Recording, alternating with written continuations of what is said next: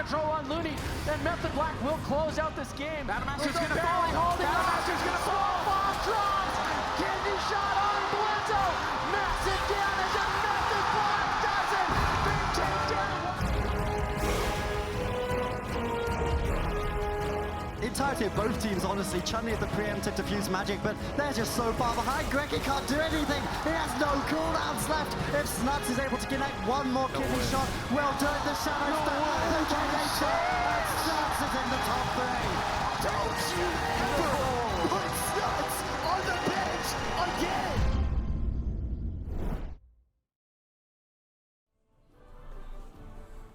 Folks, it has been way too long since we've kicked off an AWC weekend. Haven't gotten to see you guys since BlizzCon, but finally it is time. Oh man, I could not be more excited. My name is Rich. I'm going to be your host, and I'm joined on the desk by Super Tees, Ben Rookie, and Zico. Guys, I am so excited to actually be getting to do another one of these with you. I mean, first of all, Ben Rookie, I got to say, happy birthday. Aw, thanks, man. You look very handsome today. As always, as usual. Some things never change, even as we do get older. And now we get to talk about the good-looking teams as well. For anybody who hasn't been getting to watch quite as much, Zico, what's really changed since the last time we've gotten to watch Arena? Oh, we've had a lot of changes. Well, we had some online competitions going on with the kind of the new corruptions and the new meta taking place. But I mean, this is the AWC. This is where it counts. And we got a lot of new compositions. The meta has completely shifted. We started seeing a little bit more, TSG kind of taking over from that mage lock dominance we saw in the past and that rogue mage dominance. So it's been a lot of meta shifts, and I think the biggest one is, of course, because of all of the corrupted gear that these players have and the new trinkets too. Yeah, and I mean, another big shift that we need to be thinking about as well, Super Tees, is just the fact that we have so many teams that actually signed up this time around, more teams than we usually get to see. I mean, between both regions, probably close to 500 teams overall signed up to compete in the first tournament of the year, which is great. And it's nice to see the teams that were also participating in some of the earlier community tournaments this year, like the Method Mayhem, are also having consistent performances. I'm excited to see how much Dendy has improved overall now with the downtime between tournaments. And in that lower side of the bracket, we have nLite coming back to the scene. I'm very excited to see what Zuniaki is going to bring to the table. I believe he's been polishing up his Mistweaver Monk. He's obviously known for playing that Discipline Priest and Shadow Priest historically. But he is definitely a monster multi-classer as well, and you can't count him out on anything. Yeah, let's start to actually take a look at the bracket as well. You pointed out a lot of the teams that we do want to be keeping our eyes on. We have that mix, right, of teams that we expect to see in this region, teams that we've maybe seen in some of the other tournaments that happen in the meantime. But Ben, who do you want to put the microscope on? Which team do you want everybody at home to be thinking about? Well, historically in Europe, we see two teams sort of always get to that grand final, and those two teams are Wildcard Gaming and Method Black. And you can see in the bracket, both these teams are still in the upper side. So, I mean, it is likely that one of them is going to make it to the grand finals and the other will battle it back. I mean, that would just be history repeating itself. But there are a few other teams that are really, really strong in this tournament. I mean, just to name a few, I mean, Enigma, this is a team you may not know, but Rezus on the Windwalker Monk, Infernian on the Destruction Warlock, Fuston on the Demon Hunter, and Tiki, sort of an up-and-coming healer in Europe. This team, they have a lot of good compositions, and I expect that they could sort of be one of the dark horses in the tournament as well. Now, you start talking about dark horses. We start talking about things that maybe we didn't necessarily expect. Coffin Dance has actually dropped out of their first match. It is going to be a forfeit, which means Dendy, that team that you guys have been talking about, is going to advance. That's going to put them in a great spot since they are already facing elimination. That is something that we do want to keep in mind. That was going to be the first matchup that we were going to watch. So now we're moving on over to that second matchup. Coffin Dance no longer going to be with us, and I can already hear the song in my head. I do want to talk, though, a little bit more about the meta before we do jump into things, because Zico, you started to really hammer in the idea that pretty much everything has changed since the last time we actually did get to watch Arena in a Blizzard tournament, and that's going to be a lot because of corruption, but also when we did do like Method Mayhem together and things like that. people got a lot better with using these corruptions and have kind of figured out how to use them the best way possible. So what is the current state of the meta? How fast do you expect certain games to be? Which teams are going to try to play things slower? For anybody who needs that top-down view of what we can expect to see in the AWC this weekend. Yeah, so it was kind of funny, you know, when you talk about the method tournaments. We kind of at the start, we didn't really know what to expect. We saw some teams, you know, go in with 1,000 corruption minus, and Sid was a big fan of this strategy. We all were. And they just try to, you know, just kind of roll the dice. We were not all. You were not all. You works, made right? a lot of fun of me. You were not all on board with that. I wasn't on board. I'm gonna be honest. I wasn't on board. You know, I'll happily admit that. But now it's kind of evolved more into kind of two styles. You got one style where a team will probably play a kind of a defensive comp, maybe like a Destro Warlock, Windwalker, healer, or a Destro Warlock Warrior, or even, you know, 2 melees and a healer, and they're going to stack versatility most likely, and that's going to make them extremely hard to kill. They want to go a little bit later and then win. And then you're going to also see, you know, the Rogue Mage teams, for example, they're probably going to be running that Gushing Wound, and Gushing Wound got nerfed by a third, but that nerf is not in the game just yet. So if they play with it today, it will still be at full power, and that's basically, you know, extra DPS through a damage over time effect. It's very reliable damage, so I think we're going to see kind of both of those be used a lot. Yeah, Gushing Wounds nerfed by 35% soon, trademark. But let's take a look at the schedule. As we did already mention, Dendi versus Coffin Dance is going to result in a forfeit, which means Dendi is going to move forward, but that's going to make us turn our attention onto Diabolus versus Enlight. We already started to talk about these teams. Then after that, we're going to see Wildcard and Method Black. Both of those squads, which are very established and teams that we expect to see in tournaments like this and potentially even win tournaments like this, are going to be playing against some of the newer squads. It's going to be very exciting when we do actually move to the uppers. But first, let's put our attention on an elimination series in the lower round 1, Diabolus versus Enlight. Now let's talk about Enlight just a little bit more. Then I'm pretty sure you were the person who first started talking about this team recently, Zico Supatis. We've obviously talked about this squad a whole bunch. How do you think they're going to be able to do against Diabolus, Sven? Well, it's one of those compositions. I mean, you don't see Discipline Priest too much right now, but if you are going to see a Discipline Priest, Zuniaki, bring it forward with the Jungle Cleave. I mean, that is what nLite is kind of known for, playing the Feral Survival Hunter with a Discipline Priest. I think Zuniaki's also been practicing the Mistweaver Monk, so a little bit of healer options there. And then, of course, you have Kara, who they can bring in. He plays lots of different classes. He can kind of flex, and they can bring in some counter comps if they really need to. Their opponents, Diabolus Red. I mean, this team, this is a really strong roster. I mean, you have Gelu, Acro, Jamie, phenomenal DPS players, a lot of Rogue Mage, Mage Elemental Shaman, and then you have Cly healing them, and this is going to be a really, really explosive match. It definitely is going to be in Sid. I mean, once again, this is an elimination series to start off the day, and to see these two squads already in this position just shows how deep the roster really is in this region. I kind of want to see how the meta game between these two comps really kind of has shored away, because the last time we saw this, the Rogue Mages were actually losing some games. They were trying different targets, switching between the Hunter and the Feral. It's pretty standard that as a Mage team, you want to attack a Feral Druid because you can't utilize Polymorph, which is very strong crowd control. But the games that they were winning very explosively were almost always on the Hunter, and I think that's because Hunters can't run Conflict and Strife. They lose a significant portion of damage running that as their major. So actually going on the Hunter is a decent target when you're playing a comp that's built to kill somebody in a stun. So I think them switching targets frequently is going to be important, but it's something that you definitely want to keep your eyes on. What is their strategy? Who's their target going to be? And is nLite prepared at all times for anything? Yeah, you definitely bring up some really good points with the Hunter. I'm excited overall to see some of the builds that can be coming out right now and to see who is going to push things. I think Zico already mentioned the fact that, you know, versatility stacking is going to be really popular. Going for a lot of those amps is definitely going to be really popular. And Gushing Wounds has kind of been one of the corruptions that we've seen the most. Is there anything else that we can keep our eyes on that's happening that's interesting with corruptions? Like, you know, ineffable truths, for example. Yeah. Can we see different things like that pop up when we actually do maybe even get to the blind pick under Grand Arena? So yeah, that's one of those things that players have been experimenting with, and you know, having the tournament realm, being able to have access to whatever corruptions you want. These are the things we're going to start seeing as sort of the meta continues to develop. But Ineffable Truth, that's a really good one that you mentioned, because this is something that a lot of Holy Paladins are running now.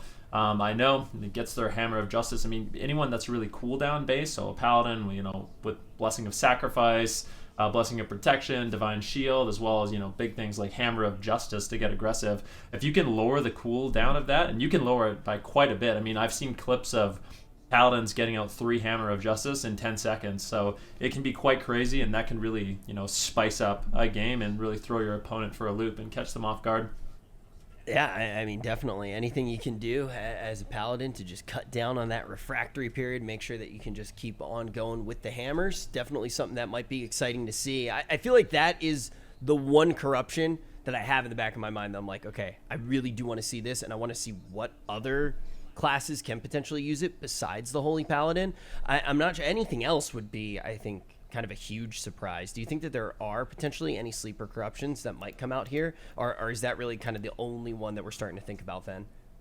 I mean, it's really anyone's guess at this point. I mean, versatility is pretty standard just because it's such a strong secondary stat. It gives you defense, it gives you offense. It can kind of keep you alive during those gushing wound moments, but we'll definitely have to wait and see what these teams come up with. I'm very excited for it, and I can already see that we're about to touch down onto our blind pick, Diabolus versus Enlight. This is an elimination series, and guys, we're going to be rocking with the same format that we have seen in the AWC. It has been way too long, but I am excited to get these gates open and actually get into our first game of the day. So Mistweaver Monk is going to be locked in for Zuniaki in game number 1. This is something that Hydra is also starting to do, Discipline Priest main as well as Zuniaki. The jungles are opting for Mistweaver to try and get the longevity and try and win in a late game. Potentially, you still can win in an early game, but you also can guarantee maximum mana. Mistweaver is easily the highest healing output, best mana efficiency, all around just a solid healer. So I am interested to see how it plays out, if they're going to utilize it aggressively or if they're going to try and play sort of a stall jungle game here. I mean, we'll have to see. We'll see what Diabolus can get done early on in the game. Obviously, the Rogue Mage Paladin, they're going to want to get aggressive, get crowd control on Zuniaki, potentially even make big swaps on Zuniaki if they can get cross crowd control on Facile and his pet, who can provide the Roar of Sacrifice, making them crit immune. So we're going to be looking for Gelu to get crowd control on the pet, the Hunter pet, so they can actually use his combustion effectively, or try to bait it so they can get that big one-shot. But it looks like nLite is going to be the team that starts off early on with big damage on Gelu. Oh no, Zuniaki's running Relentless. Unfortunately, they don't find the sap. They try to utilize these Gladiator Spite Trinkets to max out Zuniaki's corruption, but he's able to portal out of that circle. With blind into 3 saps or 3 polymorphs, you can stack the corruption level up to a point where it's almost unrecoverable, and then you get stun locked out, but their crowd control chain was disrupted, and Zuniaki easily survives. Now he needs to work at healing Cassidy up. They've got Freezing Trap onto the Holy Paladin. This is where they want to be generating the most amount of pressure onto Gelu, looking for Cauterize, but they don't have enough damage. Zuniaki gets interrupted. Kalai is trying to cross center field. Facile intercepts him with a stun into a Cyclone by Cassidy. I like the Cyclone honor talent choice there. That's going to soak up interrupts in the future, or it's going to just allow him to crowd control the rogue like this for 6 seconds, and now Zuniaki gets free healing. That's one change we've seen significant so far from the jungle, is just that Cyclone selection. Yeah, it's looking nice. Good pressure on Gelu so far. Zuniaki trying to run away, but Clyde catches him in a Hammer of Justice. Gelu, can you find crowd control, the Blessing of Protection to back him up? But unfortunately, they did not land the Polymorph. Clyde was really trying to set him up there. Lands the Hammer of Justice. Blessing of Protection on Gelu so he can't be interrupted, but they were unable to secure the Polymorph. Zuniaki will be using his Transcendence to get away, and now once again it's nLite's turn to get aggressive. Paralysis on Kalai, and Acro is getting a little bit low, but they're using the Spites on Cassidy. He's caught in a stun lock, Cheap Shot, Kidney Shot, Garrote Silence. How much corruption is he wearing? And that's the thing. A lot of these teams, when they play against rogue mages that are kind of notorious for using these Spite Trinkets, they wear lower corruption, so they're not as at risk for these big Spite all-ins. All right, now we see crowd control engaged onto Clyde. 2 members of his team critically low on health, and he will respect that burst damage potential, break himself out of the freezing trap, but he can only do that every 2 minutes with the Gladiator's medallion. Now he's trying to get aggressive. He lays down the Hammer of Justice, but Zuniaki saw him coming, activates the Life Cocoon on Cassidy right before the stun, totally negating any damage from Diabolus in that assault. Now they're waiting for that freezing trap. They're cycloning the rogue. They're stalling. Cassidy jumps over to switch the Cyclone to Clyde. This Cyclone has definitely been MVP, now rooting up Acro on his way back to Gelu. Full control by Cassidy. Clyde patiently waiting. Oh no, a polymorph on the harpoon. Facile desperately wants to land this freezing trap. He still manages to find it. Acro pre-feints and moves away from the fight to try and slow down some damage onto himself. Gelu does not have Temporal Shield to heal back up. No Avenging Wrath for some time, but there's the blind onto Cassidy. Is he going to trinket out of this crowd control? They don't find the sap, unfortunately. They're just going to go for the kidney shot. Things from beyond are starting to spawn. Big hits over onto Cassidy. Zuniaki can't help him. He's polymorphed for 2 more seconds. He pops the survival instincts. He pops the lingering psychic shell as well, but even with it, still dipping critically low. Zuniaki gets the life cocoon. They cut through the life cocoon. They basically got every single cooldown from Enlight in that singular push. That was a very scary moment. I'm almost wondering if they can set that up on a target that doesn't have a Gladiator's Medallion, if it'll just be the end of the game. But now it's Enlight who are aggressive. Freezing trap onto Clyde. He has no Gladiator's Medallion still for some time. They need to push through for the Cauterize. They don't have enough damage to do so. Clyde immediately tops him off, charges in, lands the stun, and now Cassidy, what are you going to do? He's in a bit of trouble. He's going to try to interrupt Gelu and stop the follow-up polymorph, and manages to do so. Cassie looking for a Cyclone. Actually finds it on Cly as well, and now they're getting aggressive on Gelu. Gelu deflects a little bit with the double Dragon's Breath, kiting away, but he's just so low. Gelu actually charging forward. Oh. Cly in his range, gets the ultimate sacrifice, and now it's Cassidy in a kidney shot with an interrupt. Hammer of Justice combo onto Zuniaki. No follow-up crowd control. Nice interrupt there by Cassidy, slowing down Gelu. The polymorph lands, but it looks like Cassidy's going to be completely fine. The preemptive life cocoon onto Cassidy, but you have to be very careful here as Enlight. Akru, Gelu, and Clyde, they have their spite trinkets rolling back up. Cassidy, without his on use of his cloak to remove those corruption effects, he's extremely vulnerable to the next attempt. Yeah, 22 seconds on blind. I think that's when Acro is going to look to engage this. Perhaps they try and bait it. They're dropping the Gladiator Spites. Clyde just lobbed his Gladiator Spite seemingly randomly. There was no stun lock.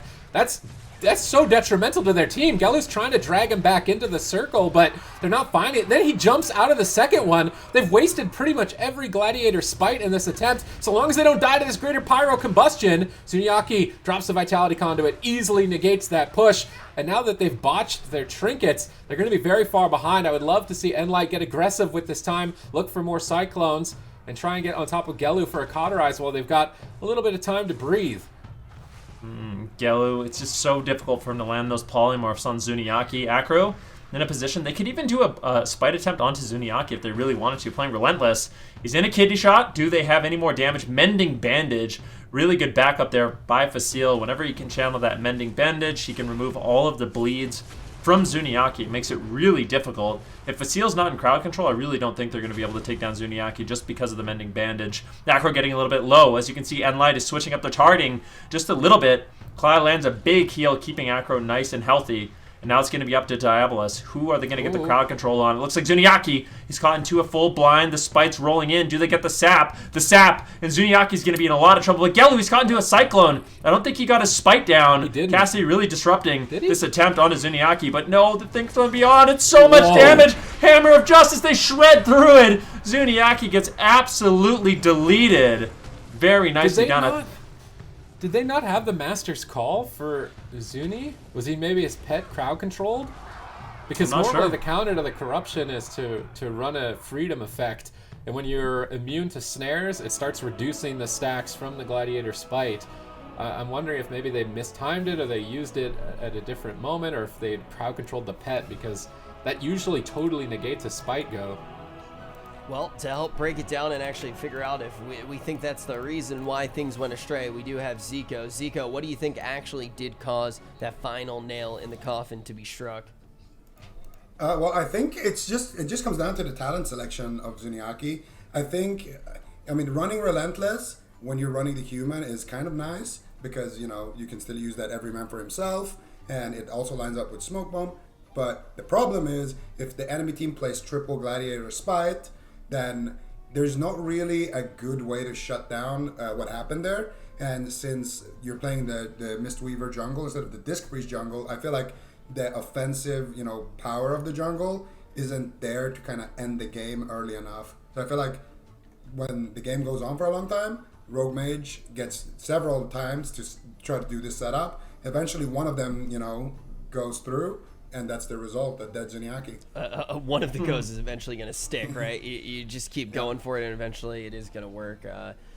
So, do you think that there are any tweaks that you do want to see, Zico? Do you think we want to see anything change on the side of Enlight, or is it all going to just come down to talents and trying to mitigate the amount of blows that Diabolus can actually grab?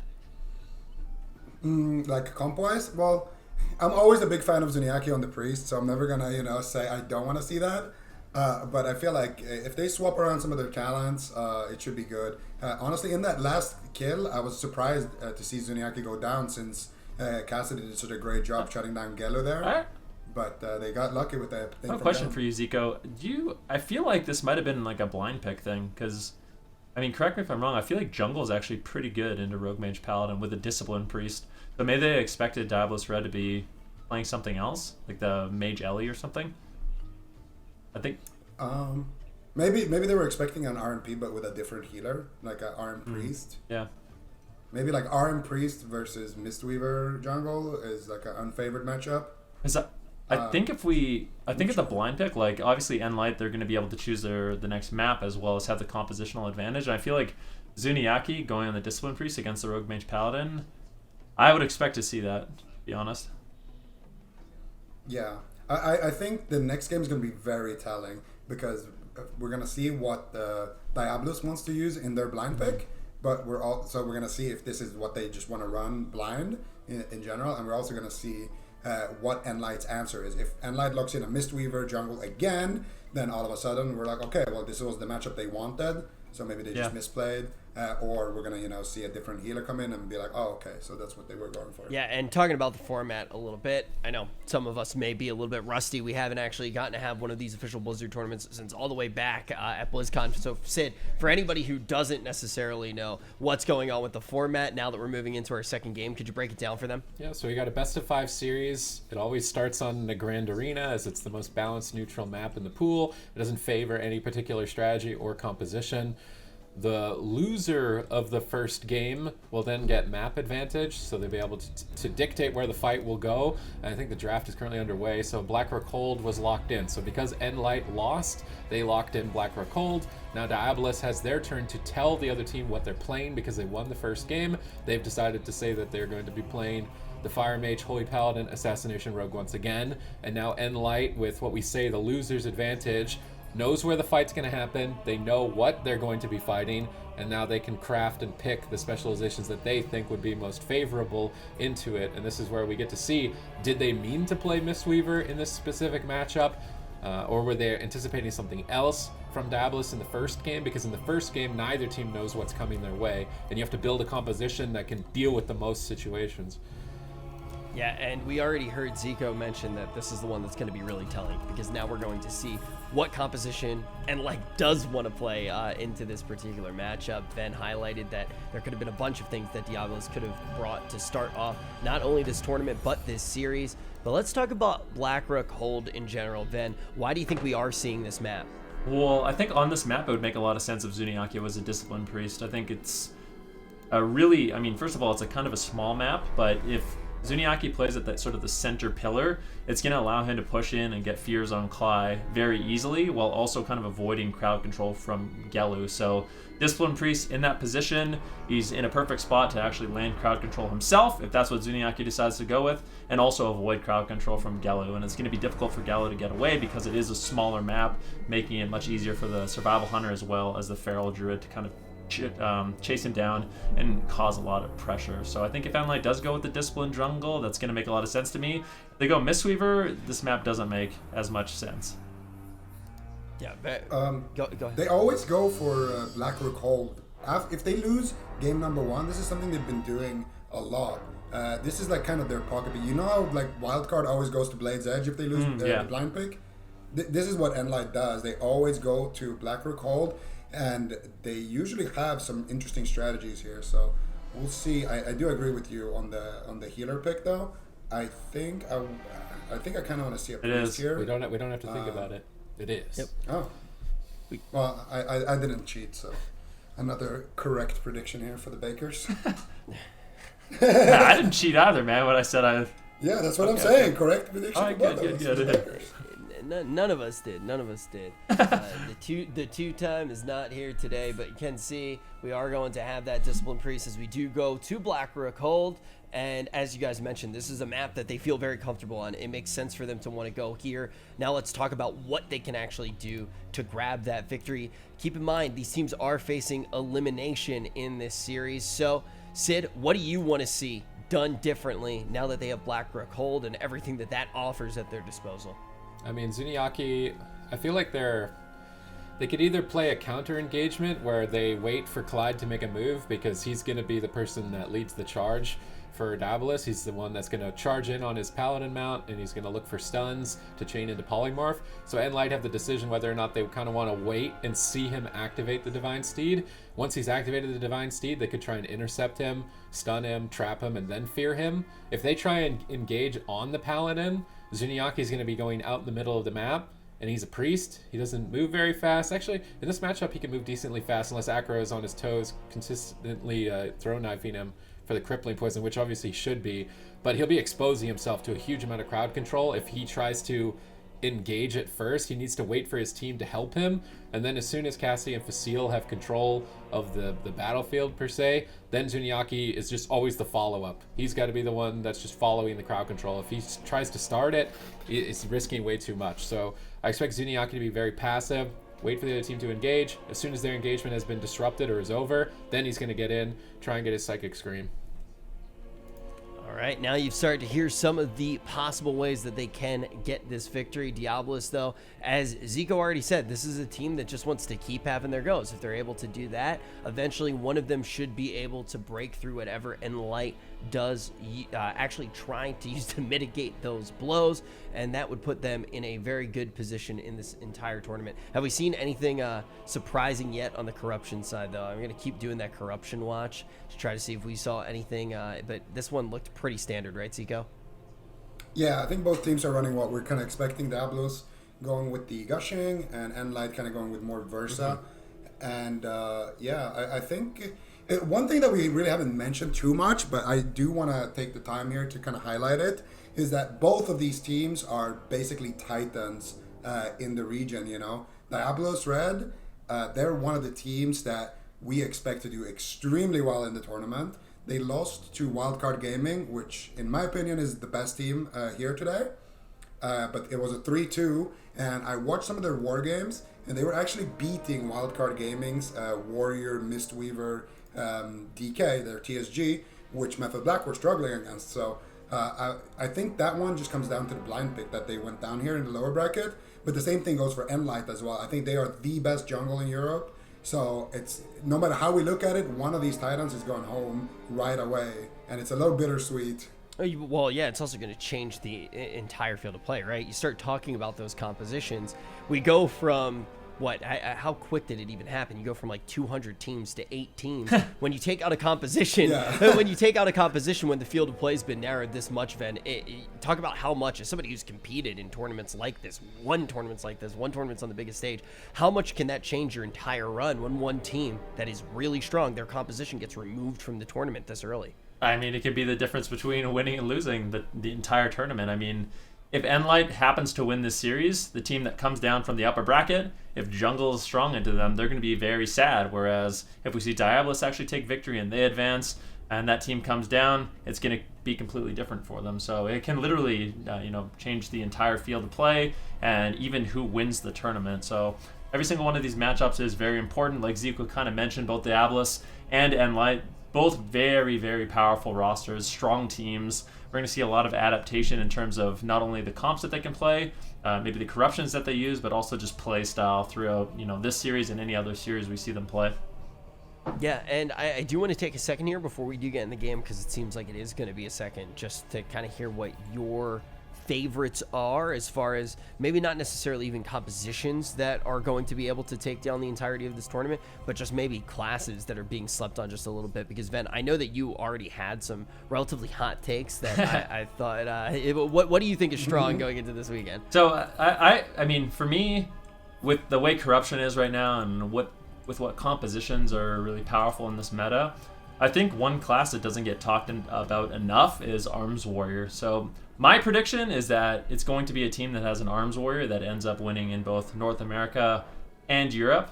I could be wrong about that, but I think they're really strong right now. Such a durable class. They put out a lot of damage, and they've been kind of the X factor on a lot of teams to sort of disrupt the current meta of, you know, Rogue Mage and Destro Warlocks as an example. So I think when we see a really good Arms Warrior like Blizzo, for example, that's where we're going to see some, you know, real disruption, and we'll see them play exceptionally well and have good success. The good old Warrior. And keep in mind, though, if you are watching at home, this is like one of those weeks where, you know, you look at something like the Warlock, and it's even scarier than it was before, because a lot of those Warlocks, they have a lot of echoes, and they had all of their good traits on the vendors, so they're able to stack them up really quick. It's going to be different when you're in the tournament environment, right? All of these folks have access to the best corruptions. They are already having the best loadout, so everybody's achieved that potential. Even though Warlocks maybe were able to do it a little bit quicker on live, against a scenario like this, and you're going to see something like the Warrior able to actually take that Omega Lol out of the O and be able to bring some damage instead. But we're about to jump into the second game. Let's see if Diabolus is going to be able to take one back-to-back, or if nLite's going to be able to even the scales. All right, let's see how Zuniaki favors this matchup with his Discipline Priest, the OG Priest from way back in the day, playing this time around with Cassidy and Facile running the Jungle Cleave. Can they get enough crowd control and damage out to close this game, or will they be overwhelmed by that Gladiator Spite? I feel like Diabolus was one of the first teams in a tournament setting that we saw really highlight that. They even brought an Outlaw Rogue Elemental Shaman. I think that was the first one-shot we saw with them running it. It's definitely a trinket that they've trademarked. They've got a sap on Zuniaki. Their Gladiator spiting the Priest, but he's got Master's Call, so that Hyena just jumped over. But they dispel the Master's Call, so now his corruption stacks are beginning to rise. Sap, sap, sap, and a full blind into stun. Zuniaki pain suppressions immediately. Will pain suppression be enough when his corruption is maxed out? Now dropping the Vitality Conduit, landing a triple Psychic Scream, and making his way from the first engagement, but it did cost him quite a bit. Rapture, Vitality Conduit, you know, pain suppression. There was a lot used by Zuniaki, and it doesn't look like Diabolus they are stopping just yet, but I mean, Zuniaki has taken some punishment in the past. He's done an incredible job. Gelu looking for a greater Power Blast, gets interrupted, and now it is time for Enlight to strike back. Zuniaki in a prime position to land the Psychic Scream out of the trap. Can he do it? Gelu's going to be in a world of trouble if he can, but it doesn't look like Zuniaki has it available just yet. Gelu getting a little bit low, look for a Polymorph, manages to find it onto Zuniaki. Kidney shot onto Cassidy. Can they take him down? He's got a lot of defensive cooldowns in bear form. Nicely done there by Cassidy, disrupting that attack, and that's going to allow nLite to continue their offensive assault. I mean, every kidney shot before the Gladiator Spite, I almost feel like it's a bait. They're just hoping somebody uses a Gladiator's Medallion or a cooldown during it, and then they're going to only win in the Gladiator Spite window, and they just need to stall in between. Right now, we see Gelu trying to stall by polymorphing the Hunter, while his Paladin can't heal. Acro did dip low and respected the crowd control and had to evasion regardless, but here are the Gladiator Spites. They Master's Call. Can they remove the Master's Call in time? I believe they have at this point, but without Blind Sap in it, I think Zuniaki should be able to get away quite easily, almost scot-free. Acro can't stay on target. Zuniaki recovers through another Gladiator Spite assault, but Blind is coming up in 20 seconds for the next one, and that could be devastating. A surprising amount of pressure actually across the board. The entire team of nLite at 80% health, but they're pushing for the kill onto Acro. They need to find it here in this window. They do manage to at least pull Clyde's Gladiator's Medallion. He won't be able to escape crowd control for the next freezing trap. nLite keep themselves in the game. Definitely. Gelu looking for greater Power Blast throughout this game, and that's basically to bait interrupts so he can get off Polymorph when he need to. Gelu now looking for a full Ring of Frost on Gelu, or onto Zuniaki. Cly actually with the Blinding Light into a full Polymorph. Nice setup here by Diabolus. Cassidy could easily fall. Big damage. He does have the survival instincts to stay alive. Full blind. That's actually a DR blind on Zuniaki, unfortunately. Not going to get massive value from that. And it looks like nLite will be able to survive. Now a swap over on Acro. Full fear on Cly. Acro getting a little bit low. He doesn't have any defensive cooldowns. Uses the feint. Uses the Cloak of Shadows. Trying to escape. Those aren't going to be too powerful against Vasile and Cassidy, doing mostly physical damage. Mame now onto Clyde. Big crowd control, but nLite needs to be very, very careful. Cassidy also getting low, doesn't want to overextend and drag Zuniaki in the open. But one thing that's kind of surprising to me, Sid, is we see Zuniaki just way behind on mana compared to Clyde. This might be why he switched to the Mistweaver instead. His mana was not nearly as terrible as it is right now. They need to get a win pretty soon. They could with this push. There's no way to break out of the freezing trap.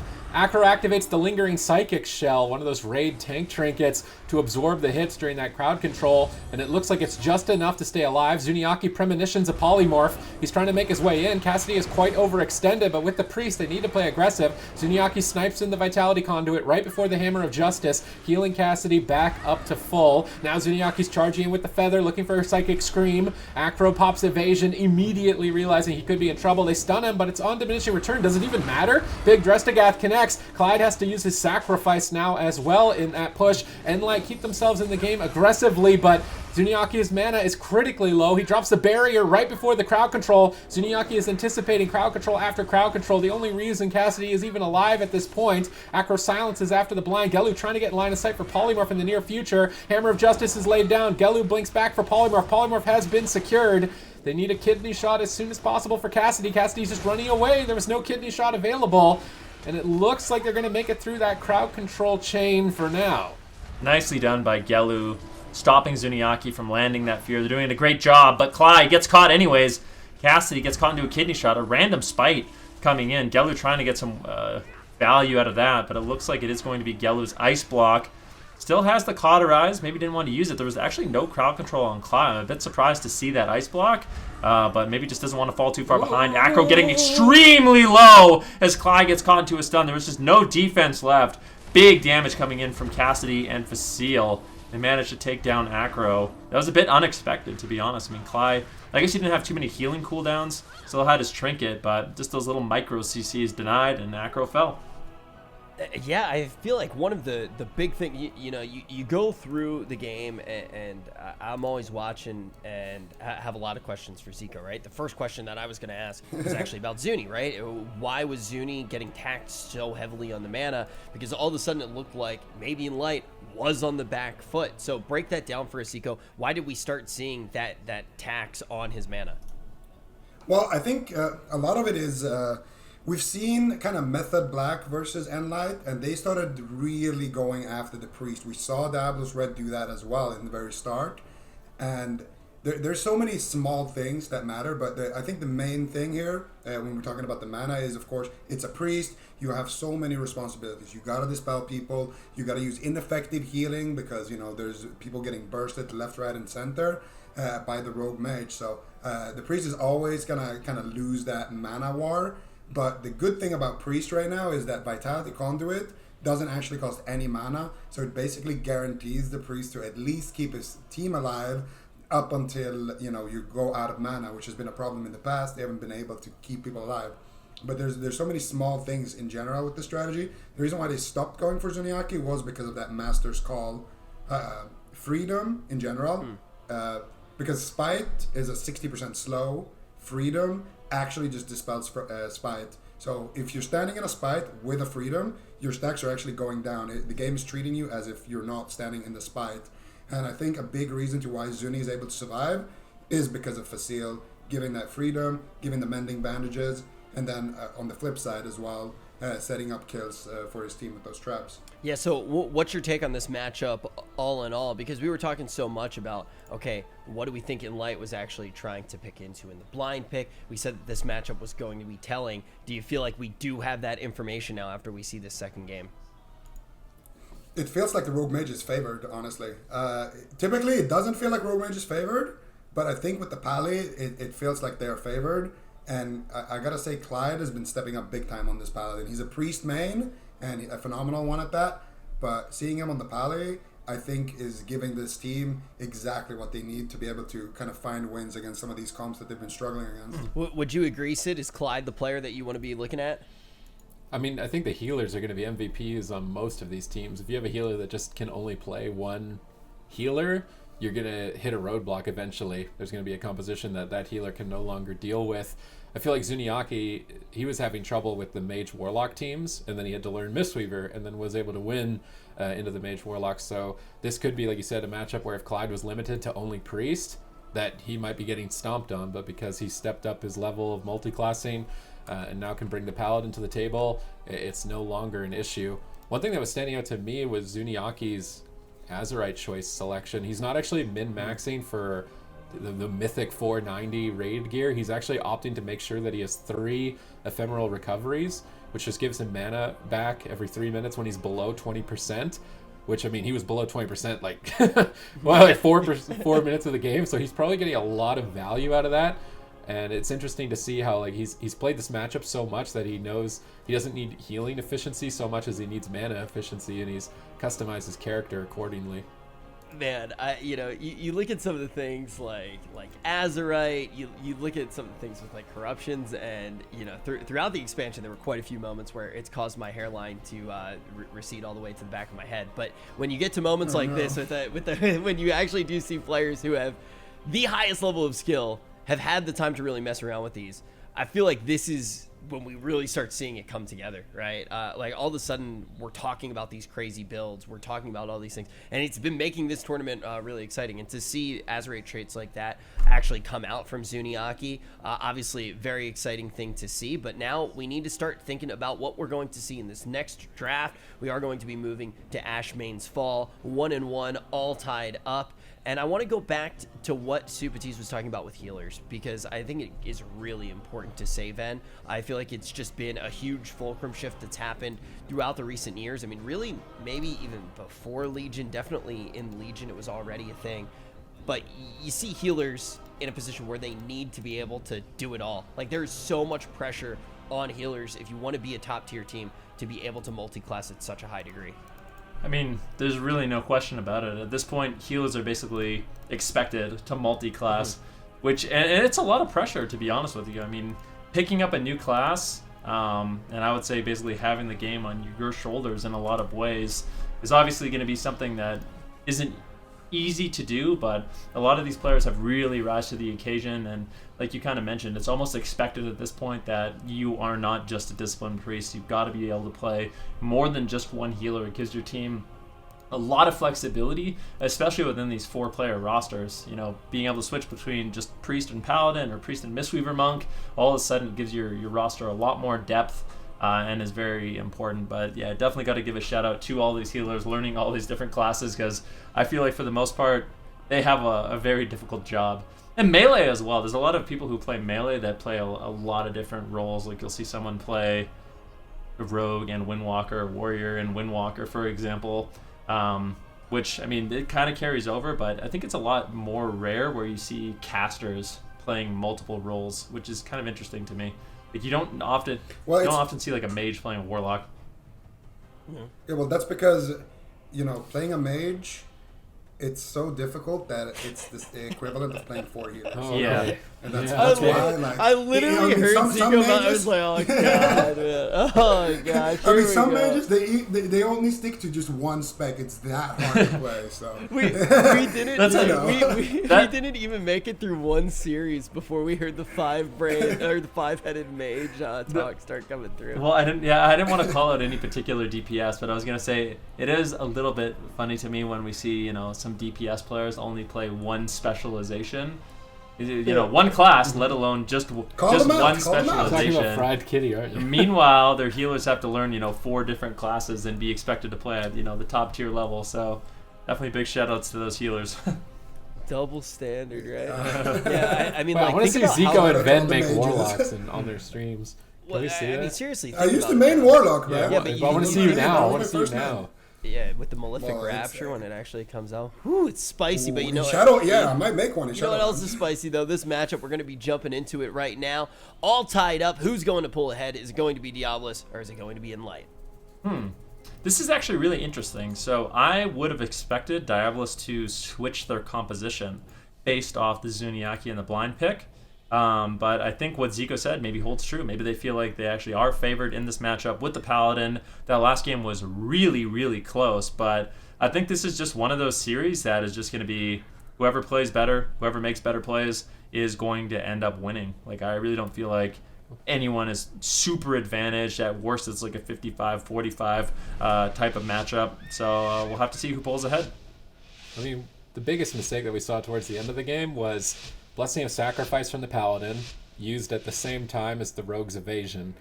You can get away with overlapping Feint and Divine Favor. Those cooldowns are available quite frequently, but when you use Evasion and Sacrifice at the same time, that's a big window of opportunity.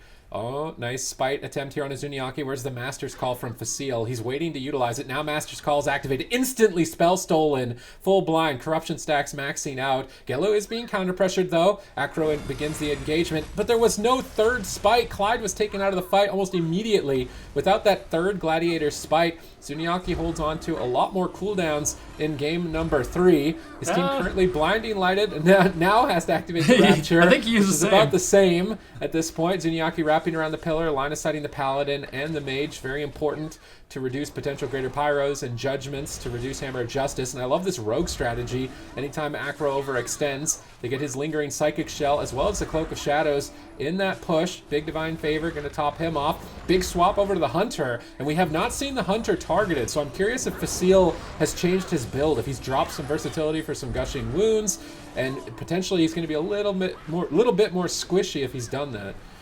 Yeah, we're definitely going to see Polymorph on Zuniaki. Here it is. Spite's loading up once again, but there's no follow-up. Unfortunately, good crowd control from Cassidy and Facile to deny. Zuniaki gets away from that one easily. That attempt is completely botched by Diabolus. Gelu getting low, Acro getting low as well. Clyde trying to top him off with a Divine Favor.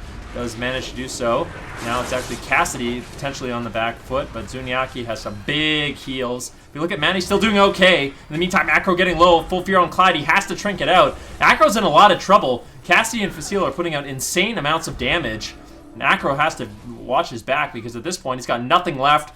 They're going to go for the kill, actually. Stun over onto Clyde. They're looking to take down Cassidy or Facile at this point, but Gelu and Acro are also low. This is a very explosive game, Sid. Oh, a beautiful premonition. Zuniaki is now in diminishing return for Polymorph. He's getting ready to get a Psychic Scream. As soon as he's out of these Polymorphs, he's making his way. If he can get to that freezing trap in time, Clyde decides to break it with the Divine Shield and Sacrifice. Not overlap this time, but very limited on cooldowns regardless. The next freezing trap could easily be the end of Acro's life if he is not careful. Gelu is currently pressured, but Zuniaki is crowd controlled. They're trying to take out Facile in the kidney shot. Will they find the kill? They don't. Zuniaki's now broken out. He's charging over for the full Psychic Scream.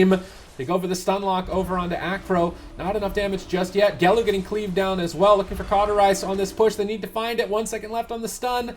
Clyde actually doesn't have Avenging Wrath, and they used Blind defensively to stop damage during that push, which could have been the end of the game. They utilized Blind differently to stay alive. For a moment, maybe, though, only. Cauterize is triggered. Gelu's on the run. His life force burning down quite rapidly. Avenging Wrath activates into a full freezing trap. Clyde has to immediately trinket that into a bash. If Zuniaki can get in position for a Psychic Scream, he's charging in with the feathers. I don't think it's available just yet. He's trying to make his way down there. Ephemeral Recovery triggers. Zuniaki gets a big boost of mana. Clyde gets interrupted. I love Clyde's positioning right now. Just always moving away from Zuniaki, trying to avoid max distance that Psychic Scream, knowing that his team really has nothing left to work with.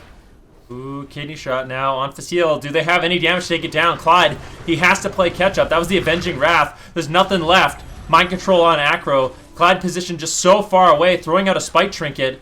But it looks like it's more defensive at this point. They're really just trying to force Facile to run away. There's a full trap on Clyde. He used the Blessing of Protection. He actually got the ultimate sacrifice. Facile. What just happened to Facile?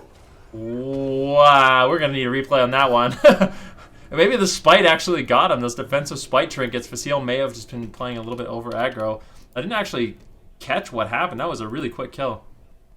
All right, well, that's why we got Zico. Zico, it's time to actually jump in a time machine. You know, you want to brag about the five-headed mage. We need the five-headed mage to actually break down what happened here. How did we see this hunter go down?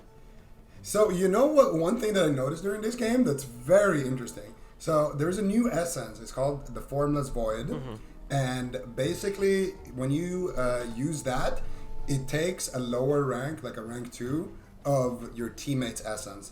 So there's certain essences that only DPS can use and certain essences that only healers can use, like Vitality Conduit, like Breath of the Dying. And Clyde is running the Formless Void stealing Breath of the Dying, which is basically like an execute, from his teammates, and then he's using that to help them kill. That's cool. That is cool. That's really cool. And I like yeah, that. it's also cool too because it's one of those things where it's a relatively newer interaction, right? With both of those essences, Breath of the Dying as well being. I mean, you got to farm that Uldum Accord reputation still, which didn't get hit with the reputation buff. Get revered to get the rank 3 of it, right? So a lot of people probably haven't really gotten to mess around with that much. That's really interesting to see that come out here. Sorry, I was just watching what happened, and it actually was just a decent, like, it was a nice setup. They just had good burst damage. There's a kidney shot that came in on the hunter. We just completely missed it. It wasn't random. It was lots of Breath of the Dying, lots of kidney shots, lots of damage, and that ended up closing it out and taking him down. Yeah, I think the main thing is too, is it repeatable? Zico, do you think that something like that could happen again? Yeah, well, that's the thing. I feel like, in general, this is something we've been talking about a little bit more lately, but the best teams are the teams that have multiple pressure points. I feel like it's very outdated right now to, you CC the healer and you go after 1 DPS and you keep doing it until he dies. I feel like now the best way to play the game is you go after the hunter and you go after the feral. When you land the stun, you go after whoever's out of position, whoever has the lowest HP, whoever doesn't have a trinket maybe, and then you keep swapping like that back and forth. Healer doesn't know who he should, pre-vitality or pre-heal or drop his barrier on, and then you can catch somebody, when they're not ready, when they're already low, but they still have some cooldowns, like in that last game. So absolutely, I think that's one of the strengths of both of these comps. Similarly to when nLite won, they went after the mage. All of a sudden, they did a quick swap to the rogue and deleted him. And I think that's how both of these teams got to play if they want to win this. All right, yeah, good thing to keep in mind, man. Just like I was looking at the chat, and everybody in the chat. This is always how it goes too. Everybody in the chat was like, "What just happened? What just happened?" And then one person typed, "I knew that was gonna happen." Smiley face. It's like, oh no! He knew. All right. Well, the question is, what is going to happen this time? Maybe that guy in chat can tell us right now. We're headed to Dalaran Sewers. This one could end it. Draft already underway. And Super Tees, what do you expect Diabolus to do here? It seems like they got pretty much everything in their favor. I mean, I think it's Facile that has to make a decision to drop some Gushing Wound corruption and get some verse amps. He was wearing like a little bit of a all Gushing Wounds, I believe. So they were just able to take advantage of that and burst the hunter down. The question is whether or not, if he switches to verse and they start attacking him, they realize he's not dying, they're like, oh, he's probably wearing verse. And then they go back to the feral because they figured that out. Does the hunter do enough damage without the Gushing Wounds to be able to win? And that's the question Facile needs to figure out, and their team needs to figure out. Can they win without the Gushing Wounds damage if they can stay alive? Maybe they can if they run Mistweaver, and then they set up the Master's Calls better. I feel like Zuniaki only died in that game because of a very perfect storm for the Rogue Mage. Zuniaki out of line of the pet. The pet was Frostnova out of line. If he just stayed in line of sight of the pet, he would have been Master's Called, and he wouldn't have got overly corrupted. It might be that the Mistweaver in a versatility build can dampen the Rogue Mage Paladin, and maybe that's their best option, but having locked in Dalaran Sewers, I don't think it's going to be what they run. It's really interesting that you brought that up. It kind of reminds me of like tournaments in the Burning Crusade and Wrath of the Lich King, where if you weren't being targeted, you would sneak in a lot of like PvE gear. This was back when Resilience was in the game, so it was very standard to run high Resilience. But if you weren't being targeted at all, you could basically sneak in, rings and bracers and boots and belts to make you do more damage. And it seems like that's what teams are trying to do now. It's like standard is to play versatility, but if they're not attacking me, maybe we throw on a few more gushing. So I kind of wonder if teams are literally highlighting over their details mid-game to see like, oh, is this guy doing gushing damage? Let's see. Just seeing. Someone is going to make a weak aura, man. Like someone is going to. It probably already exists. That just tells you exactly how much corruption like everyone is wearing as soon as you mouse over. It's going to happen. Like what percentage of their damage is gushing wounds? Because if it's really high, then they're going to be a good target. I mean, maybe that's what we saw in the last game. Because when we saw Blackrock Cold Arena, Facile really wasn't a target. But it looked like they were going to go after him a lot more in this matchup, and it could just be because he switched up his gear. But I'm not sure what he was running on Black or Cold, so maybe not. It's crazy, though, because you do actually think you go all the way back to Wrath, you go back to BC, and what used to happen. You remember the call-outs where it'd be like, yo, look, he's wearing PvE gear. He'd like go away. You actually didn't have transmog, Yeah, right? the Like, transmog a lot of was people a probably big forget tell. that. Yeah, so like you would visually see on the player like, oh, that's the guy that we got to snap onto right now that he's trying to sneak in extra damage. So now, yeah, you do need to do those cheeky little things to try to figure out what's going on. A very new dynamic, something that is very interesting, but the main thing that we need to be paying attention to right now is the fact that Diabolus can take this one home. First series of the day, first time back in way too long. I think it was all the way back in November that we actually got to do one of these. You did not want to be going home here, and Enlight is facing that fate. All right. I'm a little interested to see. They locked in Dalaran, which is a small map, but last game Enlight locked in No, Ashamates. Diabolus locked in Ashamates. Oh, Diabolus. No, yeah. They you're want the right. big maps so the Paladin can avoid the priest. Yeah, Diabolus wants the big maps, and Enlight wants the small maps. Okay, it checks out. It checks I out. think Map if checks out. Zuniaki is The map checks out. Zuniaki's enabled more to find psychic screams and he can close the distance, then they have enough crowd control to win. So this is a good map for them, obviously, but when we go to game 5, it's going to be Tolvaron. So that's where I want to see what Zuniaki decides. He switched to Mistweaver for game 5. I'm almost counting it as if they're going to win this game. They may just outright lose. They need to be ready for that first spite off the sap. If they can find the rogue and stealth with a flare, it could just win them this game, but they don't find him with the flare. Is he going to be able to get combat? Facile sends the pet in. They get combat. They're not finding a sap. Zuniaki fears the polymorph to stop the gladiator spite on himself. They stun Gelu out of line of sight. He trinket temporal shields, blinks out of there. He knows he's way too overextended, but now they swap targets. They catch Acro. Very pushed forward. Clyde actually used his gladiator's medallion. A bit of a panic moment for him. Now he won't have that to escape crowd control. Enlight secure an early lead. Here it is. There is the blind. Can they get the sap? That is a question. It doesn't look like they're going to be able to get the sap. It's actually a main stun. Oh. Nicely done by Cassidy. Beautiful disruption. They waste the blind. They waste the triple spite. Cassidy, MVP plays. Acro, unfortunately, had already used his everyman for himself on that initial push. And as a result, they were able to completely shut down that second go. Really nicely done by Enlight and a great start. But Facile is getting a little low. Zuniaki forced to throw down the power word barrier to avoid some of that damage. But now, looks like Facile, he will be pushing forward. And Acro is that vulnerability they're looking to take down. Actually, a little bit of a split here from Enlight, pressuring both Gelu and Acro. I think it's because Acro is just avoiding contact. They mind control Gelu off the side. Can they get him off the side? No. Acro kicks him, interrupting the mind control, but still dipping very low on health while Clyde is stun locked. No Avenging Wrath for 10 seconds. Clyde has a lot of healing to do, but not a lot of healing to output. Now mind controlled away. These mind controls have been MVP. That's going to net the cauterize from Gelu. His ability to cheat death every 5 minutes on that push. Now that he doesn't have that safety net, a full freezing trap on the Avenging Wrath, perfectly timed. They drop the Gladiator Spite, but Zuniaki gets Masters called away. Everybody is dying on Diabolus. Enlight are absolutely terrorizing their opponents. Clyde has to use his Divine Shield to immune crowd control and get his team back into the fight. It has cost him cooldown after cooldown to stay alive. Enlight are taking it to him on match point.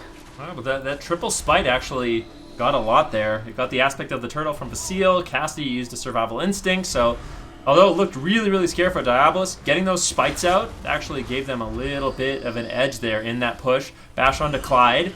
He does have his trinket. He does have sacrifice as well. I don't expect Acro to go down. One Dress to Gath trinket lands. Acro actually gets mind controlled. He's very far away from his healer. He gets stunned down here. Rake stun. Big damage. Can they take him down? Clyde, of course, gets in line of sight with the ultimate sacrifice, keeping him alive. But these mind controls from Zuniaki have been on point, really setting up his team. All right, sacrifice out of the way. Clyde is dying to redirected damage at the moment. He goes for Blinding Light into a Ring of Frost around the corner. Gelu gets totally shut down on that. They're dropping Gladiator Spite defensively, trying to get them off of Gelu. They're actually standing in it for quite some time. Facile may regret this. Cassidy now getting stunned in it as well. Zuniaki fully polymorphed. Looks like Cassie's going to activate that lingering psychic shell. The trinket from Nazoth to survive while his healer's crowd controlled. Clyde gets interrupted. He's actually being poked a little bit. I don't think they're going to commit to him. Gelu gets knocked away. They want Acro. They know he doesn't have evasion for 10 more seconds. Zuniaki gets in position for potentially the game-winning Psychic Scream, and it will net them the kill, bringing his team back to Game 5. Zuniaki MVP. Man, yeah, we end up going all the way through Game 5 of the first series. Definitely what you like to see here at the AWC. Let's talk about how they were able to stay in this one. What did Enlight do well here, Zico? Honestly, I thought there's a chance if the jungle, if the Iron Pala gets to sit on top of the jungle the entire game, that they would lose. But they played it beautifully. We saw Cassidy kind of bait out Acro Smoke Bomb. They never really did any bad trades. Cassidy actually held on to his trinket right until the end. Zuniaki, of course, with that fear at the end to secure the kill. They just played, got their setups, forced out the Pally cooldowns, and then when the Pally had no cooldowns, they found a clean setup and got the kill. And I think, like Sid mentioned, it's a lot of it is because of the map. When you're playing on a small map, like Black Rook Hall, like Dalaran, it's a lot easier for the priest to run out, get the fear, and then go back to a safe position where you can start healing again. And that advantage is gone now, right? You talk about that advantage, those early wins going to be really important. Now you get to the last map, you're not going to be able to have that control. So with that in the back of our mind, what map do you expect to actually go to here for the map that's going to decide the entirety of this series and one of these teams' fates in the entirety of this tournament, Zico? I would say Tiger's Peak here, because if they pick Tolveron can kind of backfire. If the jungle just decides to sit on the pillar, then you're forced to play the game around one big pillar, essentially. So you can't really abuse the fact that it's such a big map. So I think Tiger's Peak is a smart choice here. I do want to ask again, just to double check. I mean, is this the last jungle in this tournament as well for this region? Yep.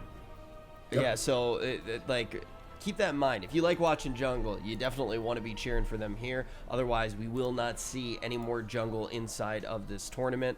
Do you still feel like this is going to be an uphill battle for them, especially now with this map as well, Venricky? Potentially being larger. Well, I think that larger map is definitely going to be a little bit better for Diabolus Red, but I still feel like this is such a back and forth matchup. I mean, it's just little plays. What we saw at the beginning of last game on Dalaran Sewers, I mean, the way nLite was able to kind of disrupt the pacing of the match by stopping, the blind spike goes, that is a I mean, at that point, when you get the blind and the spikes, I mean, we're seeing Zuniaki literally trade almost everything. He's using his cloak, pain suppression, rapture, vitality conduit. So you're trading your blind and then not getting those cooldowns. That is a really big deal. So it's just little plays like that, which I feel are going to determine the winner of this match. And it looks like they actually are going to be opting for that very small map. And I have to agree with Zico. I feel like this map is really, really risky, just because you can sort of force the match on one pillar. I feel like Tiger's Peak would have been a little bit better just because you want to allow your Paladin to kind of push in and then get out and be as far away as possible from the Discipline Priest until you have, Hammer of Justice back up where you can kind of get aggressive. And this map might not allow for that. How do you feel about this map, Super T's going to Tolveron? Did you say it was small at the start? Me? I thought that you said small map, but it confused me as well. I always get confused when I was like, wait, small? No way, not this. But yeah, no, Tolveron. Definitely. Ben being a little bit of a size queen here. I think the danger of running around the big pillar is that the mage is just going to cast G-Pie the whole game. I don't know. I think... Well, the mage is not going to get G-Pies off at that pillar. That's the problem. The mage needs to be out in the open to get G-Pies off.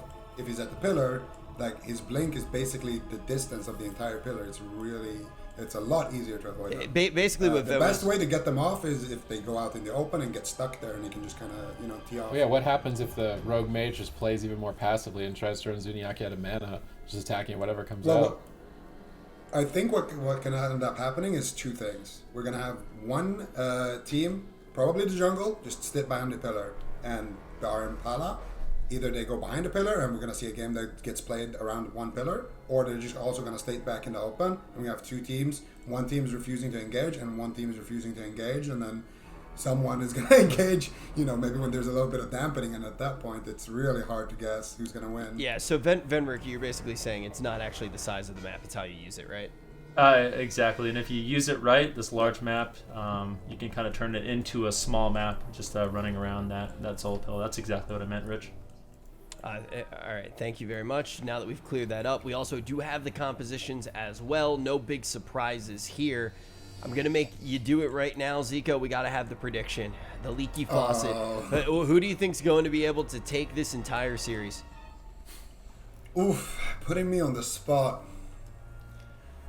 My mind's telling me Diabolus Red, but my heart is telling me Zin. Usually I don't go with my heart, but today is Ven's birthday. Oh wow. So What? I'm feeling the love today. Wow. So we're going with our heart. Happy How many birthday, song Ben. puns are you gonna make in one statement? I mean, the thing is at any point when you do kind of have that divide, though, where both of them seem right, really does show how close this one is. Well, not just that. I mean, both these teams are really easy to cheer for, right? I mean, Zuniaki's jungle with Cassidy, they're just so aggressive. I mean, Facile, Cassidy, Zuniaki, they play so aggressive in the match. It makes it really, really fun to watch. And Diabolus, I mean, they're another one of those teams. They kind of just push the pace the entire map. They're constantly trying to win. You know, they're not sitting back and waiting for dampening. And I think that's what makes this matchup in particular really interesting to watch, but also just any time these teams play.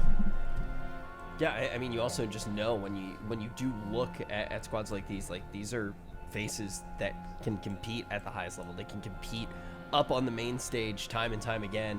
It's very easy to cheer for them, and one of them is going to be sent home, and it is clear that is going to have a large impact on the entire field of play. Tolvaron going to be the map where that does happen. The compositions that have gotten them here, we're going to be finding out very shortly who is going to be able to take it. I do want to ask really quickly one more time with the jungle as well. How do you guys feel like in the entire field of play jungle does fare? If a jungle does move forward in the tournament, if nLite does move forward in the tournament, Zico, how do you think they can do against the rest of the competition?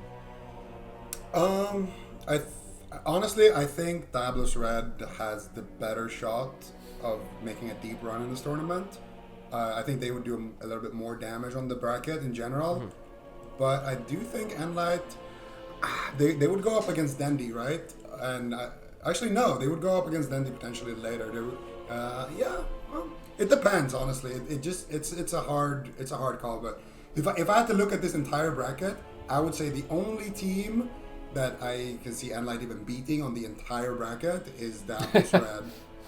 And that's a 3-2 if they win. Yeah. I think everybody else should beat them. Everyone else has, double melee comps, Wildcard, Method Black, all of these teams that just have so many comps. I feel like they should win. Now I can see that we are loading up Tolvaron Arena. We're going to actually find out who can move forward here in the tournament. This is going to be the second series technically because of the first forfeit, but the first series that we've gotten to watch. We're going to get a lot of information on the teams. We're going to be chopping it down to the top 6. Let's see who's going to stay in the tournament. Is it Diabolus or is it going to be Enlight? Yeah, and I'm really curious just to see where we see nLite position on this map. Are they just going to try to stick to one pillar? Or are they going to try to push the pace and have Zuniaki just run on top of Clyde? I feel like if nLite is in the open for too long, that is going to be a recipe for disaster, especially with Gelu playing Greater Pyroblast, just having that threat of that massive attacking spell being cast out. I mean, it's something Cassidy and Facile are going to have to constantly be worrying about. But I mean, this series tied up 2-2. This is an elimination series as a reminder, and after this game one of these teams will be completely out of the tournament. Game number 5, match point. Only one team can stay in the tournament, compete for the prize money, and compete to qualify to the circuit stage. They don't find combat initially. Blind into sap. There's only 2 spites, and they don't go for the sap. Cassidy jumps in to stunlock the stunlock on his healer, Zuniaki. And Zuniaki's looking to line of sight the combustion as soon as he can. He has Rapture currently active. These Power Word shields should soak the hits. Freezing Trap over onto Clyde did stall some of the aggression, and Zuniaki makes it out of that first Gladiator Spite assault much better than he has in previous games. And that could be actually the deciding factor to their team's victory here in Game 5. Look at Acro. He's just positioning very far away. Doesn't want to be in the match for too long. Potentially looking for a re-stealth here. He's just going to allow Gelu to kind of soak up all of this damage. And once he gets that re-stealth, I expect them to get aggressive. But you can't just leave Gelu for too long. The trap lands on Clyde. Gelu could be in some trouble. Deflects it with a nice temporal shield. Now a kidney shot, smoke bomb on Cassidy. Zuniaki is not panicking right now. That lingering psychic shell, that tank trinket from the raid is going to allow Cassidy to survive. And now a big attempt on Acro, who uses his own lingering psychic shell. So in this matchup, even though these teams, are looking for a lot of offense, that tank trinket is going to be giving them a lot of defense as well. So it's a big defensive cooldown they can rotate through in this matchup. Oh, Vitality Conduit activated, but that took Cassidy's health to heal Facile. Now they may switch to Cassidy. Zuniaki gets counterspelled. Clyde looks a bit reluctant to get aggressive here. He's dropping his Gladiator Spites. They're trying to go after Cassidy, but he gets life gripped out. But Facile got left behind. Oh, he's going to Master's Call himself. That was smart. Split their resources. Life grip is a good way to get out of Spite, and Master's Call is another. They saved them for 2 members of the team. Now they're engaging crowd control, trying to intercept the push, and that does net them the Gladiator's medallion from Clyde. He won't be able to escape from crowd control with it in the immediate future. However, during this time, his healing is going to be quite powerful, and likely that we see his team take too much damage. I almost wonder if Zuniaki needs to try and find a drink, if they should focus more on defense. Right now, they're just playing it out in midfield. Gelu dropping down a combustion. He blinks back to line of sight being dispelled on it and tries to burst down the target, but not finding too much damage without crowd control. Clyde is now stun locked. Freezing traps in the air. It's going to land. Zuniaki instant dispels Sheep, but into another one. Mind control attempt. Acro Shadow steps over to interrupt it as he is very low on health. Zuniaki might just snipe him at 30%. Divine Favor, big slow heal. Clyde gets that, but now they've switched targets over to Gello. He's low on health. Clyde needs to pick up 2 players on the team with no Avenging Wrath, and a freezing trap is imminent. Where are the openings here for Diabolus? They do have Spite attempt coming up relatively soon. Blind is available for Acro. Potentially they go after Zuniaki, but no, it's going to be a Dragon's Breath Sheep coming in from Gello. He gets feared on it. Disaster, and now it's Acro that's in trouble. Clyde has to use not only his Divine Shield, but also his ultimate sacrifice to keep Acro alive. Unfortunately for Gello, just didn't have the haste to get that polymorph. Sneaks one in on Zuniaki, very nicely done. Blind, Spite, kidney shot onto Facile. Every man for himself to escape. Does not want to mess around. Mending bandage, and he will be able to survive. It's a nice attempt, but still, Facile getting a little bit low. But with that lingering Psychic Shell, that should be enough to survive. But Diabolus finally getting some big cooldowns out of Facile. All right, stun lock combo here. Acro in a bit of trouble. If they land this freezing trap, they don't find it. Unfortunately, Facile disengages over. Acro is just dying to nothing, seemingly. Clyde gets freezing trapped. He doesn't want to overlap with Cloak of Shadows, but he has to. He's forced to. His hand was quite literally forced. Now kicked instantly on it. Acro's just going to get chomped out of Game 5. Beautiful aggression by Cassidy and Facile, tag teaming and taking Clyde out of commission, nailing the kill on Acro. Enlight stay alive in the tournament. Dude, yeah, this is why you always trust your heart, Zico. I'm actually very surprised with this outcome. Let's actually talk about how it did happen. I mean, overall, you just look at the narrative. This was like a well-composed anime if you're an Enlight fan, right? At the very beginning, AWC is not an anime series, Rich. Yes, it is. That's the whole reason we watch it. AWC is pure anime. Let's talk about, though, how Enlight does manage to come out on top, Zico. Rich, I don't watch anime, man. I can't, normally I'd go along with it. And I'd do you watch the AWC? He was Goku and he was Vegeta. I do. Then you watch anime, baby? I walked right into that one. And so did Clyde, to be fair. Well, basically what ended up happening is... I feel like Acro, when he used his cloak there, I think they should have just used maybe Clyde's cooldowns there. Clyde hesitated a little bit because Acro used his cooldowns, so he didn't want to overlap, like you guys even pointed out during the cast.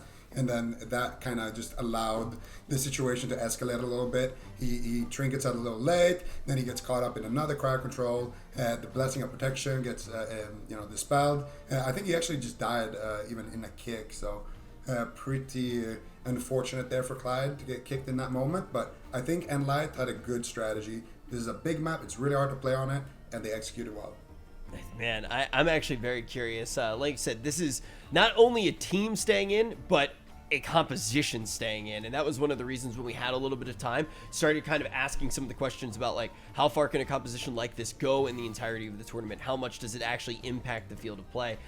We only do have 6 teams left, so we have to start asking those big picture questions. Also do want to keep in mind, we started off with that first elimination series, which is obviously forfeit. We then go into this one elimination series. Now we're going to actually get to take a look at the upper side of the bracket. Obviously huge congratulations to Enlight for moving forward, but let's start to think about those teams on the upper side of the bracket, Van Ricky, because we basically have 2 matchups with 2 really well-known teams playing against teams that might be a little bit less known by the folks at home. Yeah, absolutely. I mean, I think our first match is going to be Wildcard Gaming versus Bergen Boys. Burley, Yoel on the DK, Monkarn on the Windwalker Monk. These guys primarily play Windwalker Death Knight. Did you say Yoel? No, I love that. Yeah. Man, He said Bergen Boys, and he said you. I'm not gonna lie. That's I'm what not gonna lie. I got That's a my little guy. bit of Joel. no. I got a little bit of Swedish coaching before the broadcast, so just wanted to bust that out, live. I love But that. yeah, thank you very much. But yeah, Bergen Boys, they mostly play Windwalker Death Knight as well as that Windwalker Lock.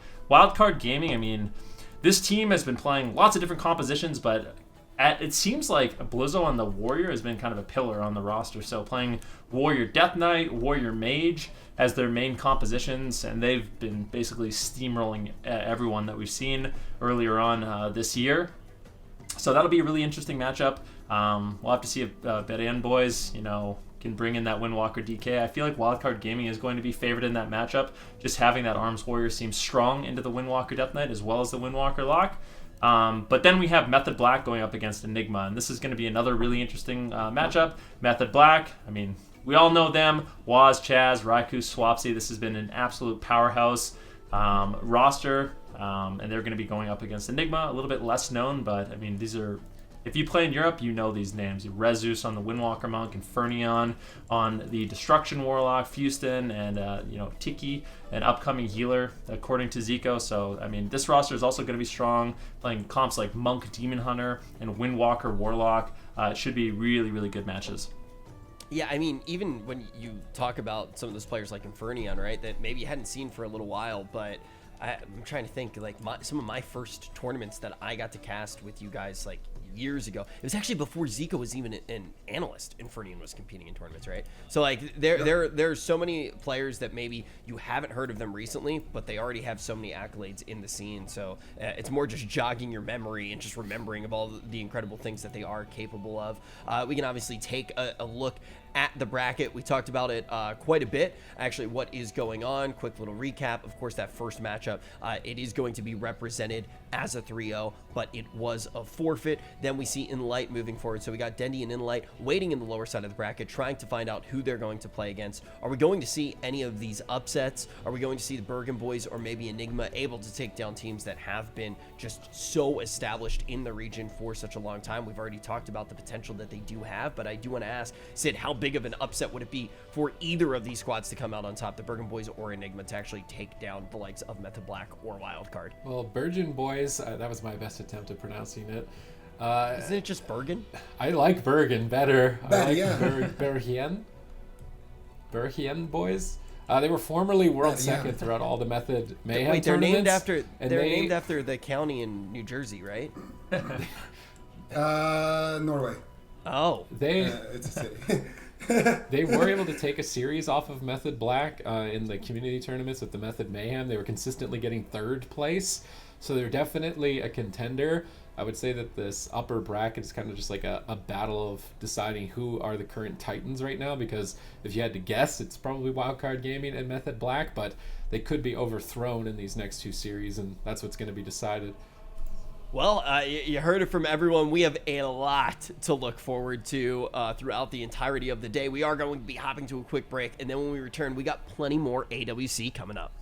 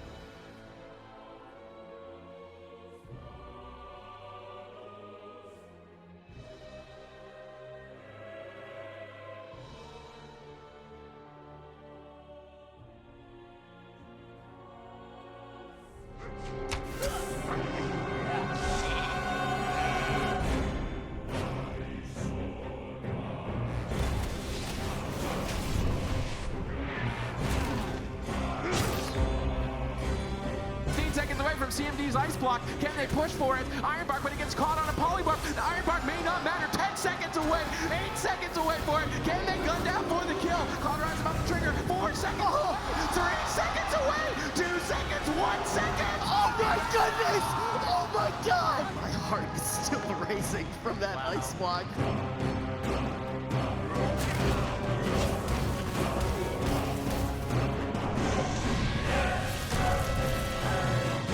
To be careful, they need to keep the heals going for just a little bit longer. Looney has his trinket available, but that means blind is also available. I'd love to save just trinket. Trinkets, he needs to keep his DK in the fight. DR blind, Waz is pushing for the kill. Does he have enough banish? Growth, do they have the polymorph? It doesn't look like it just yet. Even the Vivify is coming in, but it will not be enough. Method Black go through to the grand final. This started out with so many teams, like 200 teams, and already we've done the hard work of chopping it down all the way to the top 6. We started off the day with 2 elimination series from our top 8, and now we're looking at the teams that have not dropped a series yet. The question is, who is going to fall down to the lower side of the bracket where they will face elimination just a little bit later on? It's Wildcard versus the Bergen Boys. My name is Rich. I am joined by Zico, Supatese, and Venruki, all of which who can say the Bergen Boys better than I actually can. But let's talk about this team a little bit more in depth, Zico, for people who might not know as much about this squad yet. All right, so they were previously called World Second. If you guys watched the Method Mayhem tournament, they consistently placed in the top 3 there, and they play, well, most of these guys also competed in the AWC last year and the year before that under the name Windwalker DK Nation. And it's pretty much the same players compared to back then. They've swapped out their Windwalker, I believe, and maybe their DK as well. But they play Windwalker, DK, Shaman, Burley. He's the staple still from that Windwalker DK Nation squad. So yeah, they've been a strong team. They're strong on the ladder. They have tons of experience, and you know, we always saw them in the like top 8 or so, you know, last year. But I think this year they've been kind of stepping it up a little notch. Plus, their comps are crazy good right now. Even before stepping it up a notch, too, they stamped many of passports straight to Windwalker DK Nation. But we do need to keep our eyes out, obviously, on Wildcard. This is a team that we have seen just time and time again perform, Venruki. There's no question about it. They're absolutely dominant earlier on in the year. We saw them in the Method tournaments. They've just been really solid, and I feel like this particular meta, especially like we talked about early on with corruption, you know, stacking high amounts of versatility, they're just such a durable team. Looney is arguably one of the best Mistweaver monks in all of Europe, and it is definitely a Mistweaver monk meta right now. The Fire Mage with the Arms Warrior of Blizzo, Zeepai kind of backing them up with the Elemental Shaman as well as the Unholy Death Knight. They're just super well-rounded. They have a lot of different comp options, and I just think the comps that they have are the best right now. Yeah, and also to go back to kind of one of the more bold things we heard you say at the start of the day is you think that in both EU and NA, teams that do have Warrior at their disposal are going to win. So we'll definitely see how much they can use something like that. But with that in mind, Supatese, what do you expect to see these teams actually play when we do get to our blind pick in the Grand Arena? The Bergen Boys, that was again my best attempt. They have a choice between Frost Death Knight and Unholy Death Knight. Frost Death Knight is king of melee cleave mirrors. So if they queue Frost Death Knight into, let's say, Blizzo and Zeepai play Warrior Death Knight, and they don't play Frost, they're going to get crushed, like outright destroyed. So if I'm Wildcard, I'm probably avoiding melee cleaves. They want to utilize Morrow, I would imagine, to some degree. And then if they do, even they do run the Mage, the Frost Death Knight can counter that mobility with the Heartstop Aura and the Delirium Honor Talent combination, which basically makes your blink. I mean, Venruki and Zico would have a better idea of it, but it feels like a minute cooldown. You get like one blink. And it can, that Frost Death Knight is really good into Mistweaver monks too. If they can get a grip on the Mistweaver, a triple blind, they can utilize that Gladiator Spite Trinket, hold all the targets next to each other, and get a massive chill streak. So the Frost Death Knight could be critical to the Bergen Boys' victory overall in the tournament even. That's exactly what they've been doing, sorry. They've been doing exactly what you're talking about, where they play Windwalker, Frost DK, they grip in the healer, they're already on top of the Mage or the Windwalker, and then they use that chill streak to bounce on 2 targets and set up big pressure that way. And I think Maro's going to have to do a good job preemptively trying to blink away from those setups, so keep an eye out. You know what's kind of meta in NA? I don't know if the Europeans have caught up to it, or I don't know if it's even that good, but it seems good when I play it, is you play Blink against Frost Death Knights. So every single time they do a setup, you just blink it. And outside of that, you pretty much have no mobility anyways. With Shimmer, you can never really get away. So you can deny their goes over and over and over just by using Blink. We'll see. Monkarn is going to be taking quite a bit of damage. Spike Trinket's going to be utilized here by Wildcard Gaming. Lizzo doing as much burst as he can. Burley's going to have to play catch-up. Monkarn is getting really low. They're putting decent damage on Maro. Maro actually kiting back into those Gladiator Spike Trinkets. And they do get the touch of Karma early on. Blizzo actually attacking Burley a little bit, wanting to stay away from the potential double leg sweep. So Blizzo's just going to pressure the Shaman. He's not really guaranteed to get too much pressure, but he doesn't want to stack up. And Burley's trying to bring Blizzo back on top of Monkarn so they can land a triple leg sweep. But if they stack up as all 3, they might get cleaved down. They actually all walk into a Ring of Frost. That was not nearly as devastating as I was expecting it to be. Burley manages to escape back to the pillar in that Ghost Ult, but now once again you see him trying to bring Blizzo close to Monkarn. Monkarn's trying to get in between the mage and the monk to land a double stun, but Blizzo isn't falling for the bait. He's not getting close to the double stun, and if he stays away, then they may have to use Death Grip on Windwalker rather than Mistweaver, and they don't want to do that. Maro blinking, but blinking before the setup. It's very important that they stay separated before the stun. They go for a Paralyze on 2. Monkarn actually setting up here with a Polymorph over on the Shaman. This is a beautiful Spite attempt play over on a Monkarn with a followed up double leg sweep. Burley, Trinket Spiritling Totem. I think he was anticipating a lot of corruption damage there and really respecting it, but his Trinket and Spirit Link out of the way early on could spell trouble. I mean, definitely. Monkarn's going to be in a little bit of trouble, though Karma is rotating back up. He has to be very careful as Maro does have the Ice Block to remove that if he needs to, but it's been good consistent damage. Wildcard Gaming having Blizzo actually play the Windwalker Monk, and I think it's a smart decision. Warrior Mage Mistweaver kind of struggles against DK cleaves, so having Blizzo on that Windwalker Monk is going to give them a little bit more options in terms of big setups.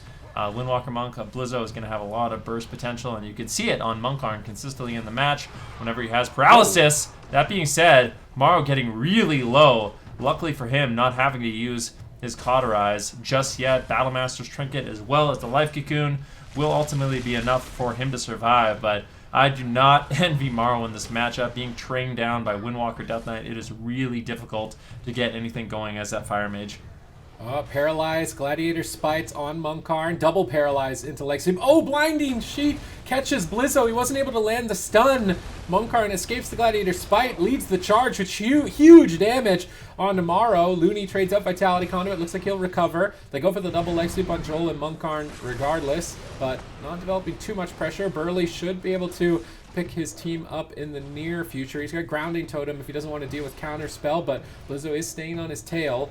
It's so difficult as the Frost Death Knight. You need to have 2 targets. They grip Blizzo over for a 2-pronged assault. They go and they land the double stun. Beautiful timing for the Chill Streak to bounce, but now Maro blinks away from it.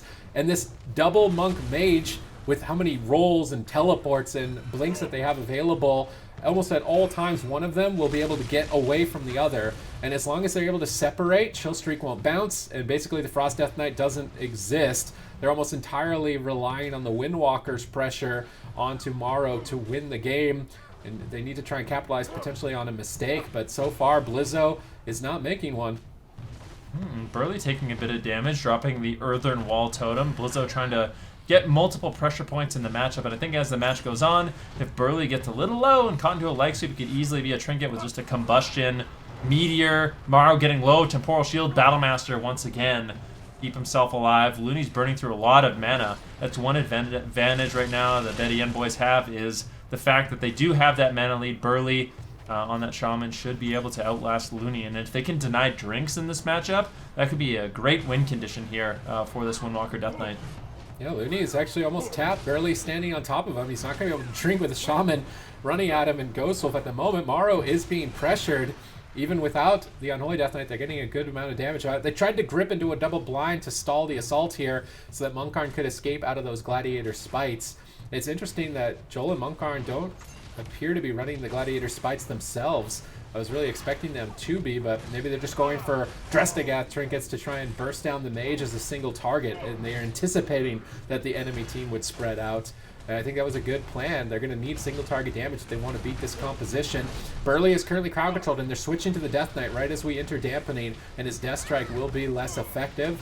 I like this strategy adaptation, but they're taking a beating right now by Monkarn. Maro just consistently below 50% health. They have to drop the double Dragon's Breath defensively. Maro is trying to stall, but he's interrupted over and over. Goes for the Frost Nova. Wraithwalk from Joel to get right back on target.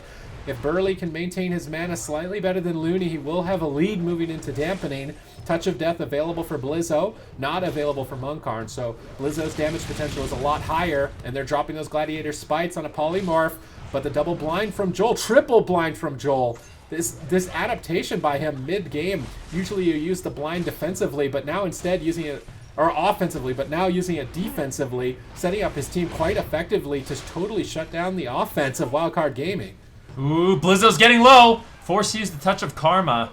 And I mean, this is something we talked a little bit on early in the day. The Spike Trinket, obviously very powerful, a lot of setup potential with that, but there are a few things that counter it, and one thing a lot of people have realized is Ride the Wind Honor Talent for Windwalker Monk is insanely good. When you use your Flying Serpent Kick, you drop a little cloud on the ground, and if you're in that cloud, Spike Trinket will just be going down. It will not be activating, so it's a great counter to the Spike Trinket. As long as Monkarn can get that off, he could be able to survive. But it looks like Wildcard Gaming, they're actually going to be going after Yoel now.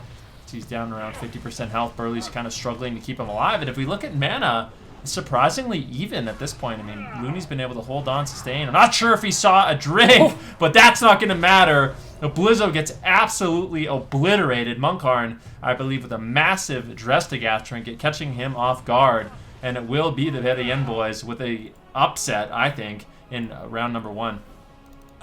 Yeah, I think that we can all agree that that is an upset to start things off in this first game of the first series that we're looking at on the top side of the bracket. Keep in mind that neither of these teams have lost a series yet. This is not an elimination matchup, but this is a huge upset. It could put this squad that some people don't know as much about in a really good position moving forward. Let's talk about how they were able to do it, Zico. Well, I think it's two things. They had that big setup earlier onto Blizzo. They forced out his Karma. And now this has got to be like a big dress crit or something, because you know, they did that big combo. They got Blizzo's Karma, then they used that defensive blind to shut down the aggression from Wildcard Gaming, and then in the end they secured like, what was it, like a hex, and then they just dressed at him. Yeah. I think That's what it looked like. I think Monkarn must have gotten like a 200k Drestigath hit there. Yeah, I think.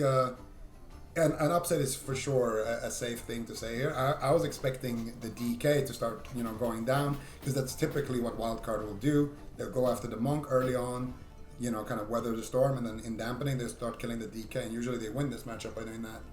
Yeah, I do want to talk about trinkets for just a second, because I feel like we haven't really yet, and just kind of get the lay of the land as to what trinkets we could potentially see. Obviously, Dressed is something that we've talked about a whole bunch. As a win condition is something that you can use as a really powerful tool, but I know that there are some also like defensive options that have been really popular, whether it is actually the Psychic Shell or anything like that. Are there any trinkets that you want to put people's attention on, Supatis? I mean, the trinkets that we see right now from Monkarn and Joel and Burley was the Corrupted Gladiators insignia, so just base versatility with primary stat. They were just focusing on maxing out their single target damage in their build. They're all wearing full Gushing Wound. They knew the other team would play a comp that's going to try and separate and spread, so they just built themselves for max single target damage, which was a really good adaptation by them. They knew the weaknesses of their comp. They anticipated the enemy to exploit those weaknesses, and then they were able to build their characters differently to be able to overcome those odds. The only thing that looks odd to me when I'm looking at their gear is Looney's Essence Major choice. Memory of Lucid Dreams Major.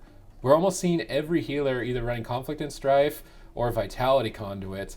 And even as Vitality Conduit Major, it's still very mana efficient because it doesn't cost mana to utilize it, and it's almost like guaranteed survivability during that window of time. It's a bit... I'm curious what his thoughts are. I would love to even just ask him what he was running that for mana regen and still had mana problems. Maybe he would have just been completely out of mana without it, so it did get value, but that's definitely not standard, I feel. I think. How do you feel about the Lucian there?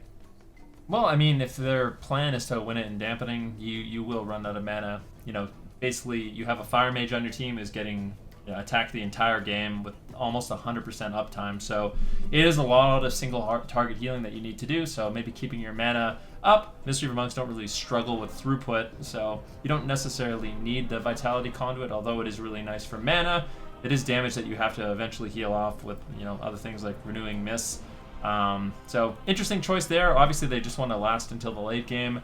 I wasn't a fan of the Spites at all. Like, No. I feel like Wildcard Gaming could have played that a lot different. Like, I mean, they're obviously the expert at this composition, but Spite didn't appear to get any value. I feel like if they just had more damage, and instead of... I mean, there's a big opportunity cost when you're using both of your paralyzes onto the Windwalker Monk to set up a Spite Trinket. That's a paralyze you don't have on the Resto Shaman. So instead of that, I would like to just see big attempts on the Windwalker Monk or the Death Knight, where Looney can just get, an in cap or a paralyze into a leg sweep, into maybe even a Song of Chi-Ji.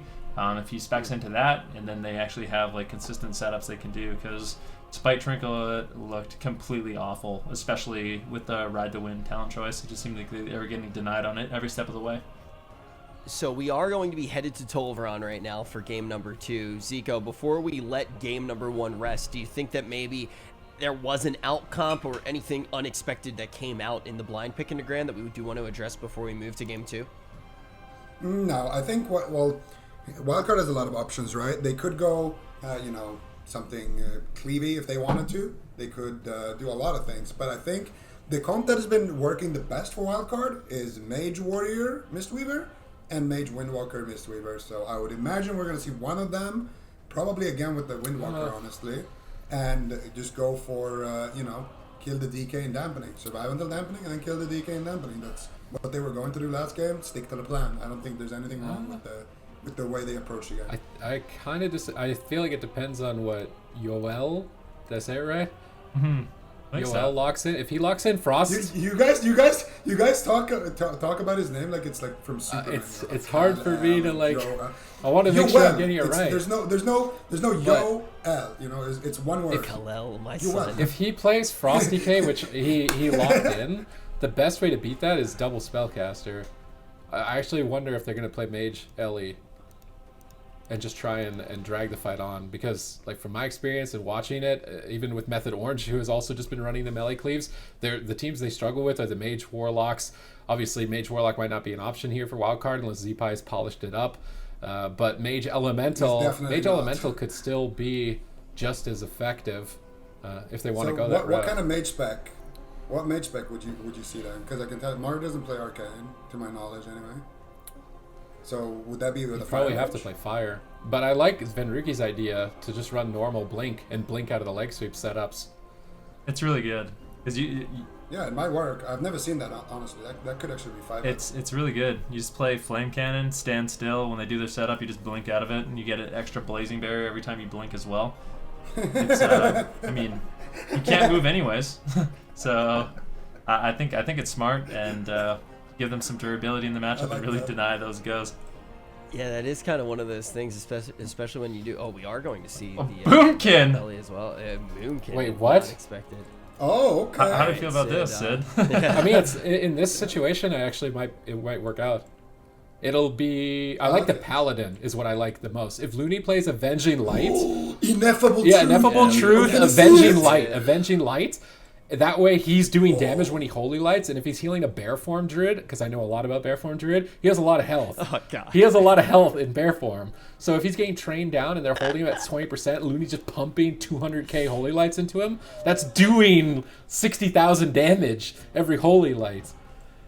This is like the only time where I'm like actually like Moonkin pick. This is like the only time, mostly because they don't have a Warlock. Warlock would be infinitely better than this if they had it, but like this is better than Mage.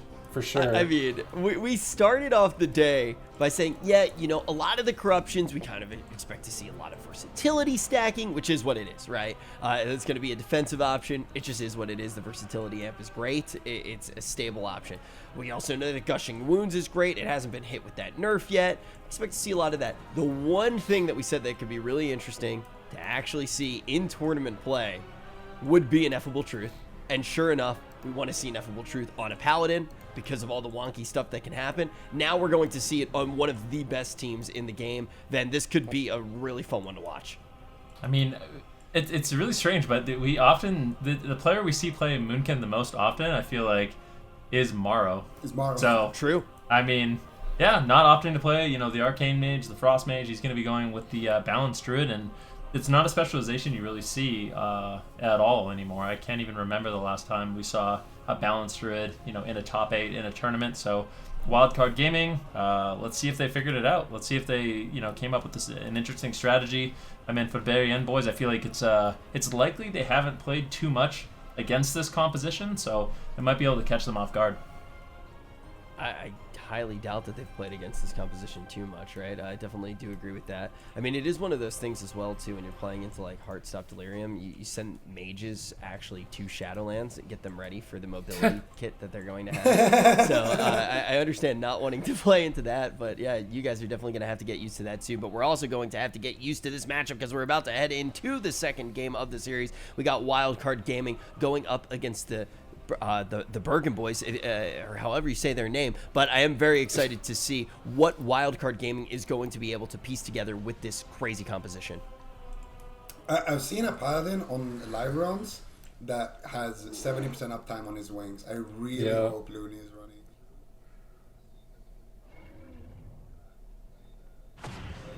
I think it's called Fist of Justice. There's an honor talent. When you Judgment, your Hammer of Justice cooldown is reduced by 10 seconds. And if you stack enough Ineffable Truths, you can Hammer, Judgment, and then Hammer again. So I want to see Looney go all out on that because it stacks up. I really want to make sure he's playing Avenging Light. If he's not doing damage from the healer as well, I don't know if they have enough pressure with the Balanced Druid. Now all they have to do is spread out, avoid Death Grip, and max range it at all times. And on this map, we might see Joel and Monkarn pull back defensively, but at the moment they're in the Super T's Wizard corner. They get the grip double stun lock. They thunderstorm the Chill Streak, but Chill Streak is still bouncing. Looney just max range healing with Avenging Wrath. Beautiful cooldown timing there, totally negating that Chill Streak. Now Looney's getting aggressive. As soon as Chill Streak is on cooldown, it's time to get in there and get some stuns. Burley gets stun locked. He's getting chunked down to half. Joel's getting bursted, and this is where the Ellie and the Boomkin are going to shine. A full Hex out of the Hammer of Justice. Beautiful crowd control chain between Looney and Z-Pie, realizing Maro's not going to have the best time here. They go for a Solar Beam and a Lasso together on Burley, trying to punch him and push him over the edge. The Vitality Conduits, he steals some of his team's health for himself. Healing Tide to stabilize the whole team. He's still a little bit out in midfield, trying to make his way back to the pillar. Both sides recovering for now. It's been a long time since we've seen a Balanced Druid. It's nice to see one. Yeah, definitely.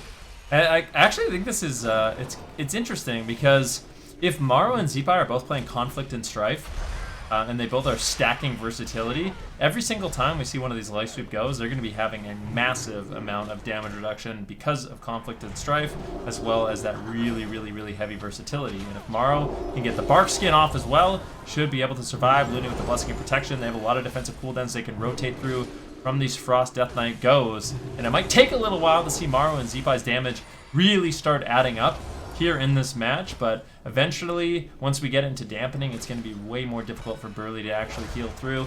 I think for Wildcard Gaming, quite often when we see them play Moonkin, it is because they have a strategy in mind to go deep into the darkest parts of dampening to really reduce that healing for them to find a kill in the game. I'm sure that Burley's not running it, but there's a Cleansing Waters Honor talent. If he ran a crit build, every time his Chain Heal or his Healing Ring crits, it dispels all magic damage over time effects, all magic effects. He can actually just drop a Healing Ring on the Boomkin, who really can't move very much, as he's not running Renewal, he's got Wild Charge, he can move a little bit, but he could just be dropping in some Chain Heals and dispel every single Flame Shock, every Chain Heal, which deletes the Ellie Shaman from the game. You're actually just deleted. You're not able to proc Gushing Wound, you're not able to generate Maelstrom, same goes for the Boomkin.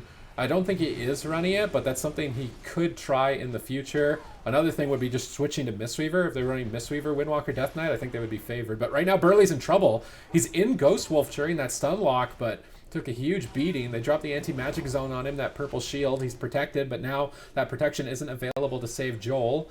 So Joel's going to have to break out of the stun himself and get back on target, chasing Maro, but he's attacking into Thorns. Melee don't like Thorns. That redirects his damage back to themselves. And now Burley is trying to heal his whole team back up. They are beginning to whittle down, and we're only 3 minutes in the game.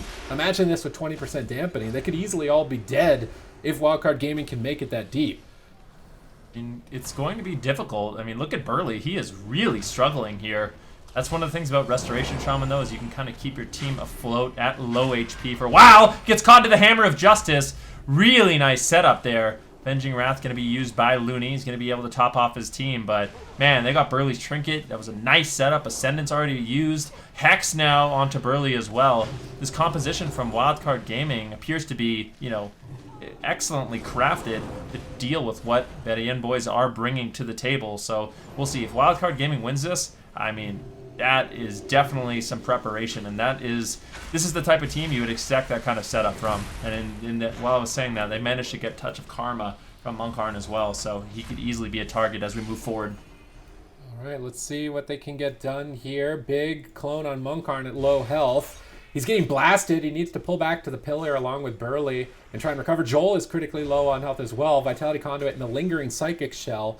That Lingering Psychic Shell is going to be very important. Looney isn't running Avenging Light. I swear, this is crazy Wizard Cleave talents for a Holy Paladin. He's not running it. It basically makes every Holy Light 30% of the healing, does damage to everyone around the target. If he healed Zeepai for 50% of his health, 200,000 health, it would do 30% of that as damage to Joel and Munkarn. I think that's a big mistake. The double bop isn't going to do too much when they have a Purge. There's still quite a bit of magic damage. They could have dropped that. They definitely, or they actually could have probably dropped the Ultimate Sacrifice instead. Double Freedom to get away from the Ghosts and avoid the Spites. A little Sacrifice to try and predict some crowd control. But Avenging Light is incredibly underrated on Holy Paladin when you're playing with 2 spellcasters into a melee cleave. You know you're going to hit 2 targets with it. I think that could be a big mistake from Looney to not run that Honor Talent. Although the damage is looking solid without it, it would just be even more further amplified. Yeah, I mean, maybe we could see Looney make that adaptation later on, but for now, they're going to be trying to win without it. 2% dampening now. Burley, of course, his trinket is rotating back up, so he's not too afraid of these big setups coming in from Zeepai and Morrow.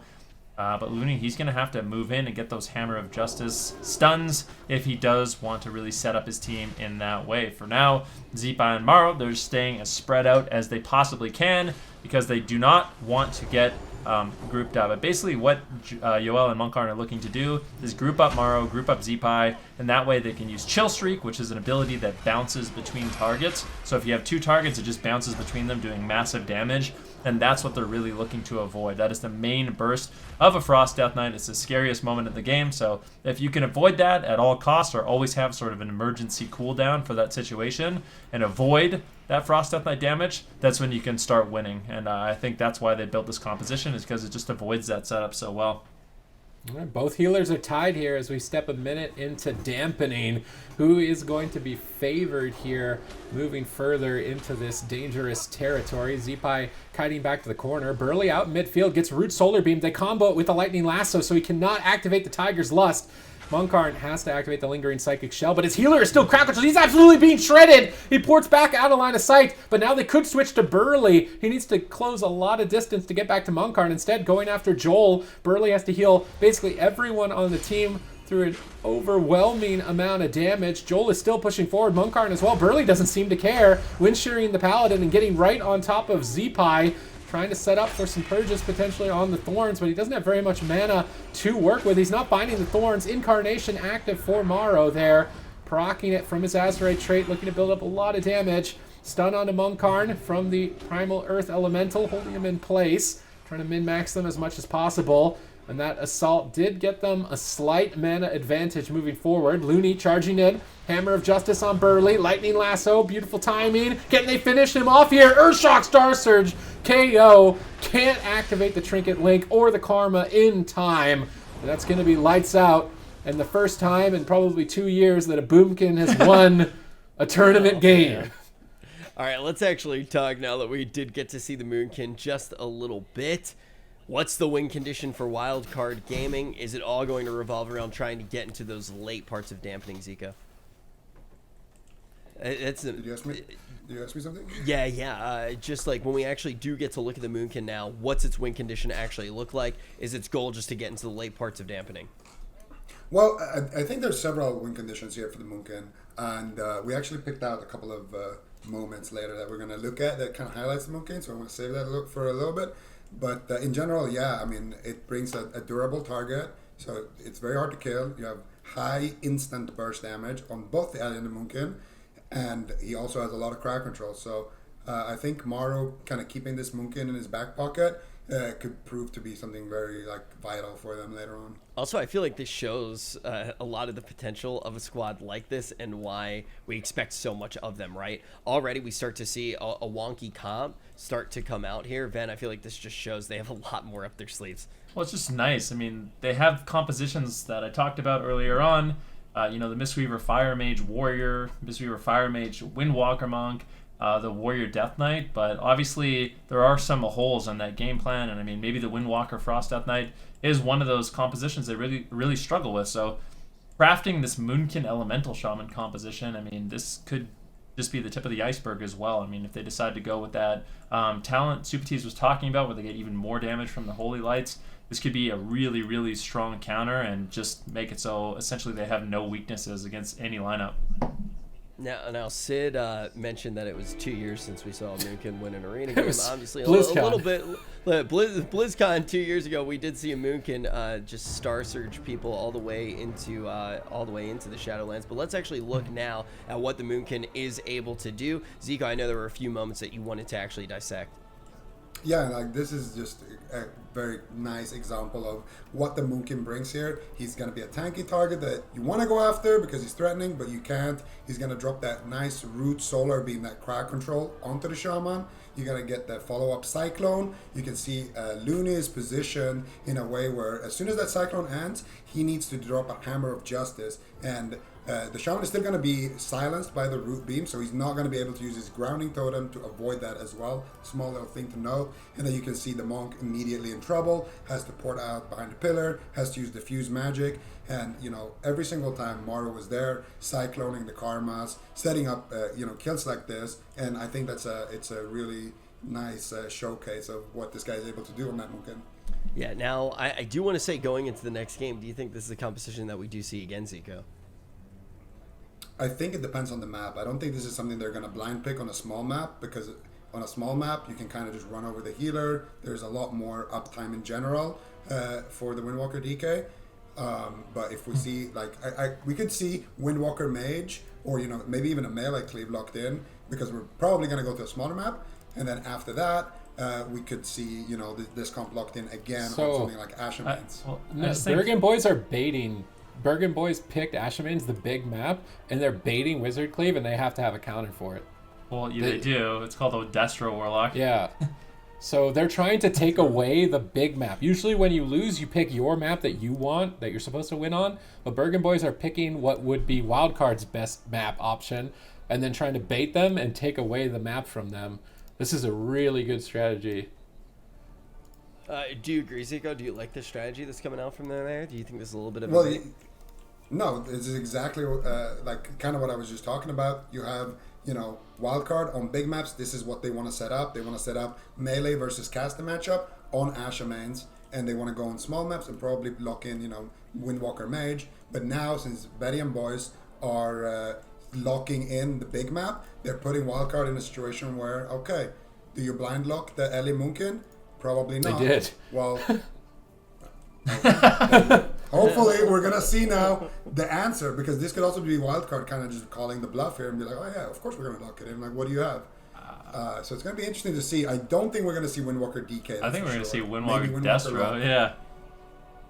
Why do you go for the blind lock here, though? I mean, we've talked about so many of the... I mean, Zico kind of highlighted perfectly how that counter comp game could go, how you could take advantage of the format, take advantage of all the different comps you can play. What do you think it is, then, that causes them to lock it in on the blind? Is it just like, hey, let's see if you have a solution for it, or what do you actually think is going on here? I think that's kind of it. They might just be doing that for themselves as well, just to see. Like, in this position, if they win with this composition and Bergen Boys, they do switch to the Destruction Warlock, I mean, they might not know for certain if they win that matchup, but maybe Bergen Boys, they don't have experience playing into, Moonkin Elemental Shaman, so I think it's just kind of testing the water, seeing what they can get away with, and maybe even just seeing for themselves if this composition is something that can work into Windwalker Destro, if that's what we do see coming in from this team. Yeah, and that's also a really important thing, Sid. I mean, if you can get a little bit, every time that you lose an arena game, it's just a data point, right? When you're on the top side of the bracket, you can collect a little bit of data. You have a little bit of wiggle room. You can actually test the waters just a little bit. Do you think that maybe they are trying to just see how far they can push this this crit chicken? Is their fourth? I thought it was Flying Jacob. Their fourth used to be, didn't it? Did he on Bergen Boys? Didn't they? Yeah. Did he name change maybe? Is because now on the Battlefy it's Sinisa, but then on Honestly, the draft I'm it's not entirely Vuxi. sure. So I'm not entirely sure what class Sinisa is. he playing, locked but Warlock, so I'm wondering if that's just Flying should be a Jacob and he Warlock. renamed. We're gonna find out. Hey, someone can find out. I could ask him. I could find out. Shoot him a little whisper real quick. Yeah, sure, why not? I don't think it is. Well, regardless, I mean, Yeah, we know the composition that they're running. It is going to be that Destruction Warlock, Windwalker Monk, I believe, yeah, And Mistweaver. Mistweavers was very important here. You just delete the damage from the Moonkin and the LE playing Mistweaver. yeah. So I mean, in theory, this should work really well, unless we don't understand how powerful Moonkin Elemental Shaman is, and maybe they just somehow destroy. I'm not sure. But Yeah, I think that's kind of that was the big thing that I wanted to ask, right? I mean, do you just try to figure out how far you can take this comp when you know that you have the wiggle room here in the tournament? If you do lose here, guys, for anybody who is just tuning in, we're in a position right now where we already took a look at the two squads that were in the lower side of the bracket that were facing elimination. Now, this series and the one after are going to be teams that have not lost anything yet. If they do lose in our double elimination tournament, that means they will drop down to face elimination on that loser side of the bracket. So now we know these compositions. Zico, what do you want to see actually happen here? How do we see the Warlock team potentially take down the Moonkin? Well, I think it's going to be kind of through an extent. Like, the best part about what Bergen Boys are bringing here, the Windwalker lock, is that it's pretty hard to kill the Windwalker because you can always just port behind the pillar and kind of survive. And then you also got, the Warlock, who's just kind of naturally tanky and also kind of counters other casters because, he has faster casts, more disruption, more lockdown, and more damage than any other caster, really. So what they are going to do is incap the healer, maybe drop a leg sweep after that, or get a stun from one of the monks, and then try to set up a stun on maybe the LA Shaman, maybe the Moonkin, and just get a big juicy Chaos Bolt there, and eventually someone is going to go down like that. All right, you heard it from Zico. Ashmane's Fall going to be the map where it does go down. Already this series just showing how much these teams really do have to offer, even just in the comp department alone. We started this series off as well with an upset on the side of the Bergen Boys. And now the question is, are they going to be able to get that momentum back? Are they going to be able to create a full upset? Are we going to see Wildcard start to get an early advantage here in this tournament? Very excited to get this one underway and also start to just see the shape of the bracket. I think it's also, Ven, pretty exciting when you do start off the day and you see the upper side of the bracket have two teams that are a little bit lesser known that you didn't really get to see nearly as much of last season. You know some of the names, but not necessarily the rosters. And then you get two teams that on the opposite side of the spectrum were just dominant throughout the entirety of the year. yeah, old versus new. We'll have to see if Wildcard Gaming can sort of keep their throne at this point, because I feel like they are the team to beat, even more so than Method Black in the European region. So Wildcard Gaming expected to win this matchup, expected to do very well in this tournament, but I mean, it just speaks volumes to Bergen Boys if they can. I mean, if they can go up 2-1 in the series, that would be absolutely incredible. And I think with the compositions that they have here, they should be favored to do so on this particular map. Love to see what Wildcard Gaming has up their sleeve, but on paper, Bergen Boys, this composition just seems like it really should win.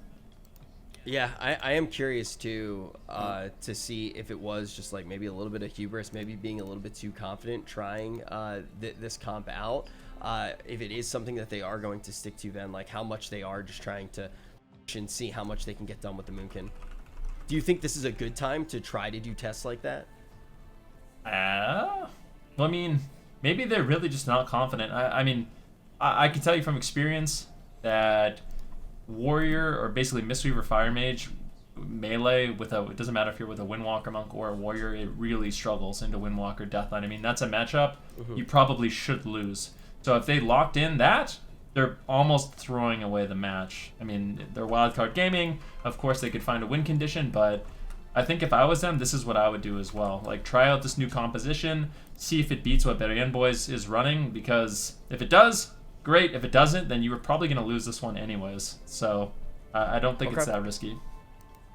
All right, and Supatis, I'm sure you're excited as well to actually get to watch Moonkin play.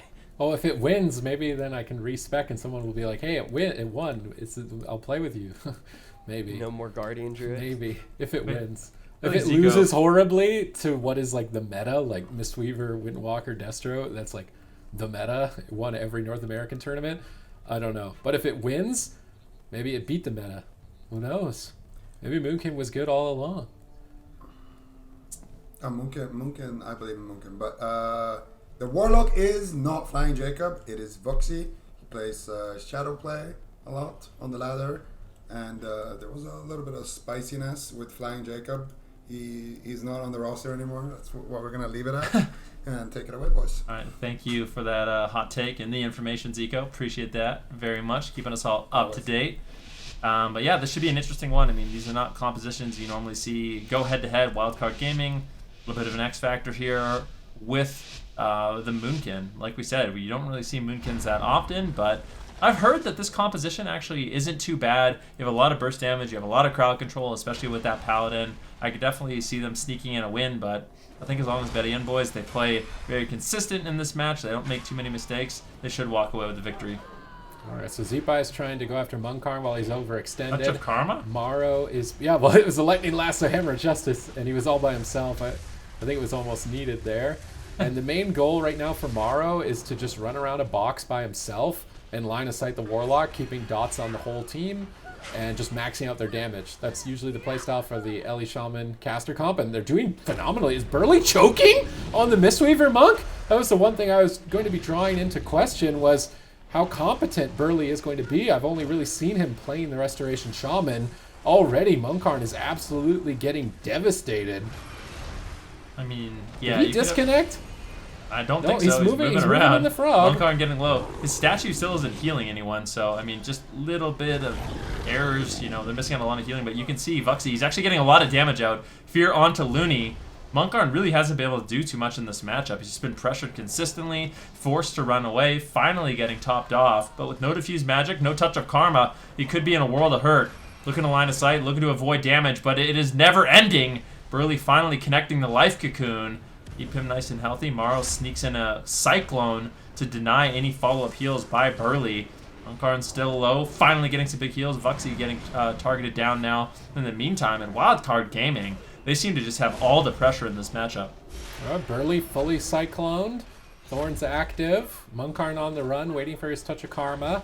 Burley going to get dotted up here as well. Root Solar Beam onto two team members. Burley gets Tiger's Lusted out of it from Munkarn. Good teamwork. Breaking that silence crowd control. That could be devastating. Vuxy's trying to line up some damage, but he's having such a tough time getting line of sighted and cycloned that he's not getting out nearly as much damage as I was anticipating that he would be able to. There's basically only one interrupt, a wind shear, that he needs to deal with, so usually a Warlock is going to be able to just max out with huge pressure, and we're still waiting for him to get online in terms of his damage.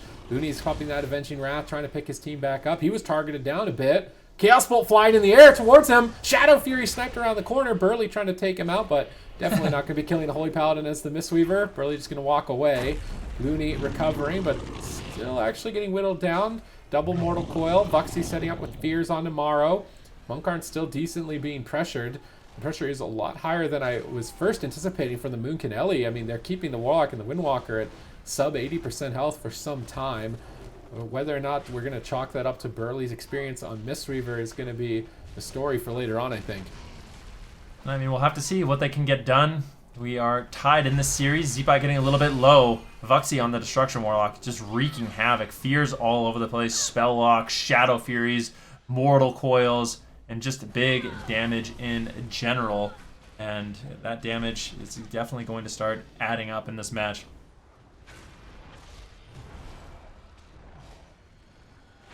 He needs to get back to a pillar, but no, they're going aggressive. They're switching to the Warlock, bursting him down. Burley was interrupted. Vuxy recovers with the double Mortal Coil, healing himself up. But now Cyclone at low health. If Morrow can switch the Cyclone, he gets Ring of Peace. Burley rolls over to stun the Cyclone. He needs to avoid being cloned as long as possible to top Vuxy off, and he's managed to stall. Infernals have been called in. The entire team getting destroyed. Looney needs to buy time for 7 more seconds. His Avenging Wrath so close to being off cooldown, but he's absolutely being decimated and has to Divine Shield 1 second before his Avenging Wrath was available. Mana is in favor of the Bergen Boys. Cooldowns are now massively in favor as well.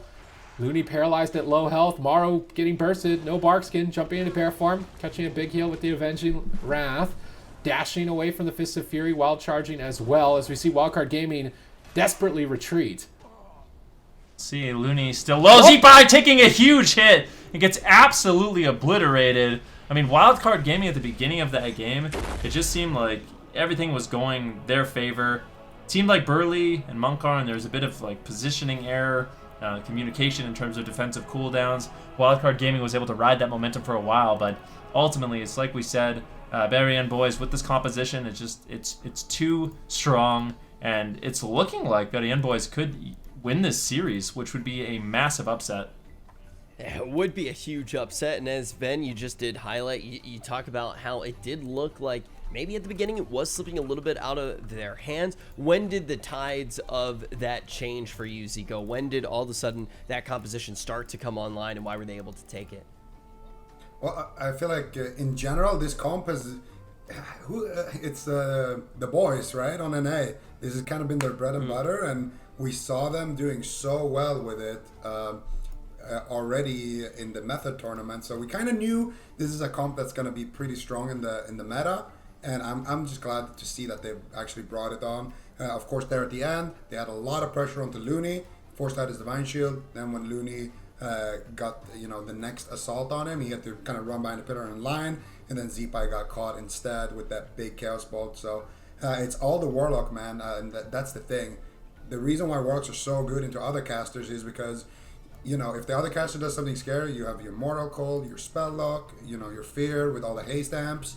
It's really hard to actually do anything against Warlocks, and they can basically, if they get 1 or 2 bolts out, it can completely just force you out of there.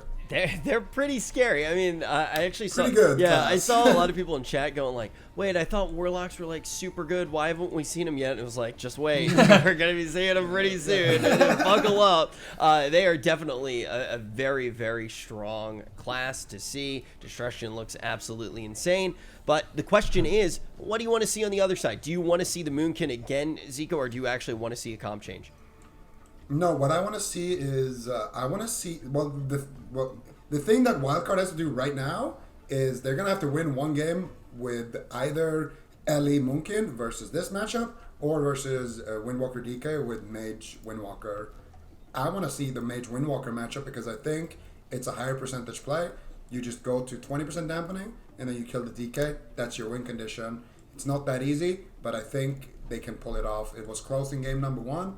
I think they can do it for Wildcard. In this next game, though, it's going to be a counter comp game. The map, I don't know where we're going to go, but yeah, probably somewhere big, I would imagine. And then now it's also going to be interesting to see, will Bergen Boys lock in Windwalker Destro and potentially run that into, whatever Wildcard wants to run. Could be Warrior, could be Windwalker, Mage, anything. Yeah, I think one of the things that Zico does really well there is kind of point out just how big that win in and of itself was for the entirety of the series, because now it puts them in a really tough spot. Wildcard, it's going to be a tough series to win now, to win those back-to-back victories with the compositions that we've already seen available to the Bergen Boys and with what the answers potentially have been. So, Supatis, what do you want to see coming up in this next game, as we do know it's going to be played out on Tiger's Peak? They have to... Bergen Boys should probably lock in I feel like Windwalker, Destro, Mistweaver. I agree. feel like they're more afraid of the Moonkin as Windwalker DK. Although they could do Unholy Windwalker DK. I think that would be a bit better than the Frost variant if they wanted to. But overall, Windwalker, Destro, Mistweaver has been winning tournaments. I would argue it is the meta comp, and you can fill in the Windwalker for a Warrior too. You can kind of flip that class around a bit, but I would say that that's kind of like the king meta comp at the moment is the Mistweaver Windwalker X. It's like predominantly with the Destro. You can make it work with the Mage, but I would say it's maybe slightly worse. I think the main problem with that is if they'd go Destro Warlock, a Windwalker Mistweaver, they play that same composition again. That's what their blind pick is. Wildcard Gaming goes to their best composition, Warrior Fire Mage Mistweaver, and I think that most players consider that extremely strong. Like the reason why Warrior Fire Mage Mistweaver is such a strong composition does so well is because it's good into two things. It's good into Rogue Mage, and it's really good into Destruction Warlock. So I think it would be really unlikely we see that. Yeah, very, very heads up. But they have to pick their poison. Yeah. though. They picked it. What do you? I mean, it's like, well, yeah, okay, all right. So I guess they kind of agree with Van. They think that DK versus DK Monk versus Wildcards, presumably Ellie Moonkin, has a bigger shot of winning than the Windwalker Lock does versus the Warrior Mage. It's probably one of those things where they have so much experience losing as that composition. Like they've tried everything. You know what I mean? With like, if you're playing, your main composition, Destro, Windwalker, and you're just losing to Warrior Mage, and you've tried, 10 different strategies, and none of them have worked, you can kind of give up on that matchup. This matchup, maybe they haven't had much time to, adapt and try different strategies, so gives them a little bit more hope. So although the matchup didn't look great for them, I mean, maybe just because they haven't tried all the strategies, that's kind of their thought process. Yeah, try to maybe just look for a different win condition here instead of trying to completely just flip the table over and start again inside of this series. Keep in mind, folks, going into this one, Wildcard was the favorite. How much of a favorite? That's up for debate, but this is looking like it could be a huge upset on the top side of our bracket, sending Wildcard Gaming, an incredibly dominant team throughout the years, down to the lower side to face elimination and actually fight with their backs against the wall for the remainder of this tournament.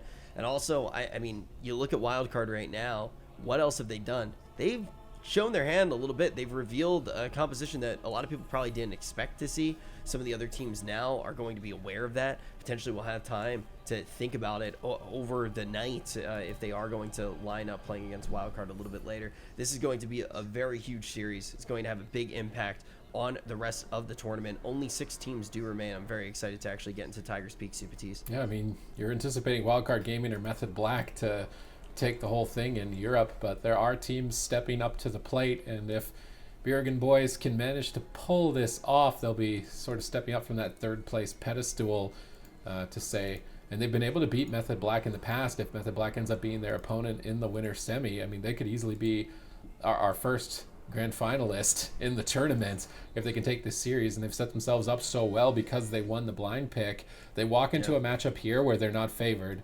Big deal. They lose, they go to game 5, and they can set up a matchup. They force Wildcard to probably play Fire Mage Warrior Monk and try and win based on their ability to play rather than just a comp advantage or a strategy advantage, because the Boom Canelli looks so terrible into the Warlock Windwalker. I really don't think that we're going to see that matchup again from them.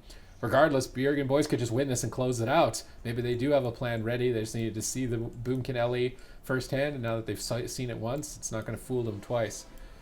Well, we've talked about just what is at stake here, how much this can impact the entirety of the tournament. It's time to see what's going to happen. It's time to jump down to Tiger's Peak. Let's see what they do. I mean, in this game, we kind of talked about the main strategy for Wildcard Gaming.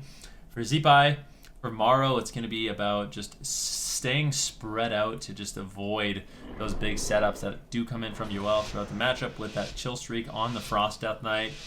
And if they can manage to do that, and they can slowly whittle down the Bergen Boys, I think it's going to look really, really good for Wildcard Gaming once again. All right, here we go. The gates have opened. We're on match point, and the Bergen Boys are in the lead over Wildcard Gaming. Europe's 2020 favorite really at this point with their dominance in the Method Mayhem series. Are they going to be bested by the Bergen Boys? We'll find out momentarily. Zeepai trying to drag both Munkarn and Joel out in midfield, and they're leaving the balance druid open. Let's see what Maro can get done while he isn't the target. Let's see what happens here. Well, right now, 50% health. He's going to be pushing forward, trying to get that damage rolling. It's actually behind the pillar right now. Zeepai doing a good job kind of locking him down. There's really good pressure coming in from Wildcard Gaming. The Incarnation from the Balance Druid, really, really strong offensive cooldown available for them. And you can tell, Bergen Boys, they are going to be respecting that cooldown. But every single time that's up for Maro, he's going to be able to force them back at the pillar, which is just, it's really, really important for this matchup. All right, Munkarn currently Cyclone during the double blinding sheet. They're trying to stall, but they can't stall long enough. Double leg sweep lands. Chill Streak is in the air and bouncing. Looney pops out Avenging Wrath immediately to respect the Chill Streak. If he did not time it like that, it could have been lights out, but Looney, the respected healer, with all the accolades he has to his name, not falling behind. Burley currently root Solar Beam, gets Tigers lifted into a full Cyclone, Lightning Lasso, but into the Diffuse Magic. Well timed by Munkarn, anticipating crowd control, and Burley activating that defense prior to the stun lock definitely is what kept him alive.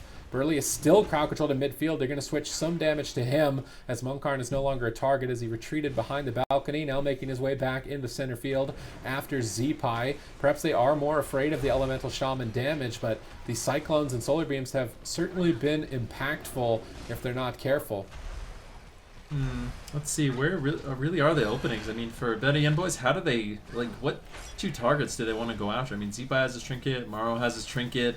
It just seems like this composition is basically perfectly crafted to just avoid the goes from Bergen Boy, and without those goes from the Frost Death Knight, you're just so ineffective. Here it is. Double leg sweep coming in. Zeepai forced to use his trinket as well as his astral shift. So finally a little bit of pressure coming in, getting some of those defensive cooldowns. And now, the next time they get that set up onto Zeepai, it could easily be Looney with his Divine Shield, or at least a Blessing of Protection to try to escape. Oh, big damage on Joel. Develops enough runic power to Death Strike twice back into the fight and recover. Big push there from Wildcard Gaming, but they don't find a kill just yet. Burley is fairly low on health, jumping into Ghost Wolf, trying to recover with that Pack Spirit as soon as possible. And their strategy does appear to be Death Grip the Paladin into double blinding sheet, double leg sweep with Chill Streak. The difficulty of doing that on the Paladin is the Paladin can outrange the Death Grip. Looney just needs to be aware of the positioning and stay far away from the fight. Burley is currently stunned. Maro in position to Cyclone. Actually Cycloning Munkarn and Solar Beaming Burley. Touch of Karma about to fade. If they can get a Cyclone out of the root Solar Beam, this could be devastating for the team, potentially moving to a Game 5. Double blinding sheet to try and stall on the damage dealers while Burley can't heal for a few more seconds. They need to get more crowd control. They need maybe a Hex, but they're not finding it. They're just trying to push Munkarn over. Burley's on top of the team, dropping the triple Ascendance. Big boost of health to the team. Wind sharing the Paladin, trying to find some pressure. Unfortunately not. Maro is certainly taking the time to utilize Cyclone quite effectively. Now cycloning Joel at low health, denying some of the recovery on that Ascendance, basically all of it. Now if they can manage to make it a little bit longer to another crowd control chain, Munkarn with no Karma could be vulnerable to a Lightning Lasso. Definitely at this point. Thing is, Munkarn, well, they're going to have to be very careful at this point in the game. Burley, without that Ascendance, he doesn't have that major catch-up cooldown. It's one of the best healing cooldowns that a Restoration Shaman really has. And without that, it's going to be difficult for him in those situations where everyone is kind of rotted down to the Moonkin, to the Elemental Shaman damage. Full Hammer of Justice is going to land on Burley as Looney pushes forward. Who are they going after? Where is the damage? Doesn't seem like they have too much just yet. Munkarn does manage to hold on as they continue the train on Zeepai, really just trying to whittle him down. And without a trinket on Maro and Zeepai, this next setup from Munkarn and Yoel is going to be very, very strong. All right, let's see if they can get it going here. Avenging Wrath is rolling, so Looney is playing far away from Death Grip. Cyclones on Munkarn's Fist of Fury, beautifully timed by Maro, eliminating a huge amount of damage from the Windwalker. Earthshock lobbed in by Zeepai over to Munkarn. Burley moving across center field. I love that coordination. They paralyze Maro so Burley can cross center field and utilize the pillar. Now Death Grip and a double stun. They need to get a Divine Shield with this Chill Streak. They're not finding enough damage. Zeepai able to clear his medallion and escape and actually find a Hex of his own into a Hammer of Justice. They could swap over to Burley. Big Stormkeeper, Lightning Bolts, Earthshocks. Anti-Magic Zone needs to be dropped, but he gets cycled cycloned on the anti-magic zone. I don't think they're going to be able to kill him off this. He can just jump into Ghost Wolf and recover, which he does. They have to burst through the Ghost Wolf healing, and prior to dampening, I find that unlikely. But now they can switch to Joel, develop some pressure there. They've maintained their mana effectively. Looney with a lead actually moving into dampening, so they can rely on that as a safety net. We see the Bergen Boys retreat away from the fight. Looney charges in. No! The first real mistake I've seen from Looney in a long time. 1 second Hammer of Justice. And now Burley, man, he's wiping the sweat from his forehead. If that was a 6-second Hammer of Justice, it might have been basically all of their cooldowns. You just hear the no in your voice as that happened. Looney giving up his positioning and missing out on an opportunity with that big stun. But still, Wildcard Gaming, they're looking good in the matchup. Joel, as well as Monkarn, around 50% health. Burley without the Ascendance. Although he does have it coming up in around 20 seconds. If they can get to that cooldown, of course he has a Spirit Link Totem if he needs it. But big damage opportunity here. Cyclone on Joel. Monkarn getting low. He's got Diffused Magic. He has the Touch of Karma. He has to use it. He's using the Lingering Psychic Shell as well. So there's a ton of defensive cooldowns they can rotate through. Burley into the Lightning Lash. So I really like what Marlon and Zeepai do. They get one target scared, like Monkarn. He runs away, and then they make a swap over onto Burley. So they have multiple pressure points. Something Zico was talking about earlier on in the day. You don't want to just go after one target. In this particular meta, you want to make sure there is multiple targets you can hit, and we're definitely seeing Wildcard Gaming taking advantage of that. All right, Avenging Wrath is up, so Looney should be able to top the team off. Goes for Hammer of Justice. Monkarn needs to get out of there. Transcendence away, but now he left Joel behind. Joel does have full runic power. He can trade that for Death Strike. He's definitely going to need to, as Hex is about to subside into a full Cyclone. This crowd control chain is endless right now. Infinity Chain isn't deep enough into dampening to kill Joel on that Death Knight class.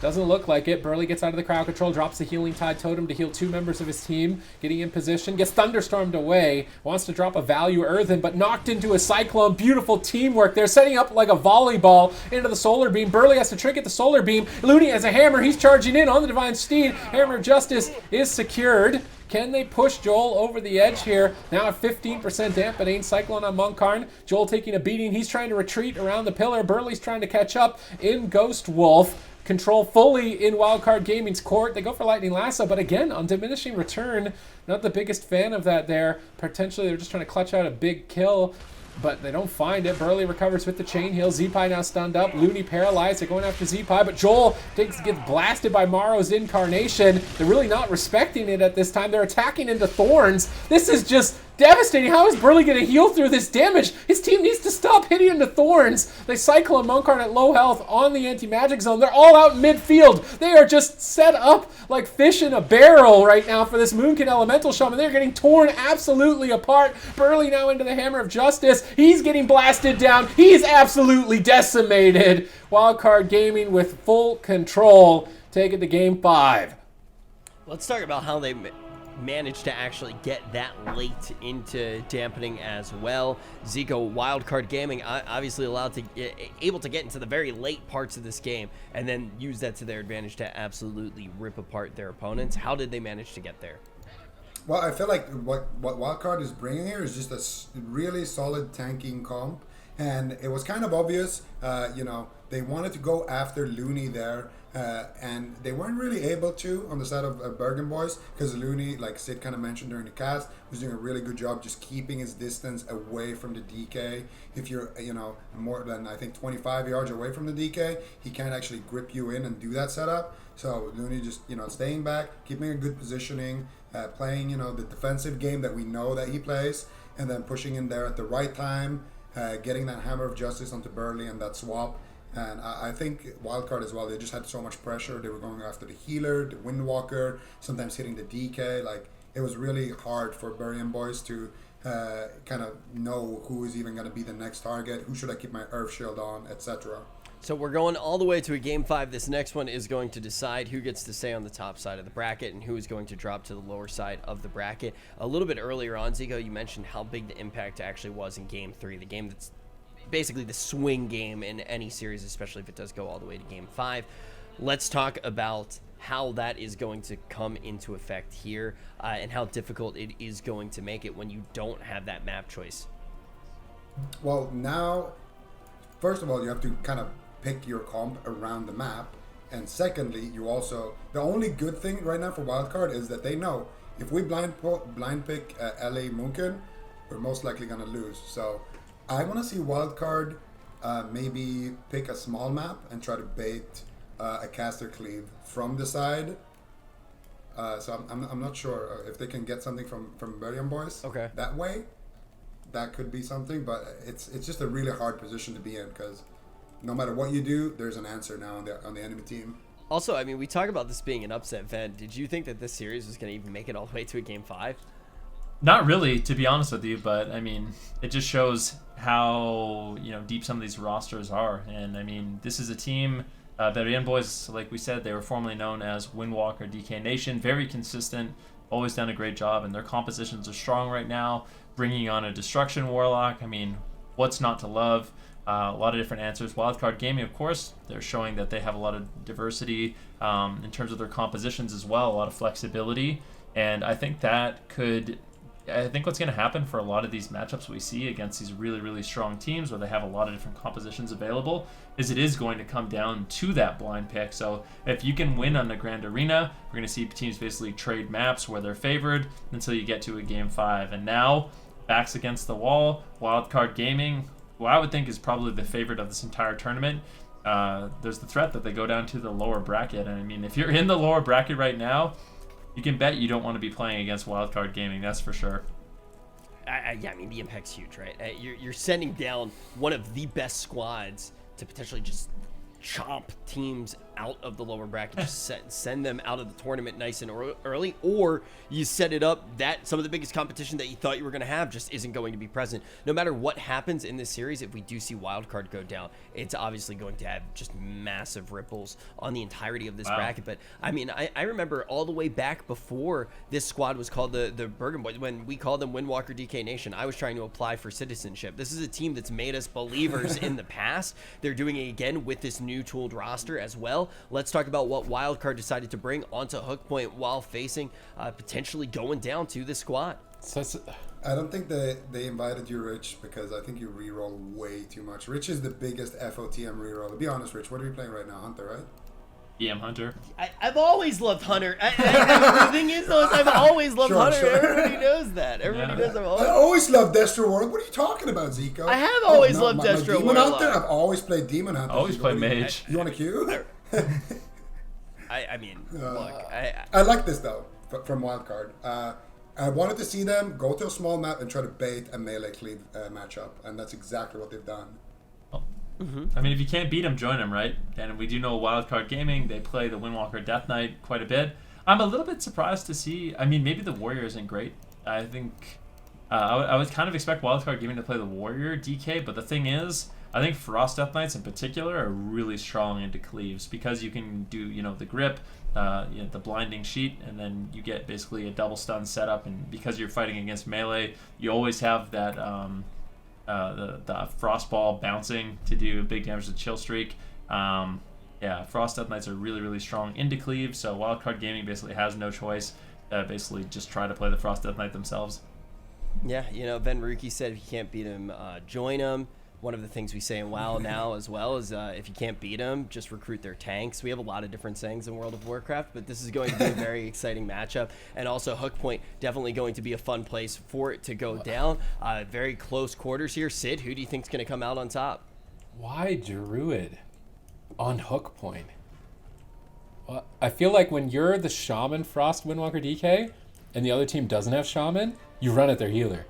And their whole team just melts. While the Shaman's like, I'm a Ghost Wolf. I'm chilling. Like, if they don't just run Looney over or maybe grip him in, stun him, and just destroy all three people on the team, I would be really surprised. Like, if you run Mistweaver into Shaman, Mistweaver is just totaled. You get totally destroyed because all your mobility is such a long cooldown. But I think Druid actually just gets swarmed. You just get overwhelmed. I think we've seen this matchup, and the Druid came out ahead if they could make it so that both teams were kind of just hitting each other. I actually think the Druid team will win this if they can't just sit on Looney the entire game. And I think Looney will make that difficult for them through talents, through positioning. And through being Looney, right? Yeah, and just through being Looney. I mean, honestly, you guys know how I feel about Looney. I talk about it all the time. He never wants to queue with me too, so you know I'm biased. But yeah, I mean, this is such an incredible way, though, for this one to actually be decided, right? I mean, you bring the Windwalkers, you bring those Death Knights, you have a little bit of mirror action going on in a Game 5 with a potential upset. I mean, think about how big that would be for the Bergen Boys, right? I mean, this was also the composition that they originally named their team after, and it would be a huge upset if they were able to win in a mirror like this. So it's going to be a difficult one for sure, but Looney, definitely one of the best healers in the entire world, Zico. Yeah, absolutely. I mean, we've talked about the importance of just having a great healer in terms of multi-classing, and I mean, Luna is that guy. This guy, he was the best druid, best monk. You know, he always picks up. He won BlizzCon as a shaman. The only thing we really haven't seen him too much on is his priest. But this guy, he played Paladin in the last series. He plays every single healer. Great decision making. Always great positioning. Really annoying to CC when you face him in arena. You actually kind of want to just punch your wall when you play against him. So for a lot of reasons, you know, I've always been a big fan of him. Big fan. He makes me want to punch my wall. Punch my wall, yeah. Love the dude. Yeah, I get it. Love him. Would take a bullet for him, honestly. It is interesting when you bring up the priest thing. I mean, you start thinking about, you know, what even when we do get to Shadowlands stuff's going to look like. Priest looking like particularly juicy. What would he actually look like if he did end up playing that as well? But main thing that we need to think about right now is the game that is ahead of us. We have only 6 teams remaining already, which is crazy because yesterday or the day before, I'm trying to remember when we actually did chop down the teams that were in the opens, we had like 200. To already be at 6, we definitely have some of the best teams in the entire world here right now. And Bergen Boys trying to prove that they can go toe-to-toe with one of the top dogs on a composition that they know very, very well. My question is, how does a composition like this look in the entire field of play before we do jump into this matchup? Because I think we have a few more seconds. Zico, how do you think that a composition like this looks overall? I think into other cleaves, this is a great comp. I feel like this is the thing about Wildcard. They have all of the answers that they need, and they are smart with map picks. They're smart with, you know, when to lock in what. They learn very fast. So I think Wildcard is just one of those teams that you can't really count out. Even if they're disadvantaged, they always, you know, let the other team with the advantage kind of make a mistake through just being that clever. And I just wanted to touch on one other thing that we were talking about a little bit. The fact that we had 200 teams sign up, and now we're, you know, already down to 6. I think that's a crazy thing because there's so many good players who were in this tournament that, you know, lost in the open bracket and didn't make the top 8 that we don't get to see. You know, a team like AWC, for example, that won BlizzCon in 2017. Hydra's team, you know, with that jungle, we saw them in the Method Mayhem do really well. Other teams as well. So there's a lot of Titans who couldn't even make it to this part that we're in. So it's really, you know, the top of the top here. Yeah, it's like one of those things too where it's enough people. You know, when there are so many names that you expect to see and you don't see them, you almost forget to think about it, right? And then you actually start going like, wait, did we see Hydra play? And it's like, oh yeah, he got eliminated before we even did get to the top 8. There's so many different names like that. But now the question is, will we see the upset come to be true, or are we going to see Wildcard manage to close this one out in the Game 5? We're going to find out right now as we touch down on Hook Point. And Looney is banking a lot on Druid on Hook Point, which in the past has been the worst Druid map because Druid is one of the only healers that is almost required to drink, and it's basically impossible to drink on Hook Point. It's so small. It's also very hard to stay max range from Death Grip. And if you do get Death Gripped and tunneled down, it's very hard to actually get away from it. So I think this is a big gamble from Looney on Druid, and he's really going to be tested. Yeah, we'll have to see if it pays off. I mean, it definitely could. We've seen Looney pull off miracles in the past.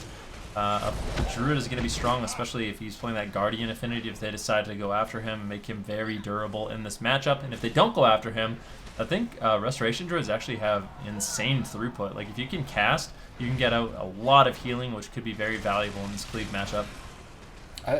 I'm curious why they're sending Joel after Looney and not Monkarn. If they wanted to do a split, I think it's the Windwalker. They do get the Paralyze into double blind, into double leg sweep. Chill Streak is bouncing. Looney trinkets instantly. He knows that's a dangerous situation, but this is where he can just be absolutely swarmed, trying to dash away from the fight, holding onto Barkskin and Ironbark, getting some distance here behind the fence. Blizzo now getting swapped over to Gladiator Spikes being lobbed down as we see Monkarn portaling back away. Joel trying to escape that Ursul's Vortex in the Spite, an interesting adaptation, but they got Gladiator's Medallion from Looney. If he is ever caught in a stun out of bear form, I'm 99% sure he gets deleted through Barkskin to a Chill Streak. He needs to be very careful.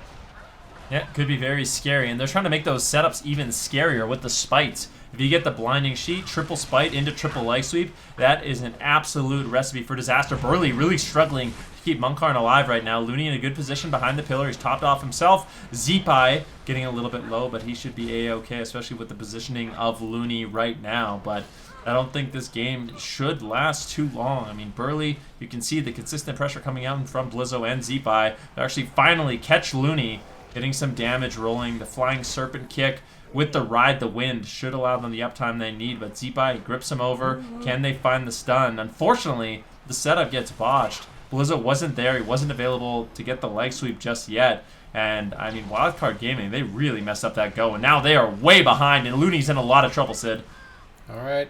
Let's see if he can make it out of this situation. He Barskins. In the meantime, Blizzo and Zeepai are developing a lot of pressure. Caught into the double blind. Blizzo going to pre-touch a Karma, anticipating the Chill Streak. Looney trying to jump away from the fight, getting gripped back into the fray, but manages to escape now to the backside. I love Looney going from one side of the map to the other side of the map, trying to just absolutely min-max the small distance that's available to him, and he stacks them up for triple cleave. I mean, right now, Burley is likely to have to use his Ascendance to recover from the situation. He's trying to hold out on it as long as he can. Anti-magic shield and a big chain heal come in. Burley positioning over on top of Looney, potentially looking to try and harass him a bit or chase him away from the pillar that he's line of sighting at, but now getting interrupted on a healing wave. Monkarn falling behind. Remember, this is match point. Winner will advance in the upper side. Bergen Boys need this win. If they can knock Wildcard Gaming down to the lower bracket and try and let one of the other teams eliminate them, they will avoid one of the Titans. Can they pull it off? They do manage to recover, and they do have a mana lead. It's looking solid for them if they can keep it up. Yeah, they just need to keep it up. I actually don't mind the Restoration Druid just because of its mobility, being able to basically power shift to escape. I mean, that's one of the things we haven't talked too much about the Frost Death Knight, but you really limit mobility, especially for a Windwalker and a Death Knight, and with Chains of Ice, it makes it really difficult to stay on target that is highly mobile. Now the double blinding sheet comes in. Blizzo hightails it out of there, trying to escape, but he gets caught into a leg sweep. Big damage now on Blizzo. That's going to be the Fortifying Brew in order for him to stay alive. Looney in a good position to heal, but if we look at mana, Looney's mana is not good, but this is the setup. The triple blinding sheet into the Gladiator Spite. Big damage. Burley, touch of death rolling on him. He could be in so much trouble. Ride the wind from Monkarn in order for him to escape and stay alive, but one more setup like that without Trinket, Burley's going to be in a lot of trouble. Lucky for him, it is going to be rotating back up before leg sweep is available. So it looks like the Bergen Boys should be able to survive. This damage is quite insane onto Joel and Monkarn. That's why I wanted to see them split. If they stand next to each other, surely the Druid gets ahead, and Looney is drinking. They have to stop drinks. That's why they picked Hook Point. Joel charges over with the Wraithwalk, but Looney recovered mana. That drink is putting his team in the lead in terms of both mana and now pressure.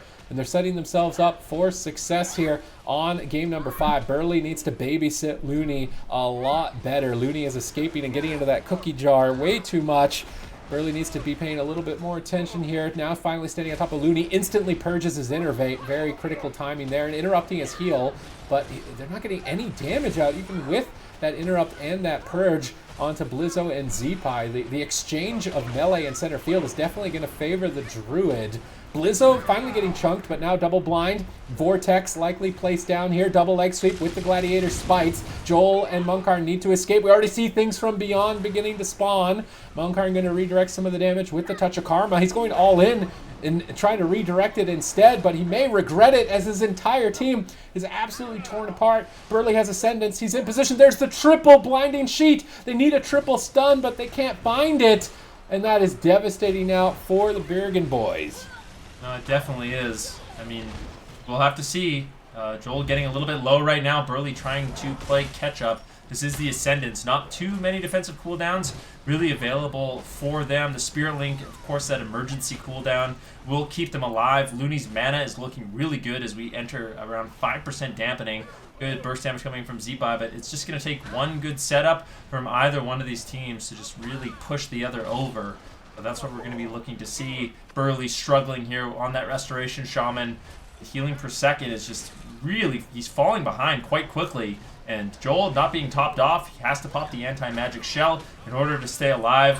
Monkarn is going to get a big shield. You can see Looney, he's sitting down for a drink. This is big. Did he get any mana? Nicely done to stop that. But Burley and Joel, they're in a lot of trouble. The spites come in. The double stun, this could easily be the game. Joel, he needs to try to escape. Burley, actually, with Touch of Death rolling on him. He's trying to get away in Ghost Wolf. Looks like it will be enough damage reduction, but he still has to heal up Joel, who's taking a lot of the cleave damage as well. Double stun coming in from Monkarn, who's trying to reverse the pressure, but just doesn't seem like they have the crowd control with Ironbark coming in from Looney. The Looney is easily healing through this damage. The drinks have been coming in clutch from Looney. They need to run him out of mana, but that drink earlier is why their team is even still alive at this point.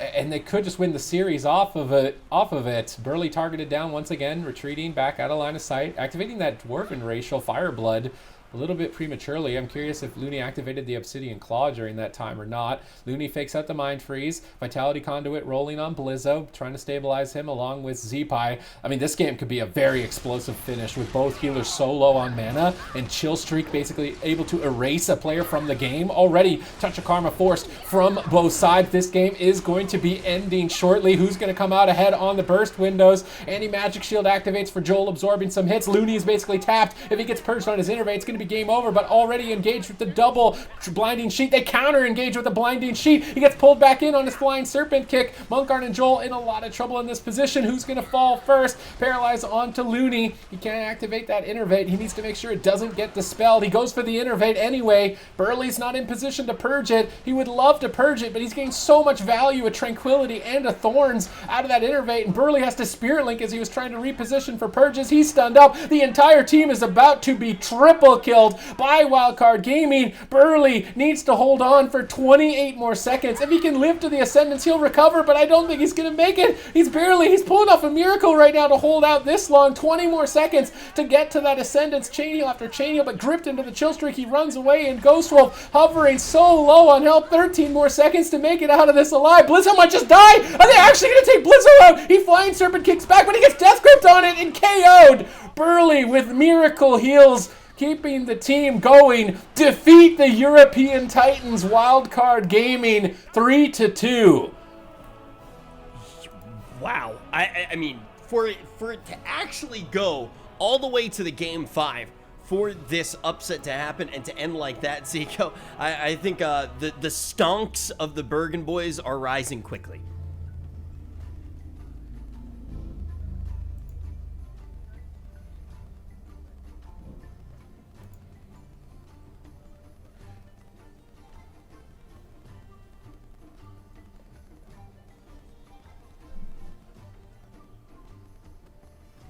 Man, I mean, I think the main took down thing, the Titan here in my like the thing is it was like the Titan so a lot of people probably didn't get to, most people probably say, okay, like I just tuned into AWC, I haven't gotten to see these tournaments happen in a little while. Method Mayhem was a great tournament that went down. I know a lot of us got to hang out and enjoy some of these teams. And Ven, when we actually did watch that, a little bit of a recap and what we've seen in the recent meta, Wildcard looked like a very strong team. I mean, there's no question about it. They have essentially all the best compositions you could need. It seems like they have an answer for everything. So if they do end up winning in the blind pick, then Wildcard Gaming, they're going to be looking really strong. The thing is, Bergen Boys, they were able to best them in that blind pick and basically trade, tick for tack.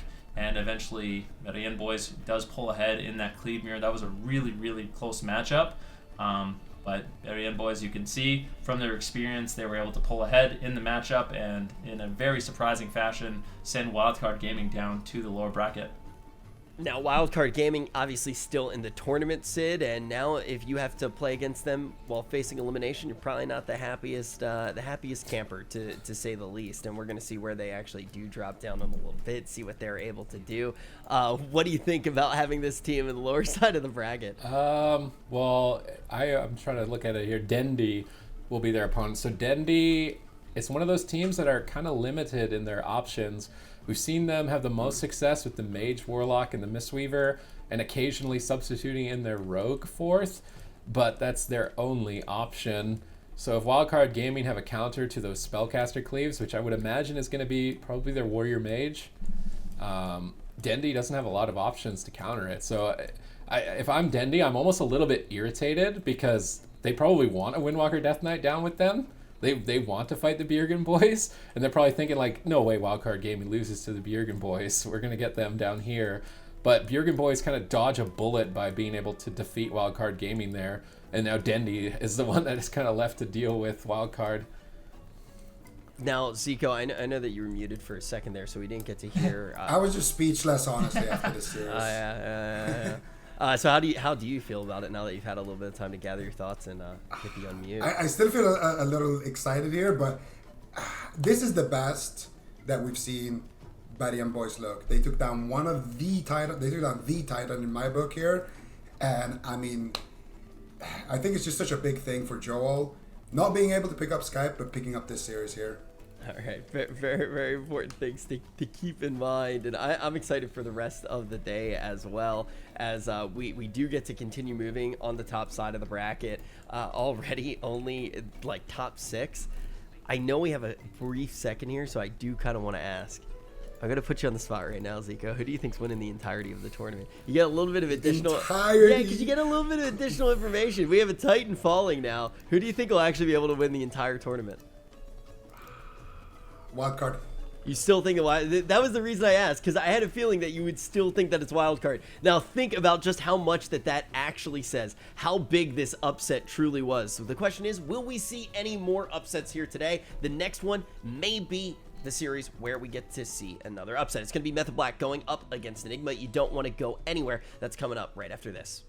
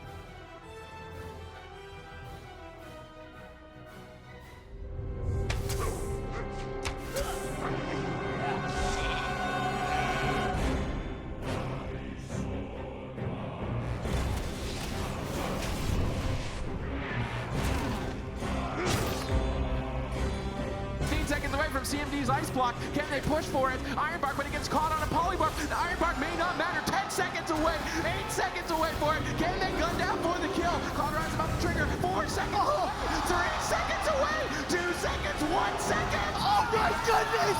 Oh my god! My heart is still racing from that ice block.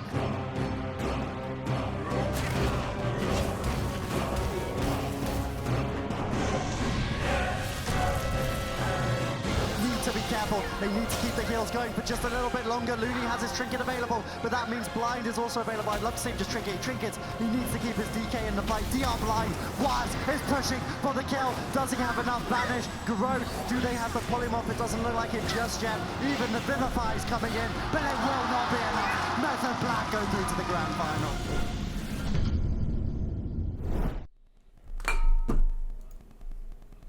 Folks, we kicked off the day by eliminating 2 teams. We got our top 6, and then we got the pleasant surprise of an upset. And we have a very similar situation in our next series. Not that it's going to be an upset, but there is the chance for an upset. When we looked at the first matchup in the upper side of the bracket, we had a team that was a clear favorite to potentially even win this entire tournament. They are still in this tournament, but they were taken down by a squad that we knew was good, but we didn't know just how good. We have a similar situation here. Method Black going to be that team that is favored, a top dog in the region, in the entire world, going against Enigma. Now, Venruki, for anybody who doesn't know Enigma as well as a squad, let's break it down. What does this team bring to the table? They bring a lot to the table. I mean, this is a roster where if you play high-rated arenas in Europe, you definitely know their names. Rezus on the Windwalker monk, I would say he's arguably one of the best monks in Europe.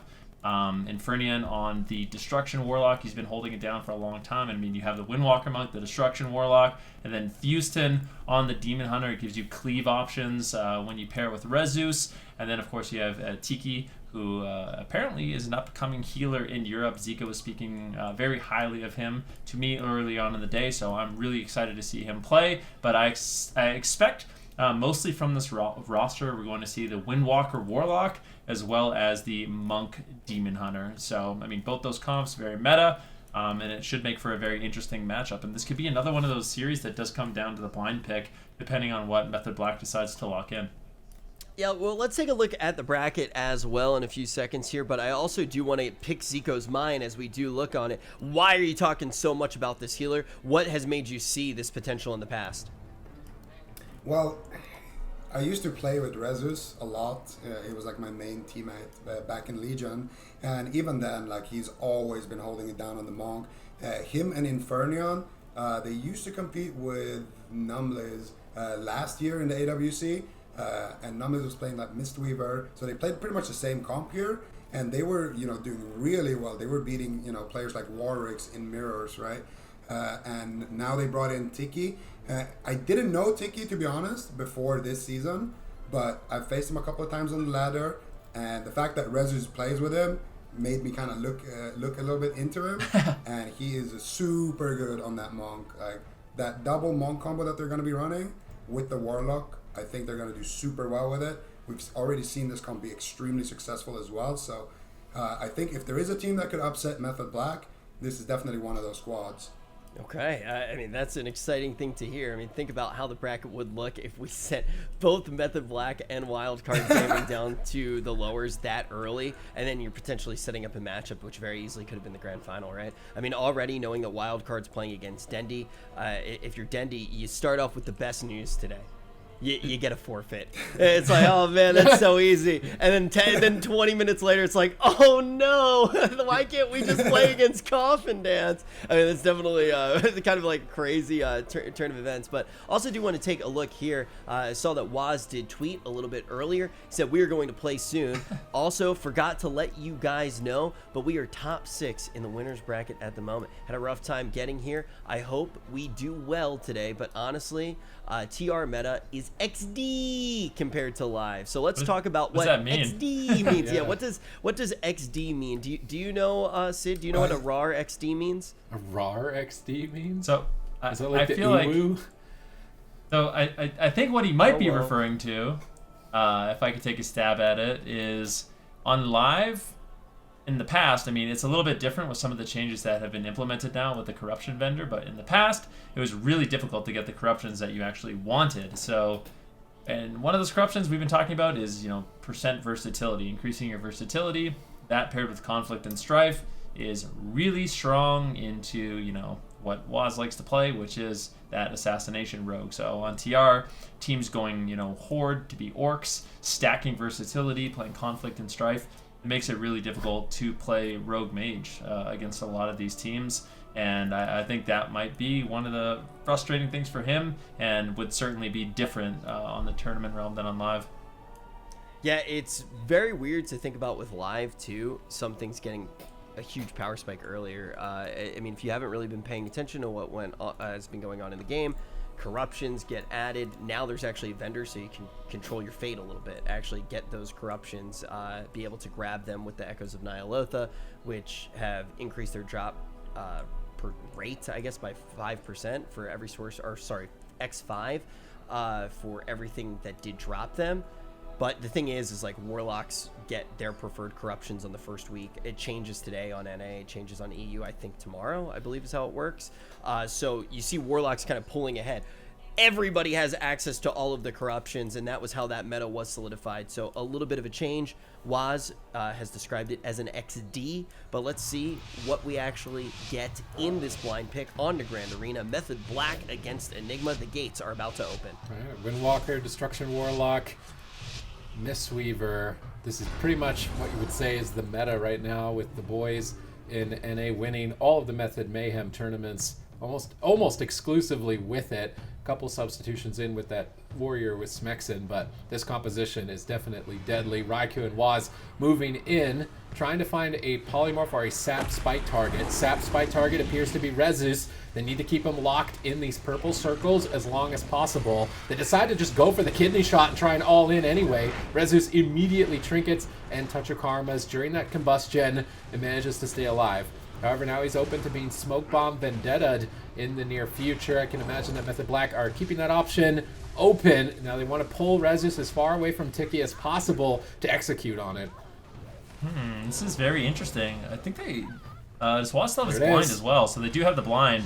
Kidney shot, smoke bomb, trying to bait some cooldowns, but I think the next time Rezus is going to be in real danger is going to be when they do a blind sap setup on Rezus with these spike trinkets. So I think that's likely what we're going to be seeing from Method Black as they look to set that up. All of these goes are just trying to keep them on their back foot for now. Waz going to be taking a little bit of damage. The Vendetta is rolling, but it really didn't get too much from it. Rezus is going to be completely fine with no crowd control on Tiki. He's going to be able to sit back. And Fernion, Rezus, they're going to be forcing Chaz and Waz to retreat at this point in the game.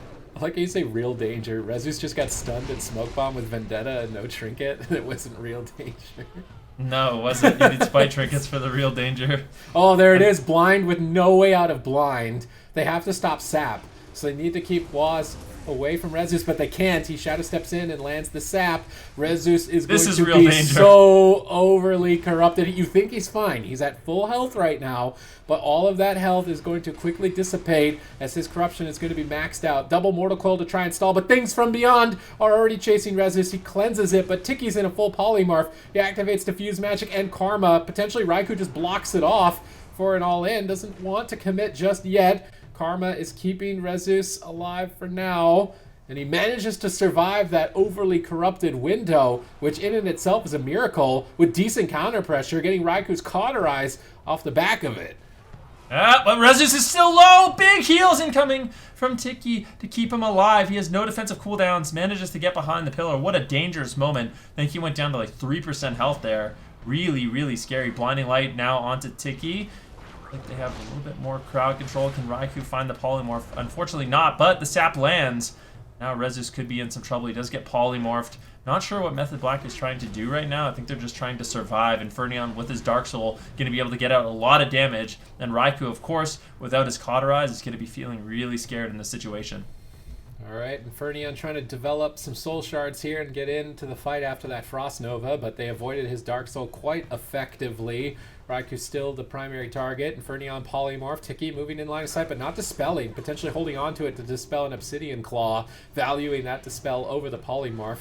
Now deciding to go for the half diminishing return one. We see both healers on top of each other. Tiki likely wants to engage with a Paralyze into a leg sweep, but he needs to be careful of Hammer of Justice, and Chaz is going to reposition away. Waz shadow steps over. It looks like he's in stealth at the moment. Chaz gets Ring of Peace out into midfield for a Fear. Beautiful setup into a leg sweep. 2 Chaos Bolts into Raikou. He's going to Temporal Shield and heal those 2 Chaos Bolts. Well timed. Infernion trying to nether ward some incoming crowd control. Tiki fully blinded. Gladiator Spikes have been launched. They need Ride the Wind. They need to get Rezus to get Ride the Wind down as soon as possible. He gets cheap shot on his Ride the Wind. Oh, no. That was beautiful by Waz, totally denying the freedom effect. And Tiki is absolutely being devastated. That cheap shot from Waz absolutely owned Enigma in game 1. That was game winning. That was the difference between winning and losing the game. That double cheap shot coming in from Waz. Absolutely beautiful, like you said. And that is why Method Black is up 1-0 right now.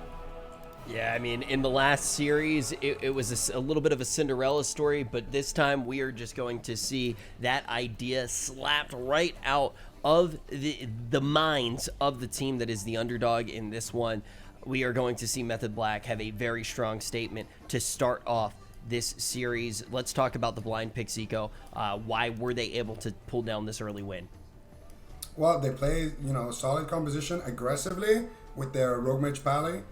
And it's all about the spite setups. They get the setups onto Rezus, they try to force his trinket, then they force out the monk's trinket, and they basically, whichever one of the monks doesn't have his trinket, that's the guy you're going to blind, and that's the guy you're going to try to set up on. And you guys already, kind of highlighted it at the end there, but Waz, with that cheap shot in the middle of that Ride the Wind, again, that is the reason why he died. But more importantly, I think we should also explain that. So, you can see they're going for the blind. They get the sap after, and Rezus, if he can get the Ride the Wind inside, the player that's in the spite will basically be treated as if he's not standing in a spite, and his stacks will start going down. But since Waz did that, and then Raikou also did the Dragon's Breath after that, it gave them the time that they needed to stop Rezus from stopping the setup. And that's the thing about Method Black. These guys are scary on the Rogue Mage. Mm-hmm. They're always playing one step ahead, and this is how they do it.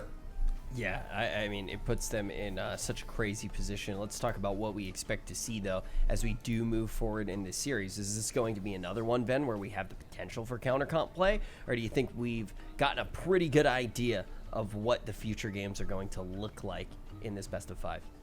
Well, I don't think the compositions that Enigma are running right now, I don't think that's a matchup where they just lose. I think it can definitely go either way. If Ride the Wind had been down, that matchup could have been looking completely different. I mean, they were getting a lot of defensive cooldowns from Method Black, and this is a matchup they can easily win. So this might be one of those series where both teams just stick with one composition from start to finish, try to just get little advantages depending on what map it is. I'm not convinced that Monk Demon Hunter would really be better into Rogue Mage Paladin. I think these spite setups are just so scary from Method Black, and it seems to be the main win condition from Rogue Mage teams right now. It's the only thing that can kind of push through the percent versatility, it feels like. Yeah, Super T's, what do you expect to see as we move forward in the series? I don't think Method Black are going to change until they have to. Enigma picked Dalaran Sewer, so it makes me think they're going to try Windwalker Demon Hunter, which could get a lot more pressure on the mage than the Destruction Warlock. They just need to make sure, like you said, they get the Ride the Wind down. So Rezus almost got baited because Waz cheap shot him before it. He was trying to pre-cheap shot, so Rezus is like, oh, I can get in now. I got cheap shot. And then Waz cheap shot him a second time. So that was really clutch. If Rezus was able to get there, like we're saying, the corruption stacks are almost immediately cleansed, and then you're not taking that increased damage. You survive the stunlock, your safeguard procs, you top yourself off, and you're fine. So definitely it's very important that they keep Rezus on the Windwalker, and it's really just a matter of if they want to switch Infernion out for Fuston. Demon Hunter Windwalker, I think, would be solid. And then if they want on the larger maps to run the Warlock, they could.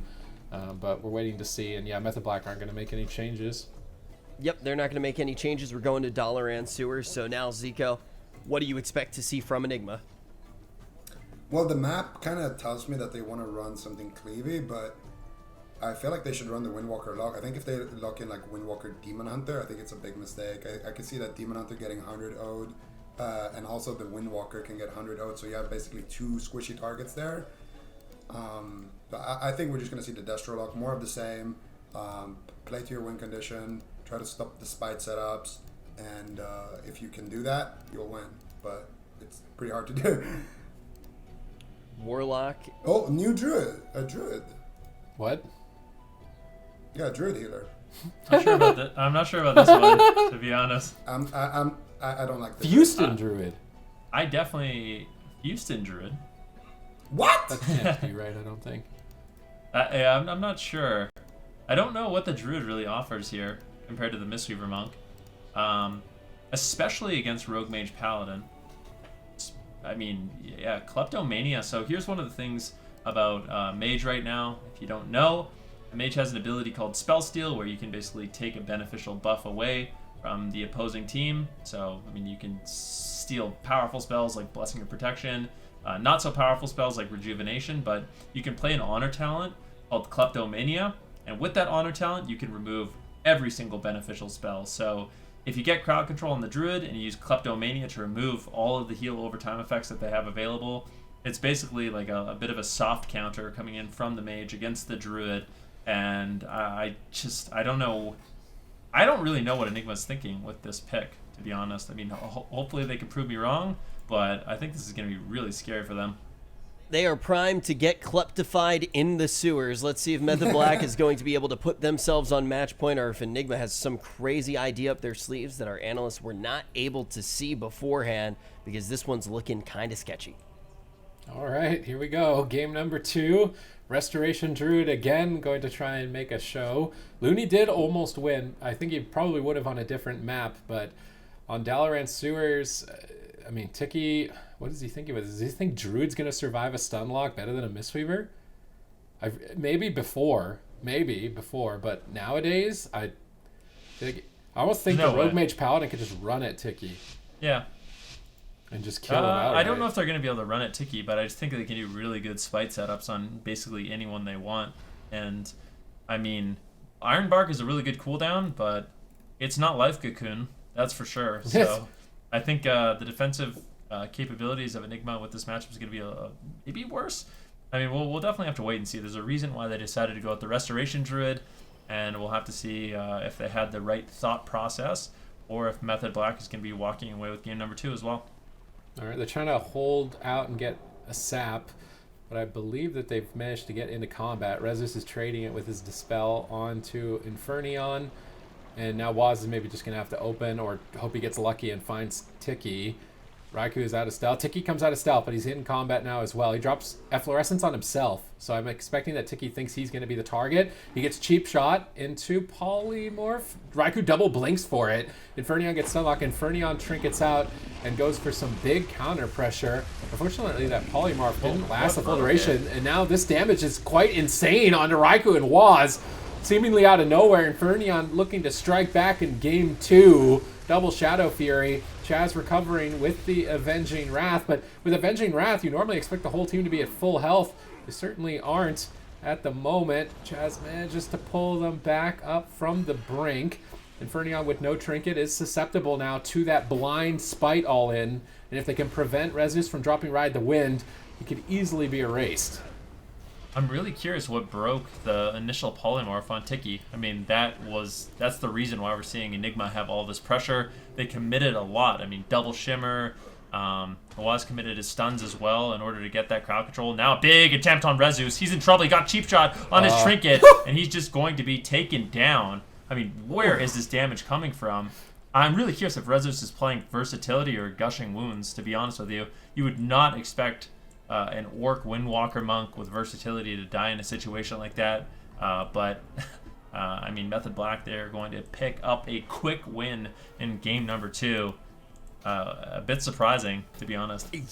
Yeah, I mean, the way that it's getting done as well, right? I mean, beforehand, you start believing in the underdogs after we watch this previous series, but now it looks like we have 2 teams in a completely different class. Seiko, is that what you're seeing here, or is there something else going on? Because, I mean, dude, all the way when the Druid first got locked in, right, we started asking questions, but let's actually talk about what's going on here. So, Tiki's main is actually the Druid. I thought it was a monk, to be honest, because he's so good at it. But his main is the Druid, so I guess it's a little bit of comfort. and also it kind of removes that win condition on the monk healer. I think the problem is that the throughput of druids compared to a monk is not that great, and also I mean this is just a high level play from Waz as well. Getting a value smoke bomb is pretty difficult, especially on a small map. But getting a value smoke bomb where you force trinket and then you restun the trinket and you kill the guy, I mean that's just a Waz bomb. Yeah, I mean, hey, we're in a situation here as well that we might get our first 3-0 of the day, and I don't think that it's that surprising, Sid, that it might be Method Black who's actually able to do that. See, this is why, like, in game 1, we saw a smoke bomb Vendetta with no trinket. Nothing happened. Health didn't move. That time it was just smoke bomb. It was smoke bomb combustion. So smoke bomb combustion is scary. Vendetta is no longer scary, I think, is what I'm learning. It's still pretty scary. You know what's also really effective? I just watched the last few moments of that game. Another thing that's really effective against Restoration Druids is Maledict. And what they did was they actually preemptively launched a Maledict on the Dispel, and then that Maledict is what actually set them up to get that smoke bomb kill, because it reduces all the... I mean, they don't even need Dispel Steal the healing over time effects. If it's just not doing anything, all that healing is getting absorbed by that trinket. So really nice heads-up play there by Method Black. Yeah, that's just one of those good things that we kind of wanted to see more people playing Maledict into Destrolox, into a lot of these hybrids like Ferals, like Windwalker, and abusing the fact that druids only have an 8-second dispel. And I mean, we saw it there again. The big plays there, cheap shot the trinket, the Maledict absorbing up everything, and they barely had enough damage there to kill him. But that's a good call. Well, I want to talk a little bit more about whether or not we're going to see the Druid. I mean, you talk about comfort. Comfort makes a lot of sense, but sometimes you got a job to do, which you can't rely on comfort, right? I'm really comfortable in sweatpants. Every now and then you got to wear a suit, right? It's just not going to get the job done here. Do you think that we are going to see that Druid, though? I don't think the Druid was... Well, yeah, I guess. I feel like if you did have a monk there, the monk can just revival him. Can do a lot of things to keep him alive. So yeah, maybe. It's always the problem though, right? If you do lock in the monk is a target as well for those spite setups. So it's kind of like you kind of have to pick your poison there. Okay, well, Method Black, they only need to pick exactly what they want to pick, right? They're not going to have to change anything at all. They're going to be headed to Blades Edge Arena. Now it's all on Enigma here to see if they can manage to stay in this one just a little bit longer. I'm very curious to see if they can pull off a victory here. The Restoration Druid really didn't get a chance to flourish. The game ended far too quickly. No one get a chance to nourish. No, flourish. Flourish. Like, because if you grow, because he didn't have a chance to flourish because he didn't have a chance to grow. The game. But they have nourish too. Isn't that a spell? They have nourish as a druid. Nourish doesn't make sense within the sentence structure. It's not. You don't make sense. It's not a pun. The flourish was a pun. Yeah. You don't make sense. I'm with Ven. I don't make sense because it's a birthday. Ven basically, it's Ven's birthday, so he's right. I'm right. Yeah, and he gets okay. Birthday crowned, flaunted. I'll remember this when it's my birthday. I was reading chat too, and they mentioned it might have been the dispel. Does the mushroom efflorescence have a dispel effect? Can you talent into that? See, I didn't think that it worked unless it was changed without an announcement, because effects that remove a slow one time, so like Tiger's Lust, that doesn't work, right? No, for the polymorph at the beginning of the game. You can't dispel. It only dispels slows and roots. Okay, that's good to know. It's not magic. And I saw a Fell Hunter running around. I saw a Fell Hunter running around. So I don't know why the mage wasn't that Power Blast Azerite trait where the target in between gets hit. Dude, no one has ever run that trade. Yeah, exactly. But I'm trying to run. I'm running the numbers on what could have broke. I'm trying to run the numbers on what could have broke that. But even that wouldn't have made sense because Raikou wasn't in a place where it would have passed through the Druid. Maybe Infinite Star, if someone has it. I don't know. Something happened. I was getting Healing Rain. Yeah, Infinite Star broke some poly people. I was getting Healing Rain mixed up with Efflorescence. So Healing Rain actually has you drop it and then it randomly has a chance to dispel magic. But Druids definitely don't have that. Do you think anyone would run Infinite Stars though? No, that's why I was saying it couldn't have been. I was like Infinite Stars, no one's running that. I feel like that would be. That would be a pretty big surprise if we did end up seeing that. That was not on our list of exciting surprises either. I would just be big confused. But now I just did see that it has popped. We are going to see the Druid yet again. It's time to go to Blade's Edge Arena. This one is going to potentially send Enigma down to the lower side of the bracket. And we already know that the lower bracket is a scary place to be right now. Not only are you going to face elimination, but we already have some of the top dogs waiting there in teams like Wildcard Gaming. Will Method Black be able to end this series here? I mean, it's not looking bad for them, that's for sure. I mean, the games are looking really, really nice. Waz had a really insane play that set up that last kill onto Rezus. But I just think the Rogue Mage Paladin into this composition against the Restoration Druid, if I had to bet, I feel like just compositionally, Method Black definitely has the edge here. And I mean, it seems like they're playing absolutely insane as well. So my prediction now is that it's going to be a quick 3-0 here for Method Black. So Tiki is running the disentanglement on her talent, so Efflorescence removes all snares when it heals, but you would know from Tiger's Lust, right? So if you Tiger's Lust in Spite, it doesn't remove Spite, right? No, it doesn't. So it works like Tiger's Lust. Maybe Tiger's Lust does actually remove one stack?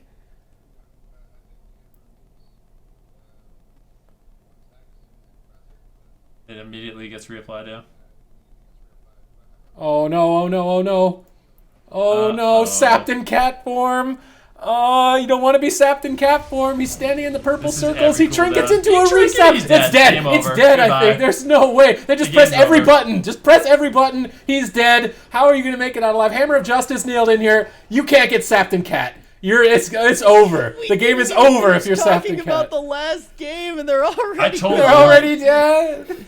Oh no, that is a tough way to bow out of this one. The hot 3-0 coming through during the post-game analysis from the last game. That's what Zico calls getting deletified. But that's the problem with the Resto Druid. I mean, if that ever happens, it's literally just game. Like, not only that, but he trinketed the sap. Didn't get bear form, I don't think, and got. Wait, did he trinket the sap? He trinketed the sap. Oh, so they could have blinded him. He was so I think dead. they started. I don't even know. Yeah, it was just, that's an absolute nightmare situation. That Druid was dead. One Cinderella 100%. story in the upper bracket, one reality check. Now we are going to see Method Black get to stay in the top side of the bracket, and think about how they probably feel as well. I mean, obviously, we saw the underdog look incredible in the previous series, but they're looking at this upper bracket and just saying, oh, we don't have to play against Wildcard Gaming, a team that, you know, they've gone toe-to-toe with plenty of times. Not an easy matchup ever. I'm sure that they feel a little bit better about that as well. Now we've gotten a taste of all of our squads, really. I think the only unknown factor is, of course, around that forfeit. But so we haven't really gotten to see Dendi on the day. But with how everybody is performing right now, Zico, what's going through your mind? Method Black Wildcard Finals. And I kind of want to change my prediction for winner to Method Black. Yeah, you know, Method Black isn't necessarily always the team that has the hottest start either, right? Like they're like kind of the squad a lot of the times where you're like, yeah, even in a series you see them adapting. They might not like lose the first series outright, but it's not like they're a team that just comes out and just like bodies someone to start off every single tournament, even with how many tournaments they win. So to see them coming out swinging and looking that good is definitely a pretty scary omen if you're any other squad fan. I mean, yeah, there's no question about it. I mean, it seems like most of the teams here today are really stepping up. But yeah, beautiful performance from them. There's no free wins in this tournament. And just looking at the top 8 on the bracket, every single matchup is going to be a really, really difficult one. And maybe for Method Black, that last one wasn't the most difficult. But yeah, I mean, you can't. You definitely can't throw shade at the team Method Black just played against. They're definitely a really strong roster. A few mistakes were obviously made, but I think this is a team we're going to consistently make into the top 10, potentially even the top 8. Yeah, I think that's a really good point. Now, I'm really excited to actually see Wildcard versus Dendi because we've mentioned that we've gotten to see a taste of at least every other team so far. We haven't gotten to see what Dendi is going to be able to do. We're going to find out. They're definitely going to be getting tested. They're going up against Wildcard Gaming. All of that and more right after this.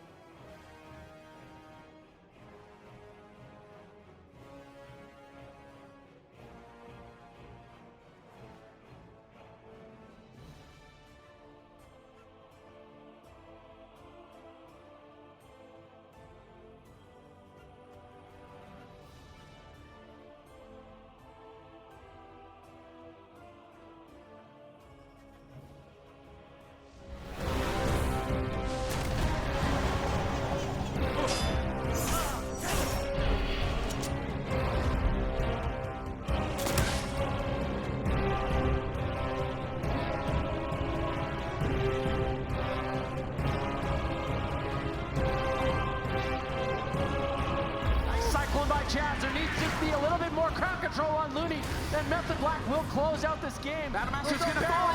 Battlemaster's gonna fall. Bomb drops. Kidney shot on Blitzo. Massive damage, and Method Black does it. Big takedown.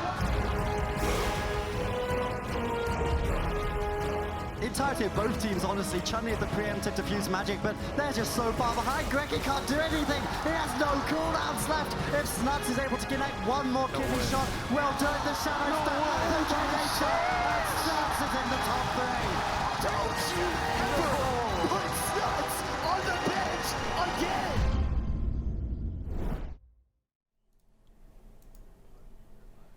We took a little bit of a breather on the top side of the bracket, not eliminating any teams, but now our top 6 is about to get a little bit chopped down. We're going to be eliminating 2 more teams here to round out the day. My name is Rich. I'm going to be your host, and I am joined by the glowiest brains in the world of Warcraft universe. We got Zico, we got Venruki, and we got Supatees, and we've had a pretty interesting day so far. We're going to break it down if you're just tuning in right now and catch you up to speed, because Zico, we've seen a little bit of everything to start things off. I do want to recap very quickly, though.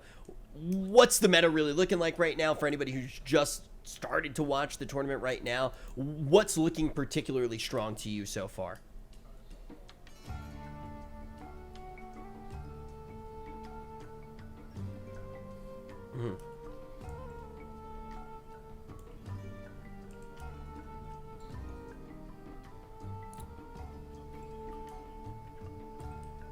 Yeah, Zico, I'm pretty sure that you did mute. It's all good. It's all good. Did Healing Stack cast silence on you? He's not even here right now. Yeah, it's production. It's not my fault. I promise. I'm blaming them. I've actually. I'm not forgetting to unmute because we're at home. It's not my fault. It's all good. My mom actually came in a little while ago. She was yelling at me. I had to tell her to get out of my room, but she keeps doing it while I'm playing. So I totally understand the plight. Yeah, but to answer your question, I think right now what we should expect to see in the meta is Iron Pala. Just seems like a comp that can kind of win early and can go long. We have multiple win conditions with that comp.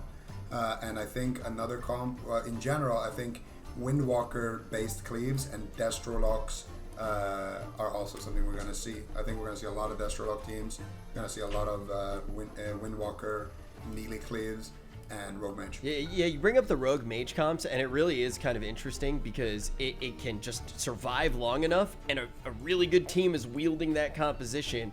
They're going to be able to stay alive long enough to find the openings, to find the potential win conditions, and I think that's why we're seeing it look so gosh darn strong. But let's actually take a look now at the bracket. We talked about some of the compositions that are very strong, and we can start to see where they are positioned currently and also get a look at what's already happened today. We started off with Dendi getting that 3-0 just based off of the forfeit. So now we're actually going to get our first look at them as they are going to be playing against Wildcard. You might be asking yourself, how on earth are they playing against Wildcard, one of the best teams that we've seen in the AWC for a very, very long time? Well, they got knocked down by the Bergen Boys. That was a huge upset to start things off. Then we move into another series and we're like, are we going to get another upset? The answer was no. Meth's going to grab the first 3-0 of the day. And tomorrow we will get to actually see, or maybe Sunday, I forget how everything does play out, Sunday. But we are going to get to see the Bergen Boys and Method Black go against each other. The question will be, are the Bergen Boys going to be able to create another upset, or is Method going to get to crush even more dreams? But now let's turn our attention over to Wildcard versus Dendi.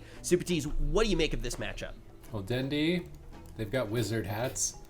They've just graduated Hogwarts. They're going to be running the Warlock Mage Mistweaver Monk. Wildcard Gaming know that, so they can play, I would imagine, their Warrior Mage Monk composition. They've been liking that into a lot of the Destro teams in particular, but perhaps they have a surprise. I mean, I wasn't expecting Boomkin from them, and it worked really well into a Frost Death Knight melee cleave. So if Moonkin has a place in the meta, it's going to be particularly in a spell cleave into a Frost Death Knight. I actually imagine that teams are going to pick that up a little bit more because the Frost Death Knight is, you're guaranteed to win in a melee cleave mirror. Like, Frost is just easily king in melee cleave mirror, so the good counter to that now looks to be the Balance Druid. Maybe they even try Balance Druid Ellie into Destro Mage. They could try and out-wizard them. They have a couple of options there to figure out what is the best, and I'm curious to see what they decide is for the blind pick. Yeah, it's a weird day for Druids though, you know, not necessarily died. having the best day, but they but then like a little bit of hope, maybe a little bit of hope for the Moonkin in a weird way, but yeah. I If mean, Moonkin ends up being the most viable Druids pick of the tournament, I would be absolutely flabbergasted if they locked in the Balanced Druid. I Yeah. think for my bet would be Wildcard Gaming locks in Warrior Mage Monk. yeah. I'd prefer the Moonkin Yeah, be good or to the Windwalker Guardian Mage. Druid though. We'll just say that personal preference though. I know some people like the Bears, but we Some will have people, to yeah. see. crazy people. But we're about to get into our blind pick here, folks. Keep in mind, we are no longer in that period of just seeing how teams are going to Whoa. do, just testing the waters. This is an elimination series. Wildcard Gaming versus Dendy. This is really, really, really, really exciting to me. This is going to be an interesting matchup. Dendy locking in something I really didn't expect, coming in for the blind pick. And when I think it was when we were speaking earlier, Zico, we didn't know exactly what Limps played, right? I mean, I certainly didn't know. I think he's a warrior / Asarogue. All right, well, we got the Warrior / Asarogue Limps coming in, being locked in for the blind pick. It is going to be Destro Warrior Mistweaver versus Mistweaver Warrior Mage. So who is going to reign supreme, the Destruction Warlock or the Fire Mage?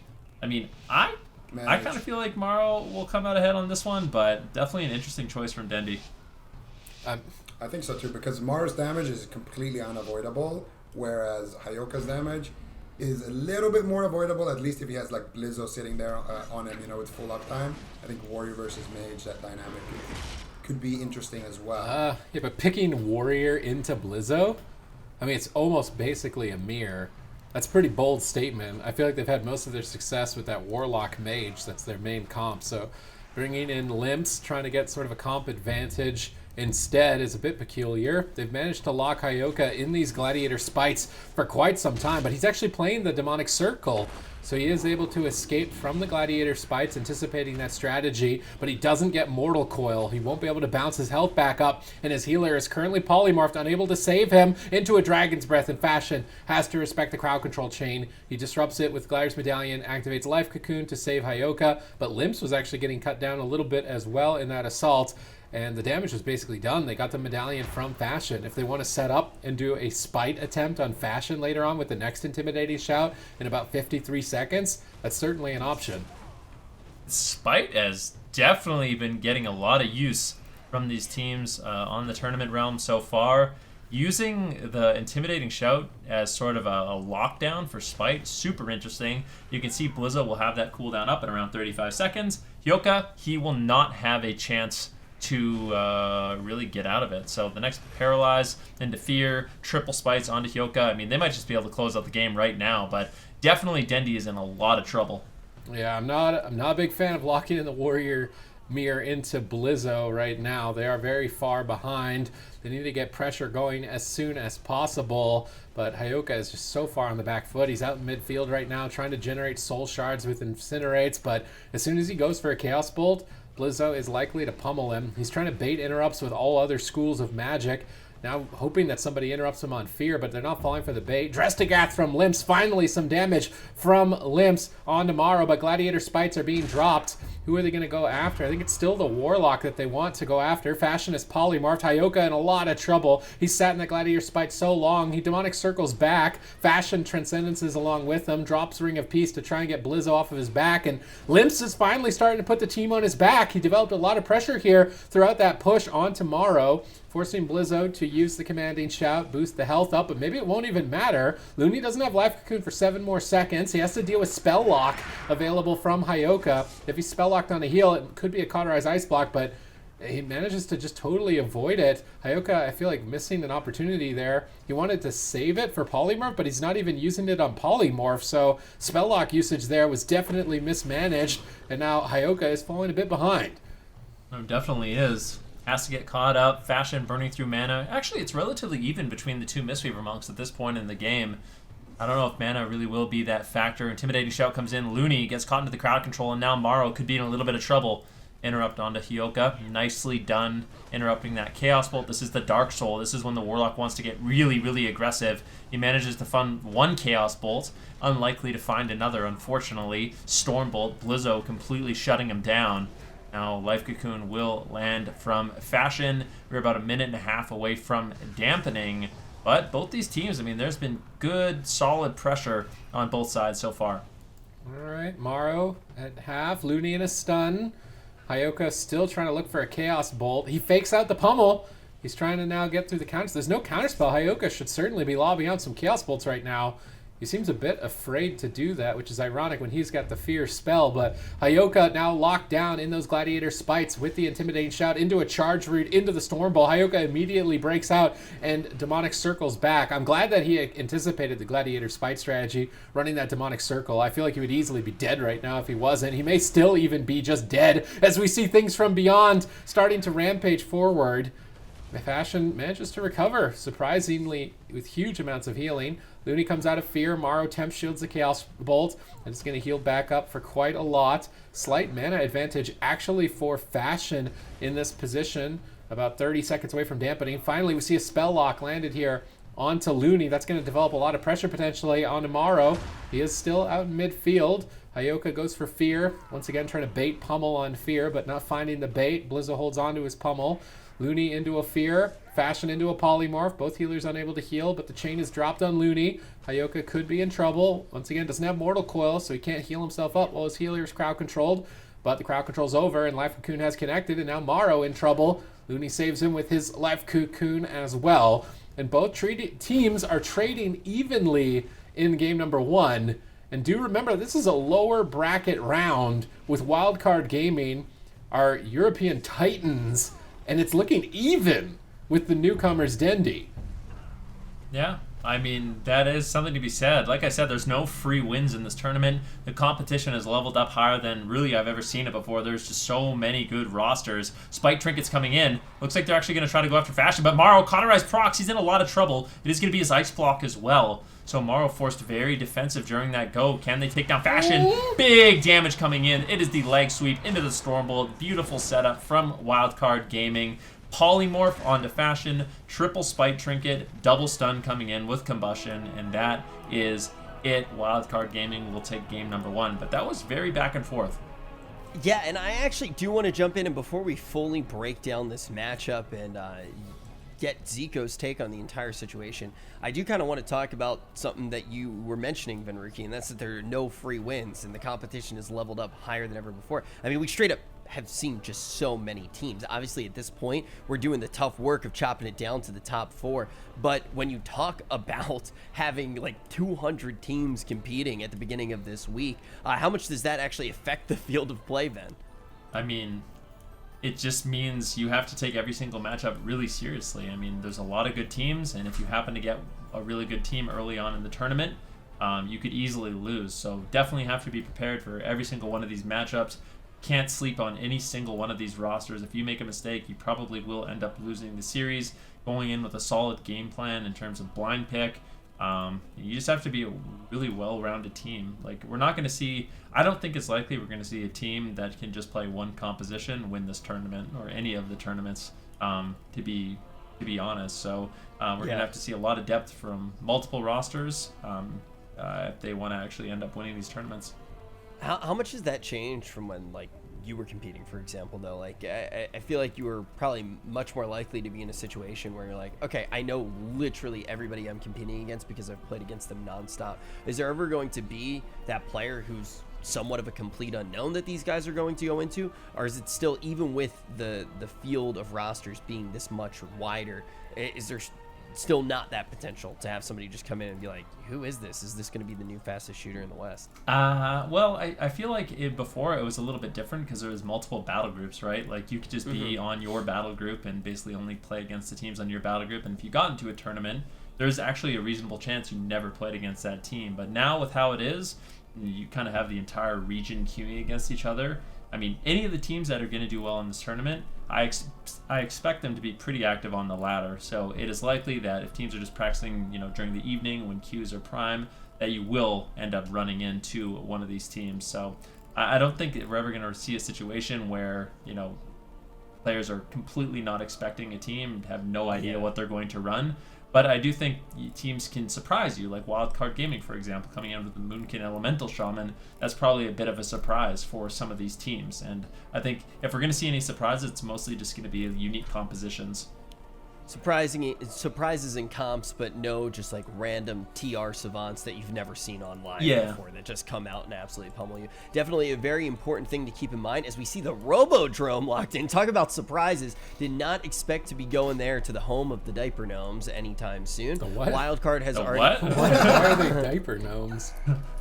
Because of the they are. Have you looked at them? Yeah, just look at them, you'll see. Yeah, dude. I mean, he's probably been spending more time hanging out, looking at the Vulpiras.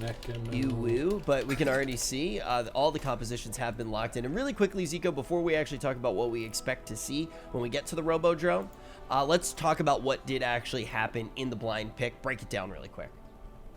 Well, I mean, Wildcard kind of went with their bread and butter warrior mage.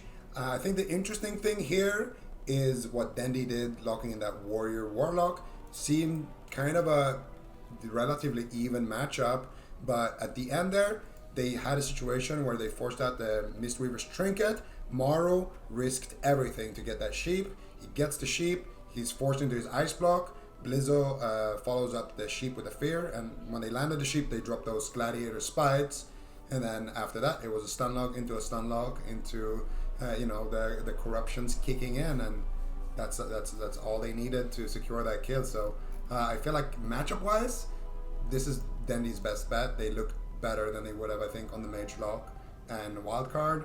I think they're happy with this matchup too.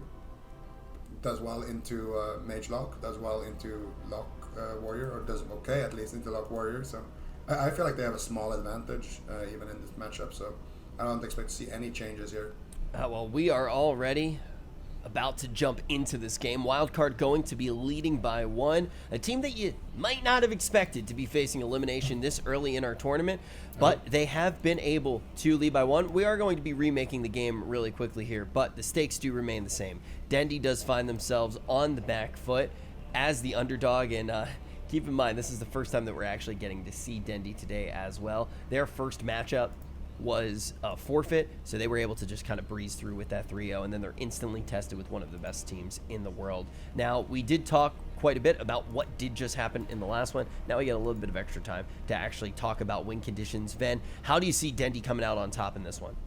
It's just going to be about consistency in the matchup. I mean, if they can just survive despite all-ins, and eventually, land a big Chaos Bolt, land a crowd control chain, they're the team that they just have to survive as long as possible, and eventually, because they have a Destruction Warlock, they can sneak in that kill. And I mean, we did see what happened when Limps was just sitting on Morrow. His consistent damage on that Arms Warrior, really high. Looney had to use a lot of mana, but they have to be very careful. If they make any mistakes defensively, that's where we're going to see these spite all-in attempts coming in from Wildcard Gaming, and that really is the difficulty of this matchup for Dendy. They have to survive the big one-shots. If they can survive the one-shots, then theoretically, when you're just trading, blow for blow, the Destruction Warlock should come out ahead on the Fire Mage. All right, well, let's see if they're going to be able to do that, if they're going to be able to go blow for blow, if this Warlock over time will be able to whittle away at Wildcard Gaming, or if Wildcard Gaming will put themselves on match point. I'm curious to see where they decide to play this one. Is the Demonic Gateway going to be going from the bottom of the Robodrome up to the top side of this ramp? Or are they just going to go box to box on the right side of your screen? This is going to be very important for the kiting, and it does look like a vertical Demonic Gateway has been placed, and Demonic Circle is still being run for Hyoka so he can escape from those Gladiator Spites. I'm wondering if maybe they took Gladiator Spite off, realizing that Hyoka was deciding to run the circle and just try and max out their damage here. Limps disarmed, although not on too many big cooldowns just yet, so maybe that disarm a bit premature from Blizzo. Looney paralyzed at the moment, but no damage just yet. Hyoka is still the one being torn apart. Spell Reflect baited out there, trying to find it. Now Storm Bolt. Life Cocoon activates on Morrow. I feel like this is more of just a respect Life Cocoon from Looney, just trying to negate any potential damage and save mana, realizing that mana could be a way that they lose this game. Fashion caught in crowd control. Hyoka taking a beating now. Fashion has to respect it, breaking out with his Gladiator's Medallion. Life Cocoon actually gets broken through a very surprising amount of damage over onto this Destruction Warlock, but they're gambling! And gambling with Dark Soul is a risky one to take, but they managed to make it through and stay alive and get one cooldown ahead. And this is interesting. If Wildcard Gaming, there's a bit of a mind game right now with the Spike Trinket. If you run the Spike Trinket and you have success with it, then teams are like, well, I guess we can't use too much corruption. They take off corruption, so Spite isn't as powerful. And then the next game, you just don't run Spite, and they're having less corruption. So I think it's an interesting decision from Wildcard Gaming. I'm curious to see if they are using it, or did they just completely abandon that? And maybe Dendy has put themselves in an unfavorable position, not using any corruption in this match. I mean, it was what allowed Wildcard Gaming to win the last game.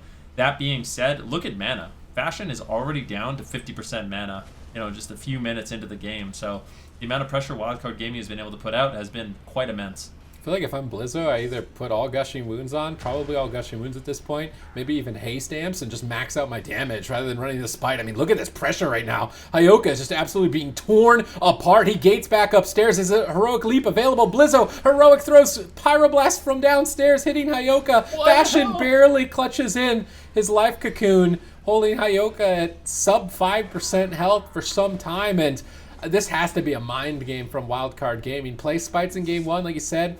Fake Hyoka out, so he runs talents that are suited for the Spite, but not suited overall.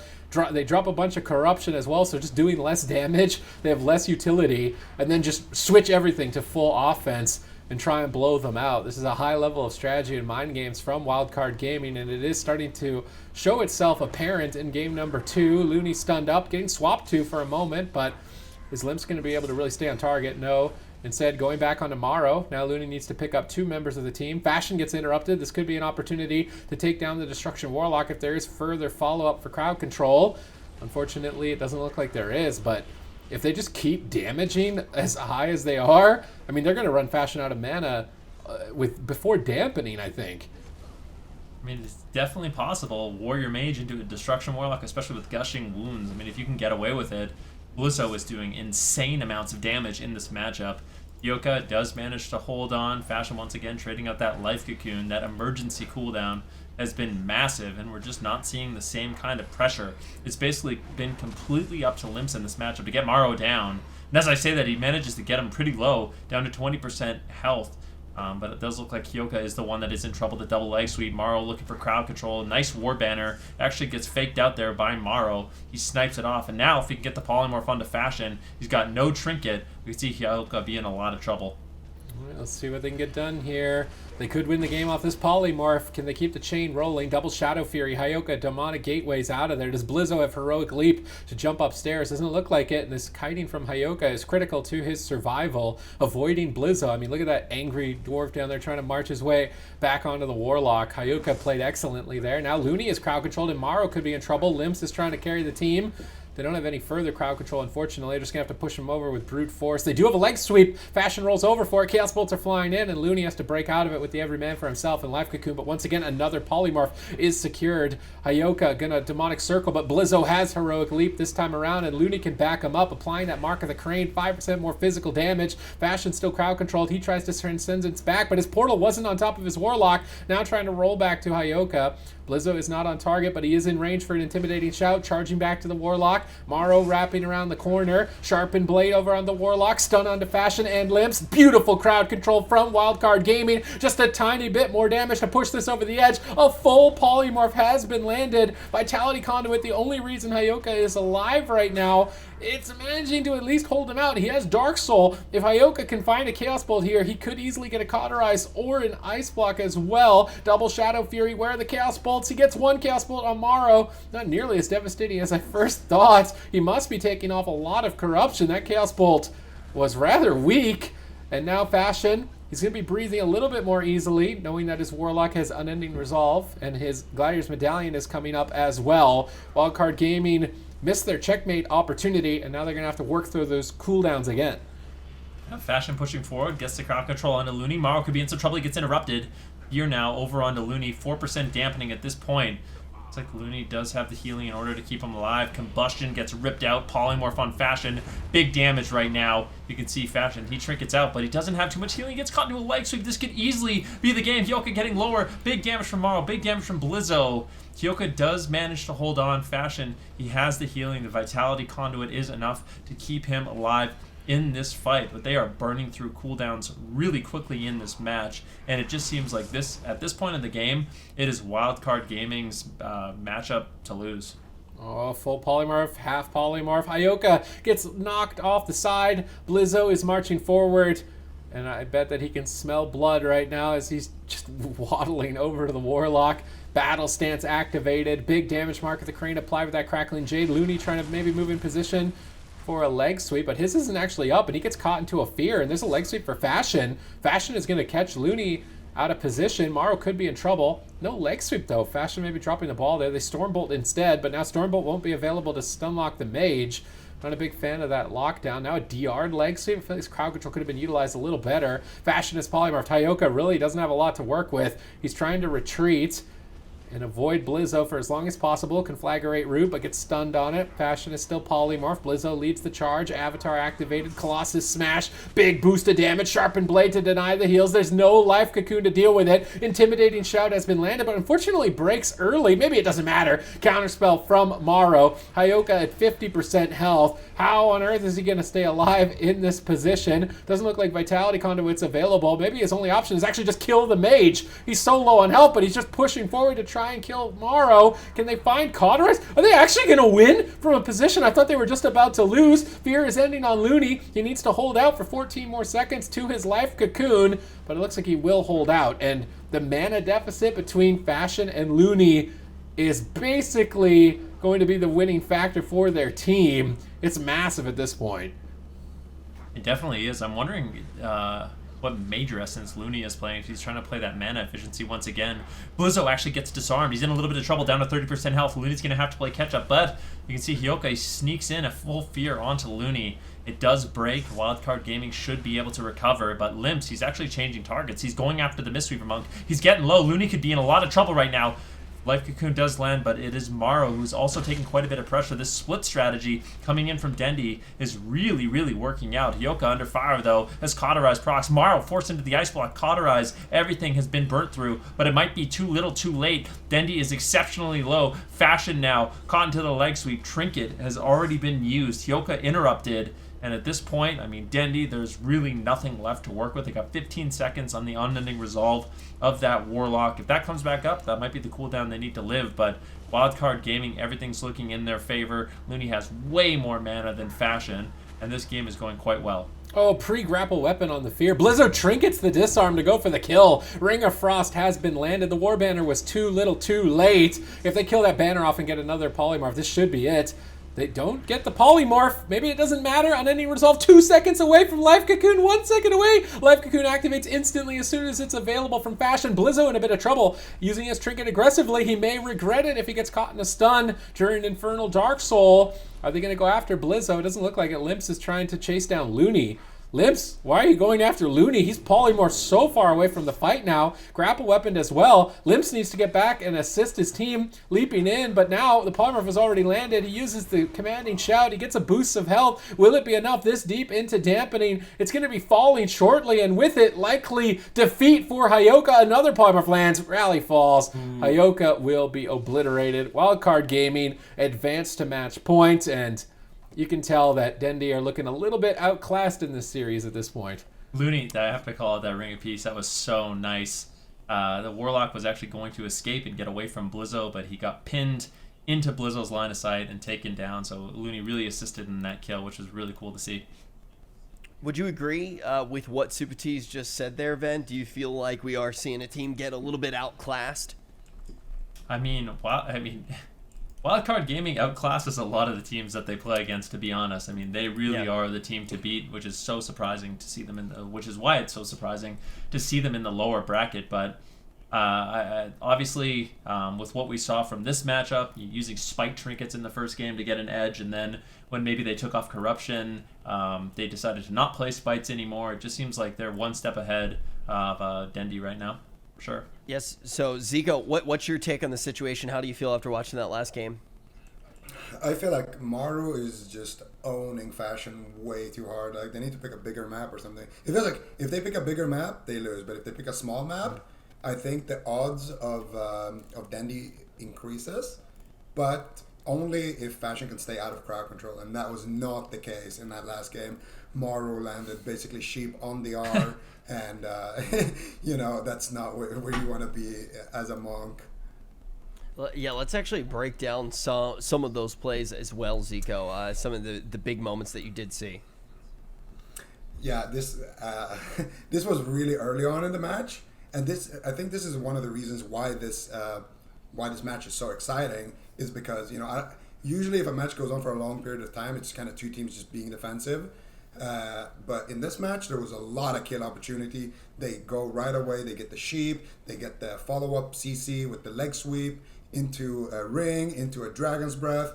And Hayoka is just kiting for his life, trying to get away, trying to stay alive long enough to get that life cocoon. But I feel like if they just got like one little lucky crit there, Wildcard would have already been, winning this game. And I think that's just largely because of the teamwork between Wildcard on this particular comp. I mean, this is like their main comp, right? But also, I gotta say, it's because Maru is just owning Fashion right now. All right, yeah, very important thing to keep in mind. What do you want to see Dendi do a little bit differently as we do head into this game 3, which can decide the series?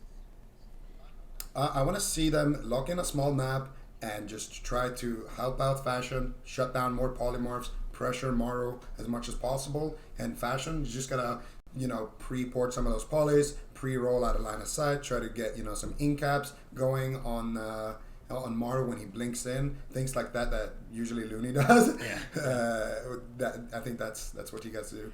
Man, also, this is going to bring us to just 5 teams, too. If we do see Wildcard able to take this one, this could send Dendi out of the tournament. And, I mean, this is kind of what we expected as well when we saw that Wildcard was going down to the lower brackets. And we knew that they were a pretty big competition to be going down to the lower bracket this early. Yeah, I feel like for Dendi, you're like, I really wish the Bergen Boys lost. They would have a better matchup into their comps rather than this setup in particular for Wildcard Gaming. Moving into match point, they need to win 2 games in a row, and I'm glad that they're going back to their bread and butter, even though maybe on paper it's not supposed to win. I feel like they have the most amount of experience on this and most amount of confidence, and that could allow them to win more than anything. They're looking to just put a point on the board, really, for the series. How do you feel about this, Venriki? Well, I feel like if there was a map for Dendi to bring in the Destruction Warlock Fire Mage, Pulveron Arena would definitely be that map. Exceptional for Wizard Cleaves just because there's so much open space, and if you play in the open, I mean, Wildcard Gaming doesn't really have too much of a choice. I think on smaller maps, the Warrior Mage Mystery Monk, it isn't too bad. As the Fire Mage, you can kind of just shut down Greater Pyroblast and Chaos Bolt with interrupts and Dragon's Breath and Polymorphs, and you can kind of just pick one target to go all in, but it's a little bit more tricky on this large map, and I feel like as long as Dendi positions themselves well in the matchup, they definitely have a fair shot in this game. Zigo, do you think Dendi can manage to take this one down? Do you think Tolveron's going to allow them to claw their way back into the series for a little bit longer, extend the series, or do you think Dendi's going to get eliminated here? Oh, I think that Maru is going to be more free than before. I think landing crowd control is going to be a lot harder, but I feel like what it's going to come down to, dampening is probably going to ramp up, and then Maru's damage is going to be instant damage versus Hayoka's damage, which is casted damage with a warrior trying to, shut you down. I feel like it still goes to Wildcard as long as Maru just doesn't, push in and try to spam sheep the healer too much. Okay, all right. This is pretty crazy. I just feel like chopping teams off, like it has been incredibly fast today, actually getting down, especially with that forfeit that Dendi did have to start things off today. I mean, this is the first time that we're actually getting to see them play, the first series that we're getting to see them play on this day, but already we are just moments away from only having 5 teams potentially left in this tournament, and Wildcard in the lower bracket could make this entire process all the more quicker. Let's see if comfort's going to be enough to help Dendi here. And Supatis, I know on this map you love to see the Wizards try to spread out and get into that Wizard corner. The trademark Supatis Wizard corner. Definitely. When you got a Fire Mage and a Destruction Warlock, there's 2 important spells, Chaos Bolt and Greater Pyroblast. And if one spellcaster being attacked drags the warrior out into the corner, then the other spellcaster can just freely rain down Chaos Bolts or Greater Pyroblasts. And this can be a really good way to just develop pressure, either force a warrior to run away, and then they're just all hiding behind a pillar. You drop Rain of Fire, maybe even like Flame Strike on them, and just kind of like slowly dot them down while they try and run away. Is the strategy that I expect to see here.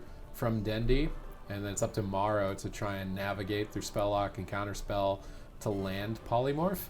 If he can land polymorph, they could develop a lot of pressure, but if he gets shut down, then he's just out in midfield being blasted by Greater Pyro and Chaos Bolt.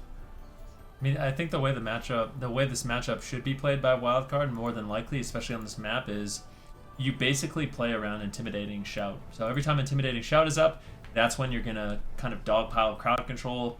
It's very unlikely we see Morrow get, big crowd control chains by himself. He's gonna be reliant on Looney and Blizzo to get Intimidating Shout, Paralyze, as well as the leg sweep, and that's when they can, bust on a target and try to get that damage rolling. They can pick either the Mage or the Warlock, do an all-in, and then when they don't have that instant crowd control, they play much more defensive at the pillar, don't take too many risks. And I think if Wildcard Gaming does that, it can be really difficult for Dendi to actually win this match.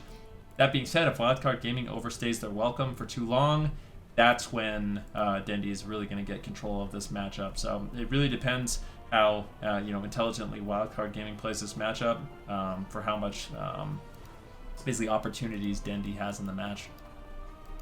Okay, so yeah, you talk about opportunities in the matchup. That's going to be a very important thing to keep in the back of your mind. Also, the stakes going to be very important. Only one of these teams can remain in the tournament, and Tolvaron going to be the map that can decide it. I think that you guys have all kind of done a really good job of breaking down what we can expect to happen. But Fen, I do want to go back to Warriors in general, because you've talked about them at length, thinking that they will be very strong in the tournament. Have we started to see that bear fruit yet? I mean, if there's any Warrior that was going to make it work, it's definitely Blizzo.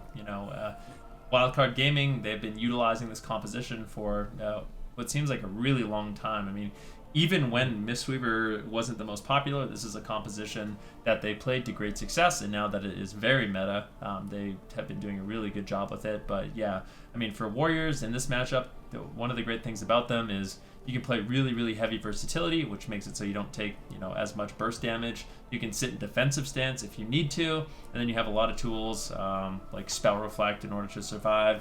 Then you have that instant crowd control, utility of Sharpened Blade. It's just, I feel like Warriors have a really, really good toolkit, and a good Warrior with that toolkit can really make a lot of plays happen.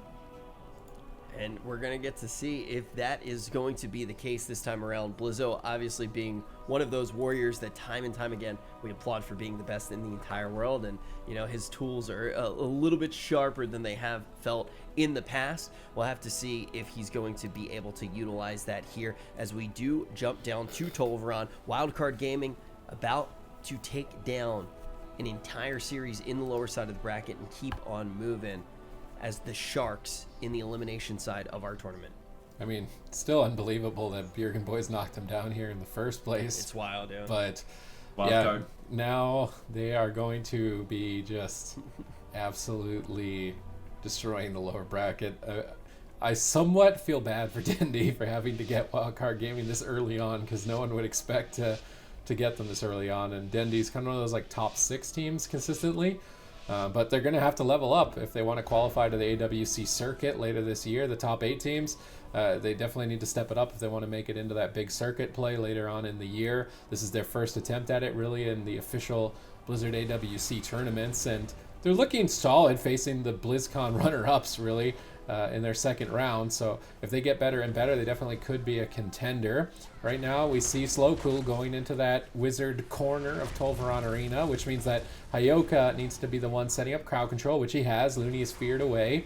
Blizzo being targeted down as the melee class, but Slowcool equally in trouble because Morrow has navigated through and found a full polymorph.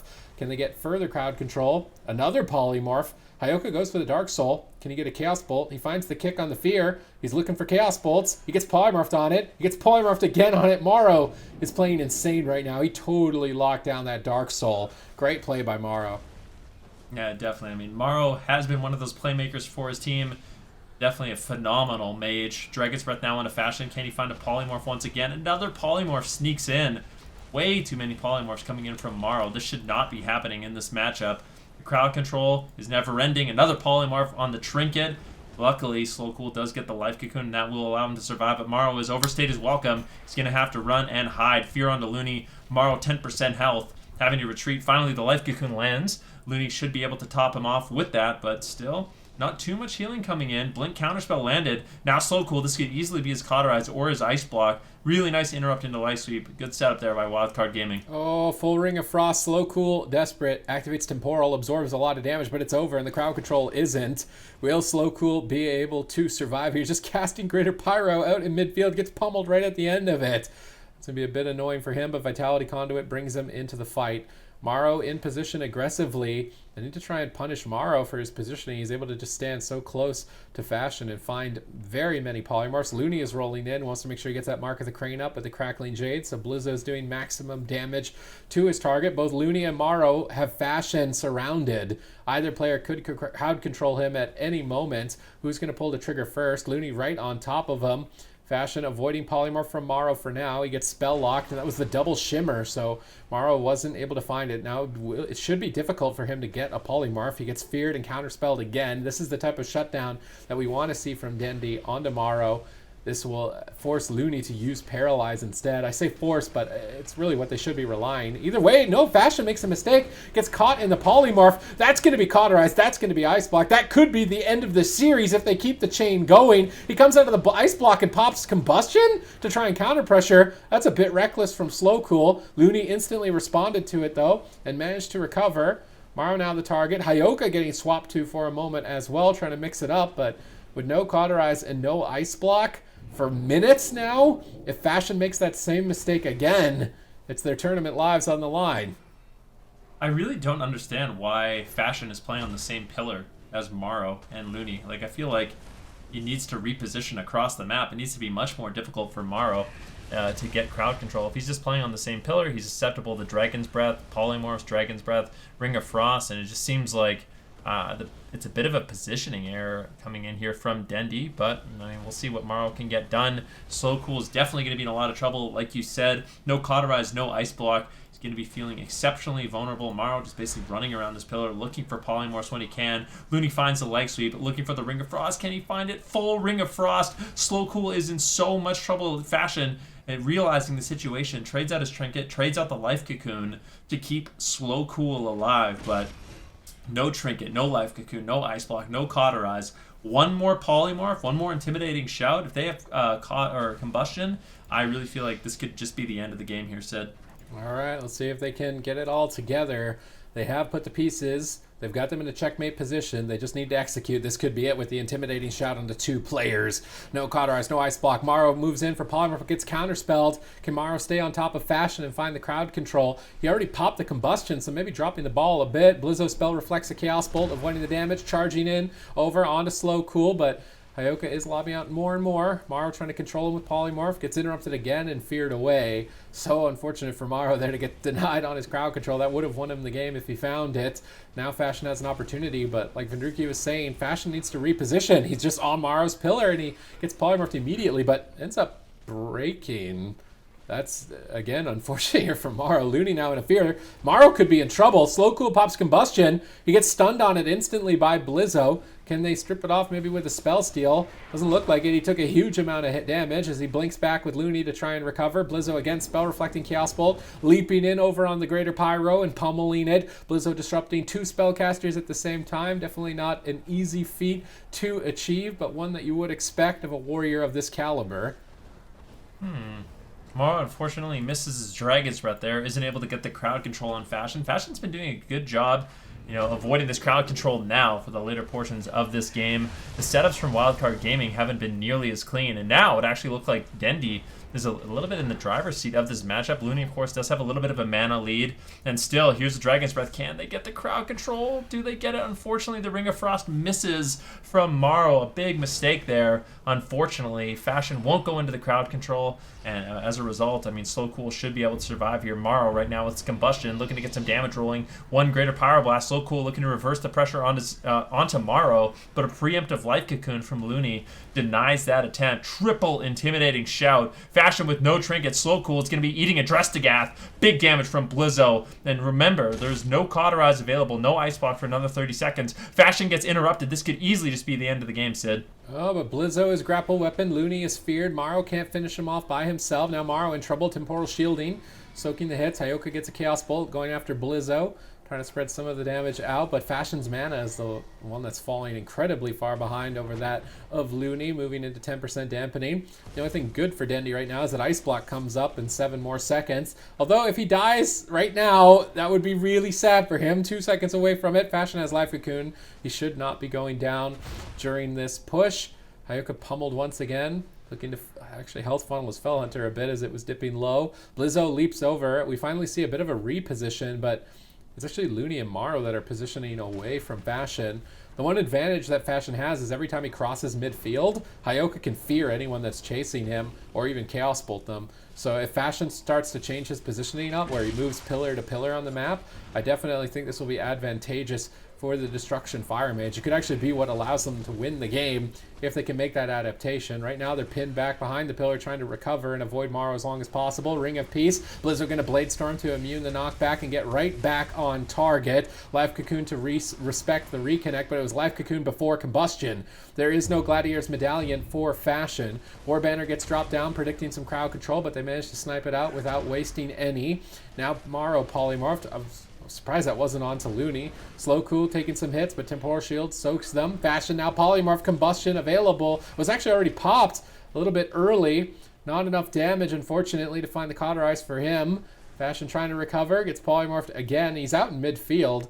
Could be controlled for some time. Intimidating Shout, but Intimidating Shout actually breaks to the Warbreaker. Bit of a missed position there from Blizzo. His own damage and cooldown breaking his crowd control. He's just trying to push through with Brute Force, and deep into dampening, Brute Force may be all that you need.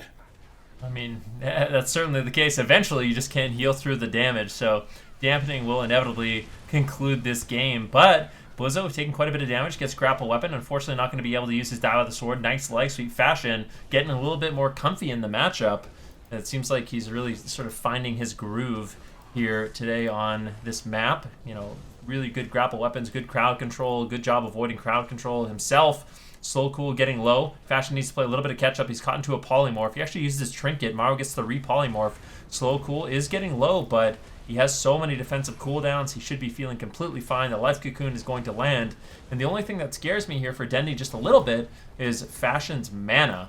But, I mean, Looney's starting to really feel the Mage Lock damage in this match. If Looney gets caught in crowd control himself, they could easily turn this matchup on its head and take down Blizzo. Doesn't have any immunity cooldowns. I mean, he's very, very durable, but just one clean setup onto Blizzo could be all Dendy needs to close out this game. All right, let's see if they can do it here.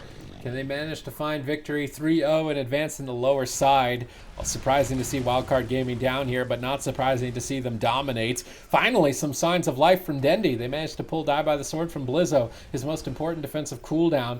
Because it is so long, 3 minutes until he'll see it again. He probably won't see it again in this game if he ends up dying, and he will be vulnerable, but he's just trying to push for the win while Fashion is counterspelled. Blizzo Blade Storms out of the Frost Nova. Slow Cool desperately tries to reposition, but he brings Blizzo right to Fashion for an intimidating shout into a full polymorph, and Drestigath immediately nets the Ice Block. Slow Cool decides to value his Cauterize more than the Ice Block. He's holding out for now, but Blizzo's in battle stance. He is ready to close this. Fashion gets stunned up, and this should be the Cauterize in the Stormbolt. Slow Cool triggers and blinks of Blizzo. Charges and reconnects. Cauterize is triggered. Slow Cool is melting away right now through the Life Cocoon as its defense subsides. The next crowd control could close the game, but Blizzo might have overextended. Hayoka looking to snipe him. Spell Reflect manages to drop through, but Looney gets spell locked. Hayoka hard carrying the team in these final moments right now. If he finds the fear on Looney, they go for Paralyze. Looney sneaks in the Life Cocoon right before it lands. Both healers in crowd control. Who will fall first? It looks like Slow Cool is the one who is so far on the back foot. Double crowd control. Nobody can help. And Blizzo will finish the job. Wildcard Gaming 3-0. Yeah, Wildcard does it in style as well, running a little bit of a clinic onto Dendy. I will say ultimately well played by Dendy, but it looked like they got a little bit outclassed here.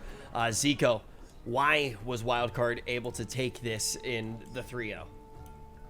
I gotta say, it's always so hard to kind of pick out an MVP, but I feel like for me in this series, it's gotta be Morrow. Morrow had insane control the entire game over the enemy healer. He was able to find polymorphs against Mage, Warlock, on Tolvir on its it's one of the hardest things you can do, you know. So I think Maru did a good job balancing his offense and his defense, kind of playing aggressively, forcing out a cooldown, but then running early enough so that he wouldn't have to use his cooldowns. And in the end as well, if you guys notice, Looney, after he gets counterspelled, goes behind the pillar, then he uses Fortifying Brew and his life cocoon, and he gets paralyzed at the same time. And this is something that Looney does. He reads when he's about to get crowd control, and then he just stays behind the pillar, and then he goes out and kind of spell batches that. So he gets crowd control, but he also gets a cooldown out at the same time. And when you use the Fortifying Brew, you actually increase the amount of healing and absorb that your cocoon does. So Looney, knowing that he's not going to be a target in this matchup, just throws out some of his own defense to keep Maru beefy, to keep him going offensive. And it's small things like that that just makes Wildcard such a scary team. Yeah, you talk about some of the small things, some of the minutiae. Let's actually take a look at some of the plays so we can get a better feel for some of those incredible things that they do, Zico. Yeah, I mean, I think we're going to watch the kill right now, and it's the exact thing. Looney gets counterspelled, goes all the way behind the pillar, waits for the lockout to end there. Maru's getting aggressive, trying to land a repolymorph. Slow Cool is trying to shut that down, because if he can do that, then he could survive. Maru is the biggest threat for him right now. Unfortunately, the crowd control is too long, and they are able to grab that kill. And you can also see Looney's play right there with the Fortifying Brew cocoon after that spelllock ends as he gets paralyzed. So just clutch decision making on Looney's part, and you know, good mechanics on Maru's part. Blizzo always super solid on that warrior. He's gonna be a hot 3-0. I gotta say, Ven called it even before the tournament started. When we were all hanging out, I guess it was a few days ago now, 2-3 days ago. Ven instantly said he thought teams with warriors were going to absolutely thrive. I think it is, though, still something that we need to state. It is surprising to see Wildcard Gaming needing to even play the series, needing to be in the lower portion of the bracket. But we still do have one more matchup today. That one is going to be an elimination series as well. We are going to be taking our 5 teams and turning it into just 4. So let's start to talk about that upcoming series just a little bit, and what we actually expect to see. Super Tees, what do you think about the next 2 squads? Well, you got Enlight, which is basically a jungle cleave only team, and you got Enigma that's playing all of the meta comps, the Destro Windwalker, the Demon Hunter Windwalker. I imagine they're probably just going to play Destro Windwalker, Mistweaver, and if they run Imp Pet to dispel Freezing Trap, it's going to be very difficult for Enlight, I think, to find victory. This is where we have to see whether or not Zuniaki is going to trust in his Discipline Priest, or if he breaks out the Mistweaver Monk, that he's kind of prepared to deal with the meta, which is Mistweaver Monk. Yeah, I mean, let's just say really briefly as well, how do we actually feel about jungle right now in the meta, Zico? I feel, Enlight, they remind me a little bit of, the Golden Guardians in NA, the move, where they play their mains, they're super, super good at it, and if their mains happens to be a meta comp, fantastic. If not, you can still expect them to be on broadcast, to make those top 8s and have a couple of deep runs, just purely based off of their individual skill. And I think Enlight is one of those teams, absolutely. I don't think jungle is particularly a great comp right now, but I think they make it work because they're that good at it. Yeah, it's kind of that battle of individual skill on mains versus the meta. It's a battle that we have started to know very well, right? It's something that's happened throughout quite a few different metas, and that's what we're going to see right after this quick break.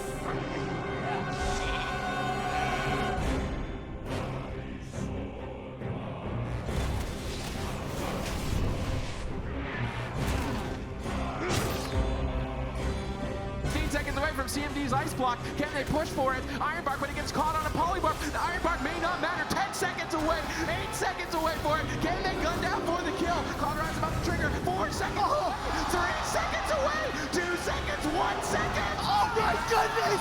Oh my god! My heart is still racing from that ice block.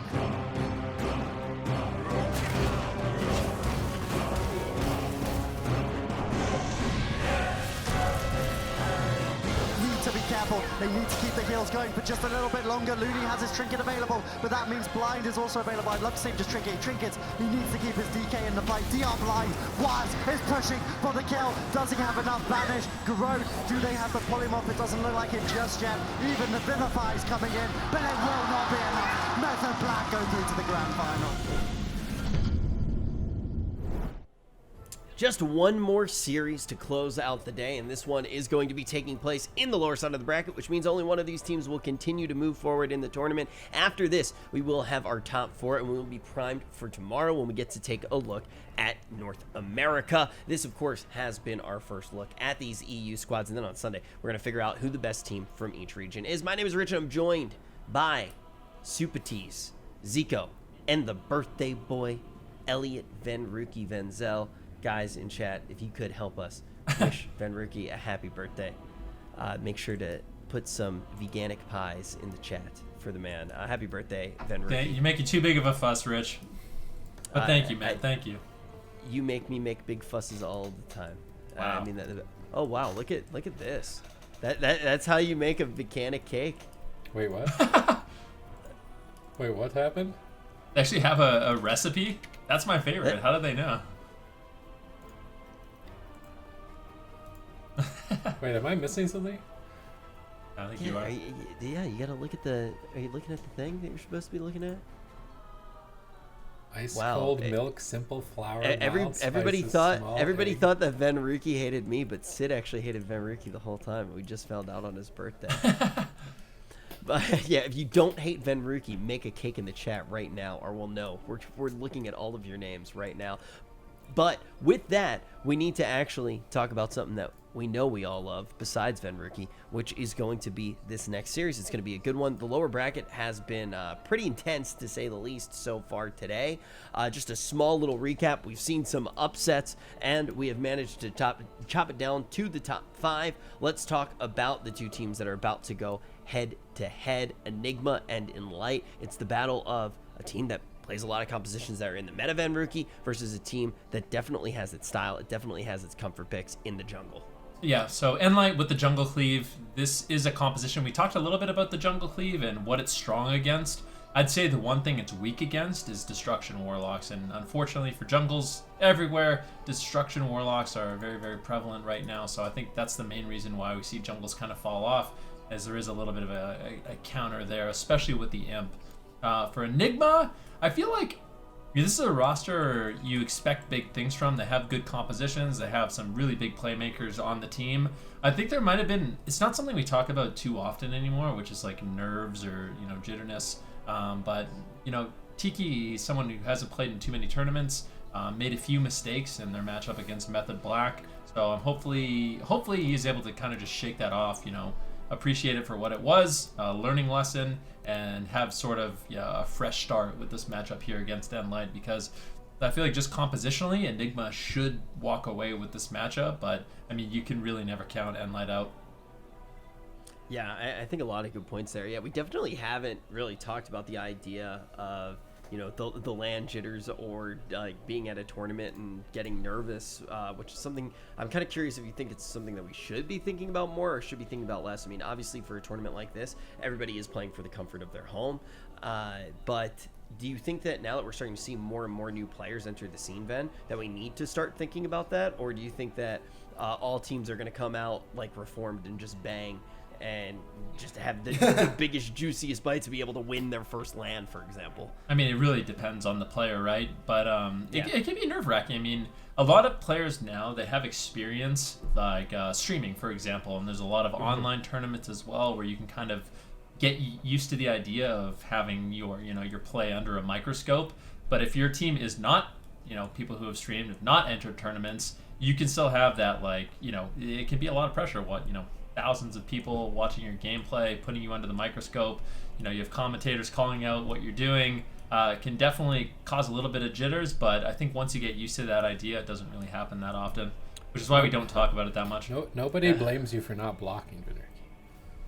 It's his Dude, birthday, bro. do you know who messaged me the other day? Yesterday. Soda messaged me. I'll tell you, I'm going to read out exactly what he says. He's like, people still say down goes Vinruki. I'm so sorry I didn't heal you better that day. He said, I could have cycloned, I could have hibernated the pet, and had full peels, but I didn't. I failed you. That's what Soda said to me yesterday. I had a really good joke there, but you know what? It's your birthday. We're not talking about ice blocks at all. And luckily, in the next series, we don't need to talk about ice blocks either. We're not going to be seeing any mages. Enigma and Enlight have gotten ready for their blind pick on the Grand Arena, the final series of the day. We are going to see Infernian on that Warlock, and Ben already mentioned Warlocks are going to be somewhat of the bane of the jungle as we see these two squads go head-to-head. All right, let's see what they can get done here. Zuniaki's been polishing his orbs to play this Mistweaver Monk, as it's been such an attrition-based battle in the arena meta. The Disciplined Priest just runs out of steam a little bit short, so the Mistweaver Monk is looking to grab as much airtime as possible. They do get Mark of the Crane, so 5% more physical damage for the Hunter and the Feral and their deadly Drestigath trinkets. That's definitely something to take into account. We're seconds away from the final series of day number 1, AWC Cup number 1 Europe. Tomorrow is North America, so you definitely want to tune in all weekend. It will be non-stop arena action, and who is going to be the last Elite Four for Championship Sunday? We're about to find out. Ooh, let's see what happens. Fear on Zuniaki, leg sweep on Facile. Do they have the damage? Infernian gets shut down. Nice backup there by Cassidy, but Rezus almost single-handedly completely souls Facile. Luckily for Zuniaki, he has a life cocoon to immediately top him back off and keep him nice and healthy, but Facile still feeling the pain. He's going to be looking to run away. This is the Dark Soul from Infernian. He has a lot of damage available. One Chaos Bolt lands on Cassidy. Leg sweep comes in. Luckily, Facile, realizing the situation, goes in, interrupts Infernian, and that is just so important. When you play against the Destruction Warlock, you have to respect the Dark Soul Chaos Bolts. If you do not, you can just instantly lose the game. And definitely Enlight realizing what had to be done and pulled it off beautiful in order to survive. Facile being targeted down. Exhilaration, but now double Mortal Coil paralyzed. Infernian doesn't find a Chaos Bolt, and without Chaos Bolt, I don't think we're going to see Facile go down. He tries to find a double Shadow Fury. Cassidy pre-stuns it and avoids Chaos Bolt for a moment. Skull Bash available as well as Muzzle. They have both interrupts to stop Chaos Bolt. While they're stunned, they can't use them, and the leg sweep is a great stun. Zuniaki going to respect that and activate the Life Cocoon, and they switch targets off of Facile back to Cassidy, trying to burst down 2 targets and run the Mistweaver out of mana. This could end up just being a mana game.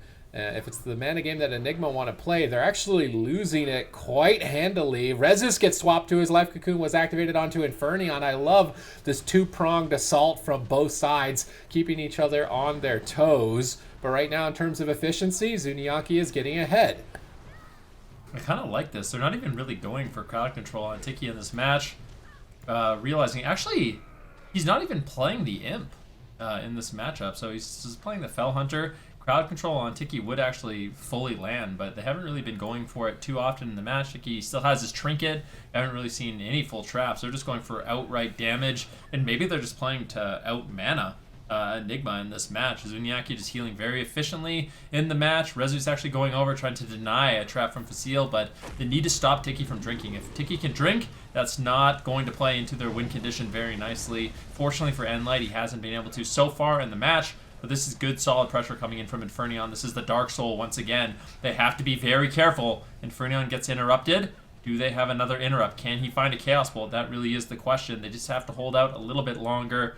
Anytime Dark Soul is up, you need to be on your toes. And once again, Enlight deflects. Yeah, Ring of Peace interrupts that Chaos Bolt. No uptime whatsoever. Infernian being pushed back. He spell-locked Zuniaki. He wants to be aggressive, but he's actually the one who's falling a bit behind. And Zuniaki's team have basically turned their Jungle Cleave into a Demon Hunter Death Knight, where they're just focused on surviving and attacking the Warlock as long as possible and winning on mana. They can do this with the Honor Talent leader of the pack from the Feral Druid, so all of the melee attacks in the game have a chance to heal for a % of their health. This is very important for the Survival Hunter and the Feral Druid to stay alive. We see Facile jumping in to try and get a freezing trap, but he gets paralyzed, ring of pieced away, well timed by Tiki. Looking solid in game number 1. However, he needs to try and drink, and if Facile continues to chase him, I don't think he ever will. Zuniaki still maintains a significant lead in that regard. Now fully feared, though, this could be an opportunity. Infernion not finding anything just yet. Gets stunned on the Chaos Bolt by Cassidy. Tiki into a freezing trap. Won't be able to heal Infernion. Infernion gets Scorpion stung, but dispelled instantly by Rezus. Good poison dispel in the silence. Facile getting bursted down. Drestagath into Chaos Bolt. Immediate life cocoon from Zuniaki, but is a fair and efficient trade. And so long as he keeps playing efficiently, he will eventually overwhelm the other team with just pressure. Ooh, Facile and Cassidy could be in a little bit of trouble. Tiki rolls over, trying to land that leg sweep. Does manage to find the double. Good double stun there, but look at Zuniaki's positioning. He's been feared up. I don't think he's been feared once this entire matchup. Just playing at the pillar as far away as possible, letting Cassidy, letting Facile do the work, put out that consistent pressure with the Feral, with the Hunter, and just keep them alive for as long as you can. Don't risk your positioning. Don't risk anything at this point. Just keep them nice and healthy. Allow them to do what they do, and eventually Tiki will go out of mana as long as they can deny the drink. Infernals drop down. Once again, Dark Soul is available for Infernion. It's rotating up so quickly. The double Chaos Bolt, the double coil comes in. Facile immediately having to use his aspect of the turtle. Infernion gets caught into the bash. They cannot afford to allow him to get any more damage off in this match. But even though Infernion's getting shut down on these Chaos Bolts, there's just so much pressure from the Infernals that drop down, as well as Rezus, that really taxes Zuniaki's mana. I mean, he's been having to heal quite a bit. The Life Cocoon trades out, and mana, although a little bit in favor of nLite, is really starting to even out. All right, let's see if they can even it out here with dampening kicking in. Eventually, healing will do nothing. Currently reduced by 2% and ramping higher and higher. Facile jumping over, looking for crowd control on Zuniaki. Stuns Rezus, onto Tiki. Stuns Rezus. Tries to just finish him off here, but not finding enough damage, unfortunately. Life Cocoon will be enough. They actually just trap Rezus on the Life Cocoon out of line of sight. Tiki's not even wasting his time dispelling that, but that's 8 seconds of no Windwalker. 8 seconds of more time to burn down Tiki's mana, which is burning probably twice as fast as Zuniaki's at this point. Cassidy charging forward with a big ferocious bite, but stacks up for a double leg sweep. Infernion gets Ring of Peace on his Cataclysm, still finds it into a double Shadow Fury. Really trying to min-max the damage here and get their mana even with Zuniaki. Tiki looks like he's running off into the outskirts of the map to find a drink. If he regenerates mana, he'll definitely be happy about it. Stampeding Roar from Cassidy over there denies Tiki from drinking. He rolls back into the fight, activates Vitality Conduit, saves the day and saves a lot of mana with it. But now Facile jumps over, secures the freezing trap and looks to charge in for big damage. Tiki trinkets it, rolls in for a double leg sweep. Really trying to play efficiently there. The trinket perhaps not necessary with Berserk coming up for Cassidy. Coordinated assaults coming up for Facile. They have big damage cooldowns. Tiki will have no way to escape crowd control, and that efficient trade of his medallion earlier on could come back to bite him. Ooh, this is trouble time for Infernion. Big damage coming in from Enlight.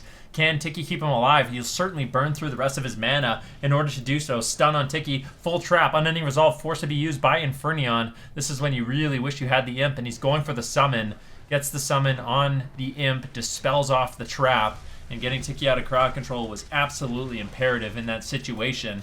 We're at 13% dampening. Zuniaki actually starting to feel the pain of that healing reduction, as well as all 3 members of nLite hovering around 80% or lower. Zuniaki finding a little bit of heals, keeps his team nice and stable. Tiki, in the meantime, he's positioned very far away. They might actually allow him to drink, but I think maybe Cassidy and Facile, they're just going for it. Unfortunately for Tiki, only gets a little bit of mana back in that exchange. Sometimes that's what you want to do. The healer tries to escape and goes for a drink. You just go for raw damage, use your offensive cooldowns, try to just force him to stop drinking by actually taking down his team. And that's what we saw there. Infernion, a lot of damage on him. Tiki had no choice but to come back. But as a result, I mean, Enigma, they're going to be nice and healthy right now. Fist of Fury flying, but stunned into Freezing Trap. This could be devastating for Infernion. How much damage do they have? No unending resolve, but looks like the Freezing Trap has ended prematurely. Cassidy now in the run. Dodges the double leg sweep. Beautiful positioning. Trying to save Facile by stunning Infernion. That could have been maybe even the end of the game if Cassidy didn't move over to the side there quickly and dodge that leg sweep. Zuniaki, life cocooning Facile, trying to stay ahead of the game here. Crackling Jade Lightning to get that Mark of the Crane up as well, maximizing that efficiency.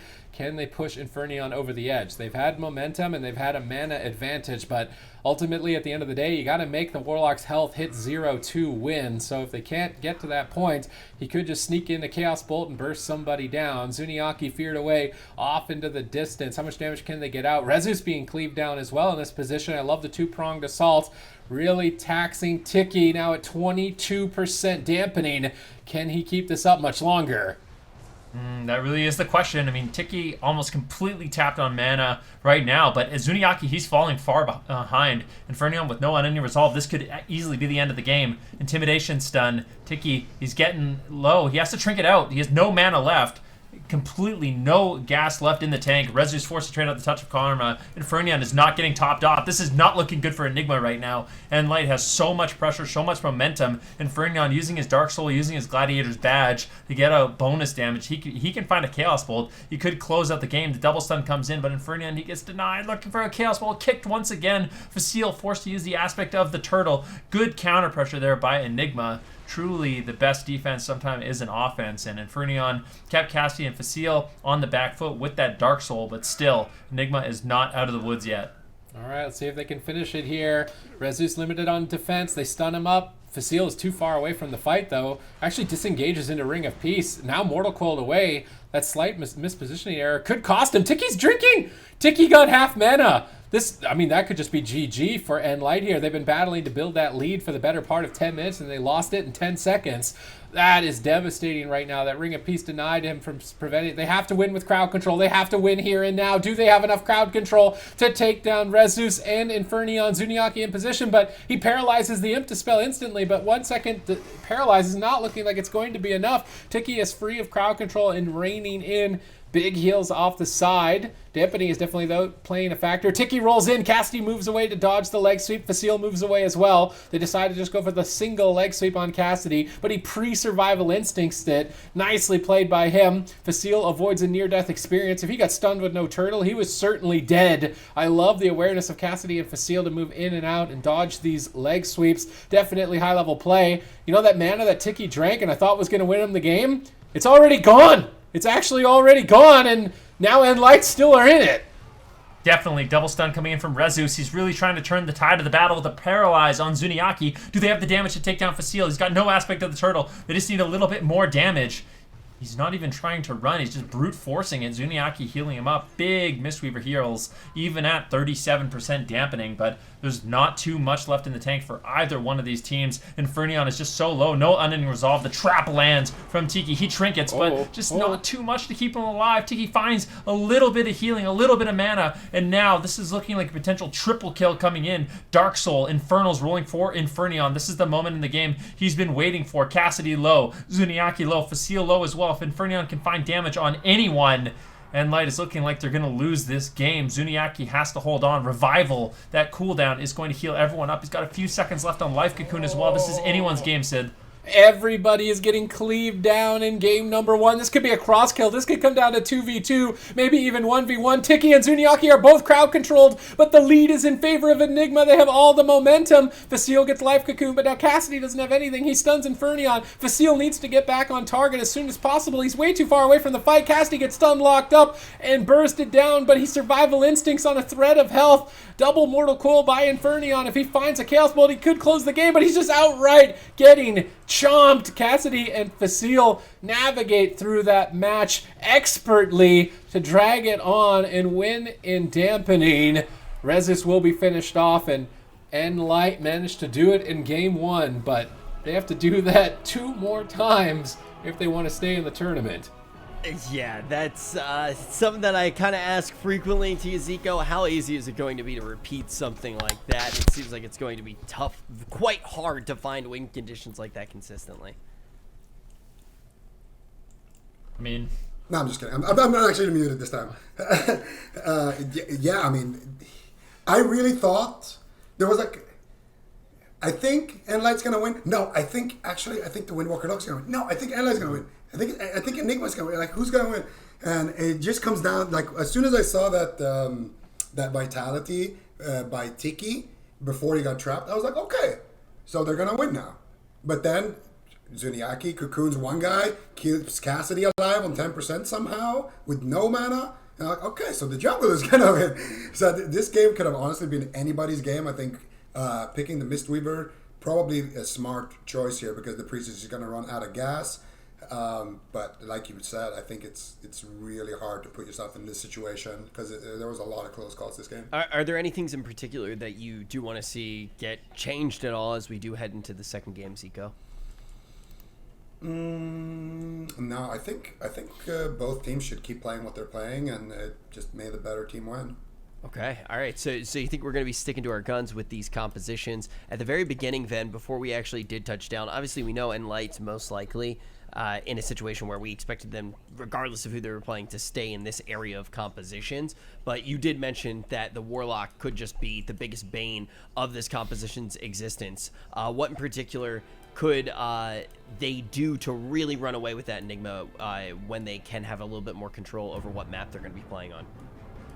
Well, I mean, I guess it's a little bit different when you have the Mistweaver Monk, and I mean that's the good thing about Zuniaki showing that flexibility and bringing in the Mistweaver Monk over the Discipline Priest. It seems like there's a little bit more depth there. Infernion obviously feels like the only way they're going to win the game is if he has a Fell Hunter out. If he can't interrupt the heals of Zuniaki, there's just no way they can kill anyone. So that's why he's not playing the Imp. We saw a few times where he was able to use the Unending Resolve, get out the Imp, and dispel a trap. But it just seems like even if we don't see nLite go for crowd control, they don't even go for the traps and they just outright do damage.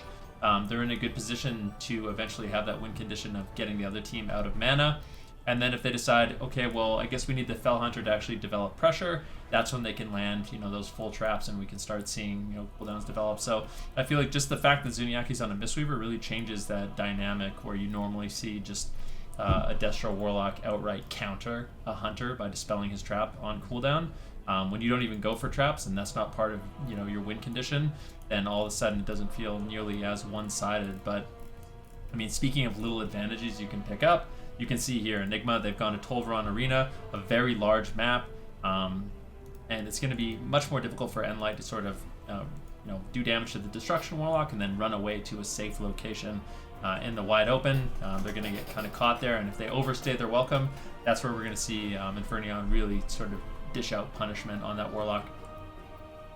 Very, very well said. Do you agree with the Monk here, Sid? We are about to touch down right now, but I do want to hear your opinion on the Monk Super Tees. Tiki is just going to be able to drink, whereas on the last map he wasn't really able to, and he actually did at one point, and I thought that was going to get him back in the game. So if he's able to drink the entire game and go into that situation with full mana, I mean, how do you recover?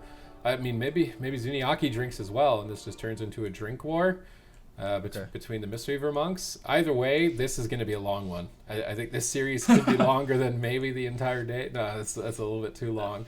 But this is one I could see going. It could actually maybe. It would be at like 8,000% dampening, but a long one indeed. Folks at home, time to buckle up. The gates are open. Hold on to your hats. I mean, the last game went to around 43% dampening, I believe, if I remember correctly. So, I mean, this could absolutely be a long one. Both Mistweaver Monks are going to have a lot of throughput in this matchup. And I feel like for Infernion and Enigma, if they're going to win this match, it's going to be off the back of Cassidy and Facile kind of dropping the ball in terms of interrupts and stops on Infernion. If he can get Dark Soul Chaos Bolts, the game could be over at any moment. So Cassidy and Facile, they have to make sure they do a really good job shutting down the Destruction Warlock as much as possible throughout the entire game. All right, let's see what Infernion can get done here in game number 2 in the earlier stages. I feel like the only team that can win before dampening is Infernion's team. I think Dark Soul Chaos Bolt is the only thing before dampening that could close this match out. So they need to be on their toes constantly and shutting them down, as you say. Double leg sweep, good engagement here. Double Cataclysm, double Whirling Dragon Punch. Lots of pressure onto Facile. Zuniaki's trying to pick him up here. No spell lock available, but he is paralyzed at the moment. Might be Facile's aspect of the turtle. Zuniaki slips in with a life cocoon at 20% health and manages to save Facile. Facile jumps in and goes for a freezing trap.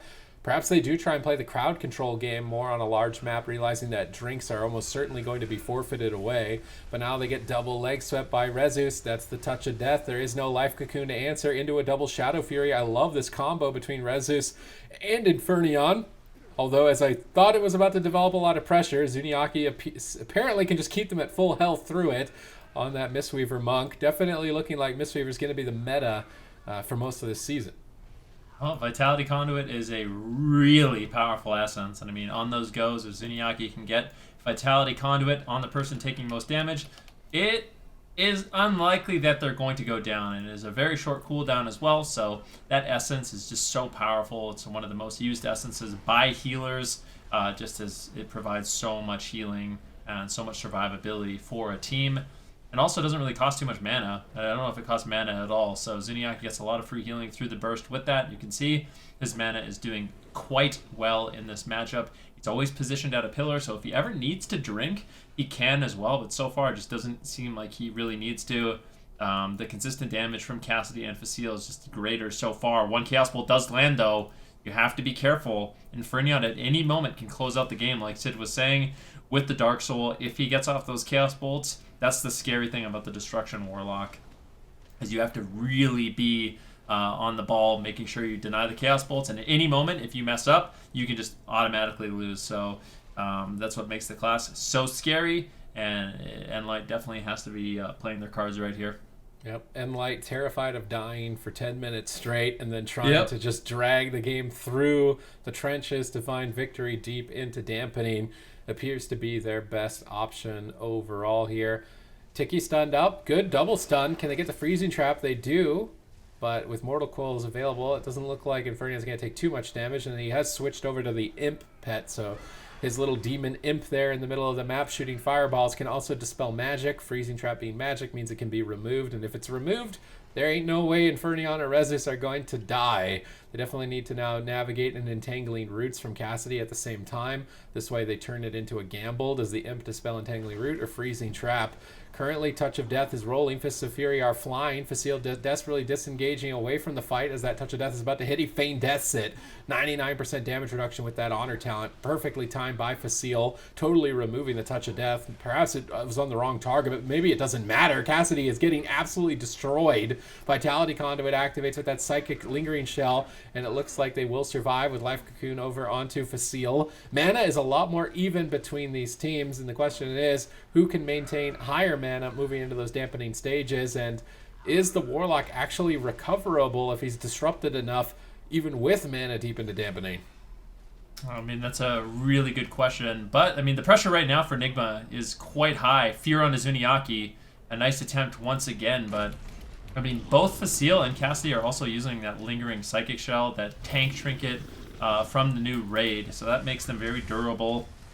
Gives them another sort of get-out-of-jail-free card against the Destruction Warlock, but Cassidy, he's just getting so low. Is it going to be enough? The Vitality Conduit does land as well as the Revival, so Zuniaki manages his defensive cooldowns, rotates through them, keeps Cassidy alive, but now they're going after Facile, and just for in terms of raw damage, it just seems like Enigma has a lot more pressure this game than we saw on Nagrand. What do we really attribute that to? Well, you've been talking about kind of jitters, game jitters for Enigma. I feel like this is probably the first time all of them as a team have been competing together, so they've just got to get more synergy, get more comfortable, and as they're getting more comfortable, we're starting to see the strengths of the composition that they're running. I mean, look at the team like Thugonomics in North America. They run this same setup, and they've been playing it together for years, and they just absolutely stomp people. So if Enigma just get more comfortable and gain some confidence, this is a composition that definitely could have a good run for them. Freezing Trap has landed. Will they get the Imp Dispel? No, actually, Infernion has switched back over to a Fell Hunter instead of an Imp. Bit peculiar timing on that. Now Tiki is stunned up. Can they push through for a kill? Doesn't look like it. Stun lock is over, and Tiki is freely healing. Both Mistweavers playing very far away. Tiki now rolling in for a double leg sweep. He ring a piece of Zuniaki, almost catching him against the wall. Paralyzes his Ore Mastery T there. Nice timing on that. Unfortunately not netting a kill, but still Tiki flexing some high-level Mistweaver play. Yeah, nicely done. Have entered dampening, so we're about 8% at this point. The last game took about 43% dampening to actually close it out. Mistweaver Monks just have so much throughput, very powerful healer right now, and Fernion actually gets the Imp Dispel completely uncontested, doesn't even have his wall, just does not get interrupted. A bit of a mistake there by Facile and Cassidy. They get the full trap, but Infernion, with his Imp Dispel, gets a free Dispel on Tiki, allowing him to not have to use his trap. Now Infernion can keep trying to get some damage rolling. Cassidy taking a huge hit of burst. Infernals have dropped down. Infernion looking to get really aggressive here. If we look at mana, Zuniaki has a slight lead in the match, but it's not nearly as significant as we saw in game number 1. Right, let's see if he can develop a significant lead in game number 2. If they can win on Tolvaron, then I'm feeling pretty confident in the nLite dream to make it to Championship Sunday and establish themselves in the Elite Four of Europe. If they can't win on Tolvaron, then this is a series that could go all the way to game number 5, where nLite need to rely on small maps to deny any sorts of drinks. But now Tiki once again rolling in for that double leg sweep, looking to find a paralyze, kind of just standing there waiting for Zuniaki, and Zuniaki's not peeking. He doesn't peek until he has Life Cocoon. Unfortunately, still gets feared off the paralyze, and Cassidy gets swapped to. Beautiful swap onto Cassidy. That nests some of Survival Instincts and a Life Cocoon. Good reaction from Enigma. Enigma once again pet swapping, Infernion pulling the Fell Hunter out. So now with no Imp, if I'm Facile, I want to be trying to get a Freezing Trap. Stun immediately onto Tiki, seeing that Freezing Trap. Oh, Rezus tried to roll over to eat it for him while it was in the air, but wasn't able to get there in time, and Tiki decides to use Gyre's Medallion to break out of it. It seems like it might not have been necessary. I mean, there was no coordinated assaults, no berserk, no real cooldowns from nLite during that freezing trap, and Infernion was pretty healthy. Zuniaki gets feared, double Mortal Coil, Infernion with a beautiful setup. Rezus with no leg sweep, unfortunately can't capitalize on it. And Facile is positioning away from the fight to avoid damage while his healer is crowd controlled. And I love that positioning from Cassidy and Facile. If they know crowd control is going to be available, they start to spread out and avoid being double Fist of Fury, double leg sweeped. It's beautiful coordination between them. You see Tiki roll in and Cassidy moves over slightly. Now only Facile is stunned and not Cassidy. Really high level play between the two of them to realize when a player is rolling in for stuns, and then also coordinating the same direction or they don't both immediately respond. This is definitely very high level jungle cleave play, disengaging away from the Fist of Fury, but unfortunately snared for a moment and unable to escape. That is going to cost the Vitality Conduit of Zuniaki. Damage is available for Infernion. Can he find a Chaos Bolt? Only the Interrupt of the Hunter available. Cassidy re-stuns him. Dark Soul still up for a moment. Infernion just needs to find one Chaos Bolt. He could close this out. Aspect of the Turtle has to be traded even without a Chaos Bolt. And Tolvaron Arena and some of the changes from Tiki, I believe he's changed his Major Essence to Lucid Dreams to maintain his mana. I mean, it's just better play, better builds, and it's going to net them a win in game number 2. Enigma tie it up. Wow. This series could definitely go back and forth. I think that's one thing that we have to keep in our mind. I think after seeing the last matchup, you start thinking, okay, are we going to see a few teams outclassed? These teams look neck and neck, and let's actually break down what did go down here. Then Rookie, what do you think now that we go to a larger map? Is it going to be the maps that really contribute to the back and forth? Well, I mean, it definitely could be. The larger maps are going to be good for the Destruction Warlocks, but I feel like if we do see nLite looking to play a mana game and Tiki, kind of adapts for that strategy, I mean, maybe they were... I mean, a lot of the time when you play against the jungle, you're anticipated getting crowd controlled, getting rushed down, so you're going to build your character according to that strategy. But if they're just trying to outlast you, you can make changes like your Major Essence, and maybe that's enough where you can just hold on mana, and then they no longer have that win condition, and all of a sudden the Destruction Warlock is once again favored. So I think it might just come down to that. And maybe we're going to need to see, Zuniaki's team and Light play more aggressive in a matchup like that where, they don't have the Vitality Conduit. That's when they can play sort of the all-in crowd control strategy and really try to just take down the game early on a small map. But we'll see. Zico. Oh, sorry. No, it's okay. Did not mean to cut you off there at all. Zico, what do you think is going to happen as we do get into the next game? I think nLite wants to go to a smaller map, and it's going to be a little bit up to, Enigma here. Do they want to swap comp and go for a melee cleave to kind of have that melee cleave on the smaller map? I don't want to see that. I don't want to see fuse done in this series, period. So I want to see both teams stick to the same comps. If there's going to be a change, maybe it's on the healer. But other than that, I want to see both teams kind of run, Feral Hunter X versus Windwalker Lock X. And I think at the end of that game as well, there was, Infernion, man, he had such a beautiful performance. You know, he got the Dark Soul, big Chaos Bolt onto Cassidy. He got one onto the Hunter, forced out the Turtle, and then right at the end of the game there, he secured a really, really quick counter spell onto Zuni, and then that's what kind of allowed them to get the kill there. So Infernion as well, it's good to see him being utilized on these bigger maps and really being able to bring the pain. Yeah, I mean, we talked about it before we even jumped into this series, though, just like the idea of the difference between these two teams, the big idea, the idea of going with something that's much more favored in the composition, and the idea of going with comfort. But when you look at somebody like Infernion, it's not like he's not uncomfortable, or it's not like he is uncomfortable on the Warlock, right? We're seeing people play at a very, very high skill level on all of the classes. I'm kind of curious to see if we do see any changes here now that we are tied up. If you're just tuning in right now, this is the last series of the day. It is an elimination series as well, so whichever team does manage to pull down this next map, they will find themselves on match point, and they will feel a little bit safer from elimination. The next map is going to be Ashmane's Fall as well. Super Tees, what do you think of this map? So Enlight are picking the big map that didn't work at all for them. Are they gonna make a change? Oh yeah, they're trying to do the takeaway strategy here. What can Kara play that would make a change here? I was wondering maybe if Ret Warrior would do okay. Who's their warrior, though? But yeah, exactly. Who's their warrior? The warrior in the past is Zuniaki. So... Well, Kara can play warrior, but he can't play the rat and the warrior. Yeah, now Zico, as you mentioned, that idea of the takeaway strategy, right? Can you kind of break down how teams try to get rid of unfavored maps for themselves in situations like this? All right, so in World of Warcraft, we have the format where two teams queue up on Nagrand the first game, and neither of the teams know what comp the other team is running. It's a complete blind pick. And then whoever loses that game gets to select the map. Then the winner of that first game selects their comp, and then the loser locks in their comp last.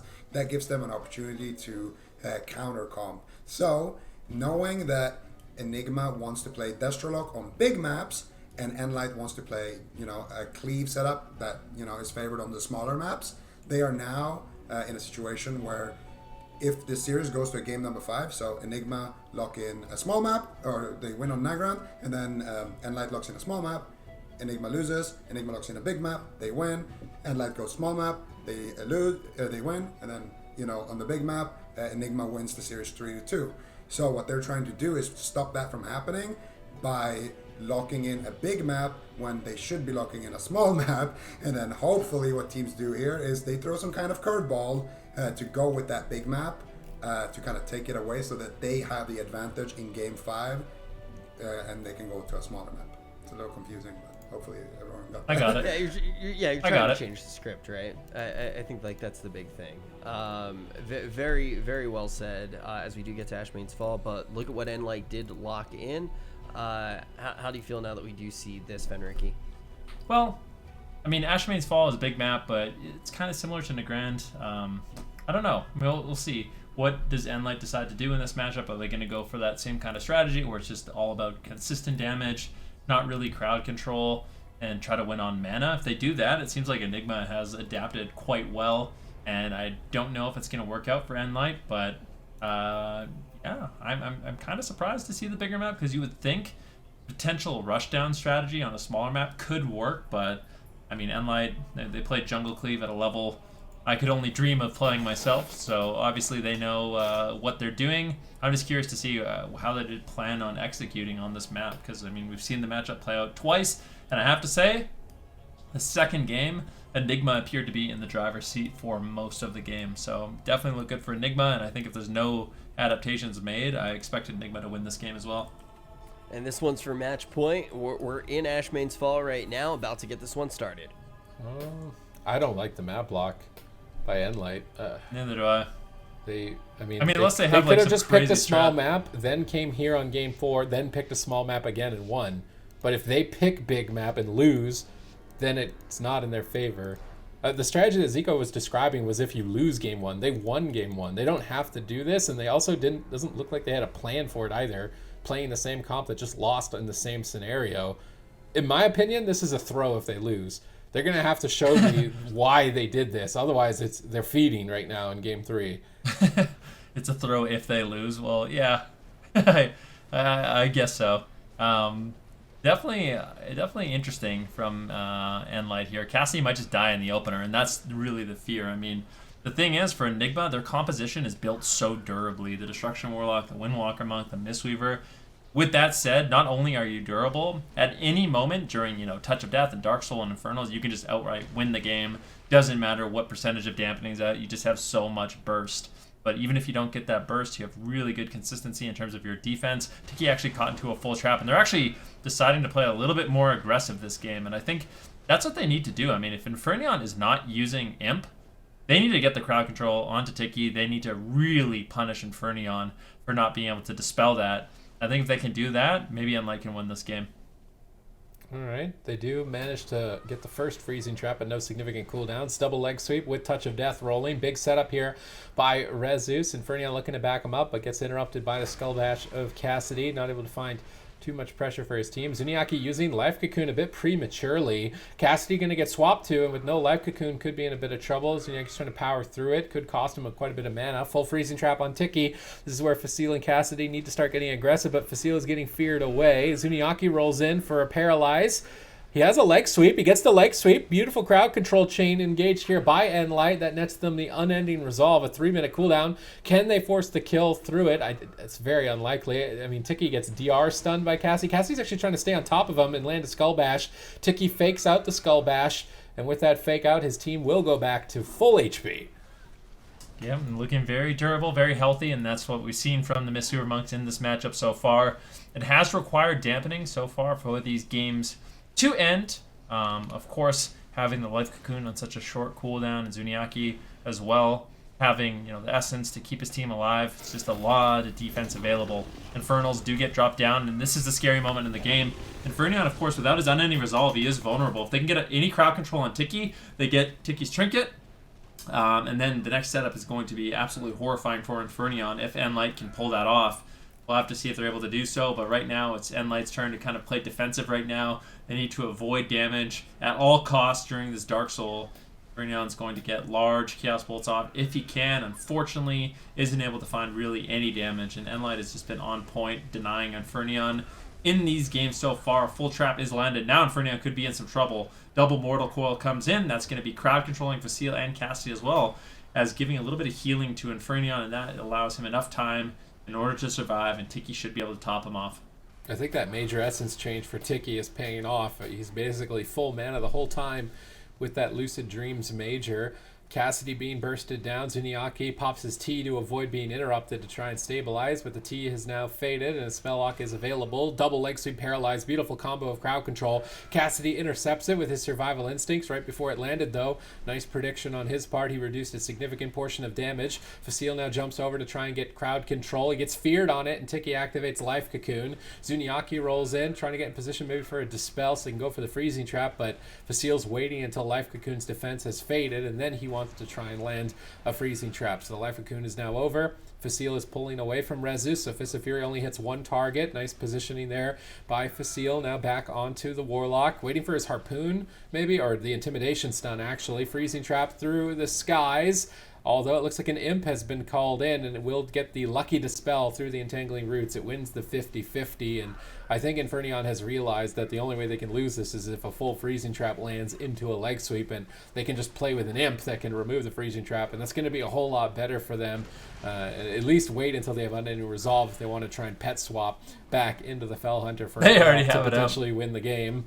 But if he's going to run the Fell Hunter, he should be switching frequently between the pets, and we have seen Warlocks do that in the past. Freezing Trap about to come off cooldown, switch to the Imp, dispel the trap, switch back to the Fell Hunter. Freezing Trap about to come on cooldown again, switch to the Imp.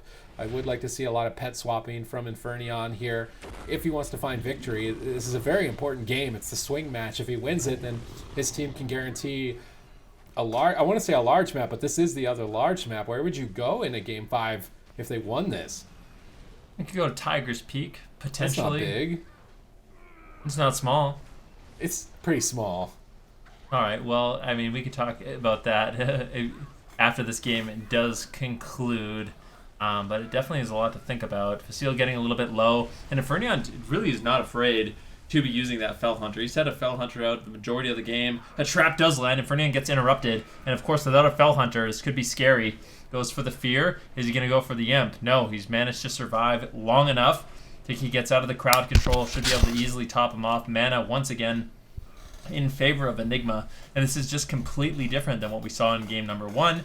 In game number 1 on the Grand, Enlight was able to just do raw damage. I think he burned through mana very quickly, but this Lucid Dreams Major, really strong for the Mistweaver Monk. He's been able to keep his mana nice and healthy, and so far Enigma is looking really good in this match. We're at 5% dampening. Finally Enlight getting a little bit of momentum, a little bit of pressure, but the double leg sweep from Tiki as he rolls in, maybe even looking for crowd control on Zuniaki. Gets the Paralyze into a full Fear. Nice setup here by Enigma. Tiki kind of being enabled in this matchup and really showcasing himself here as a Mistweaver Monk.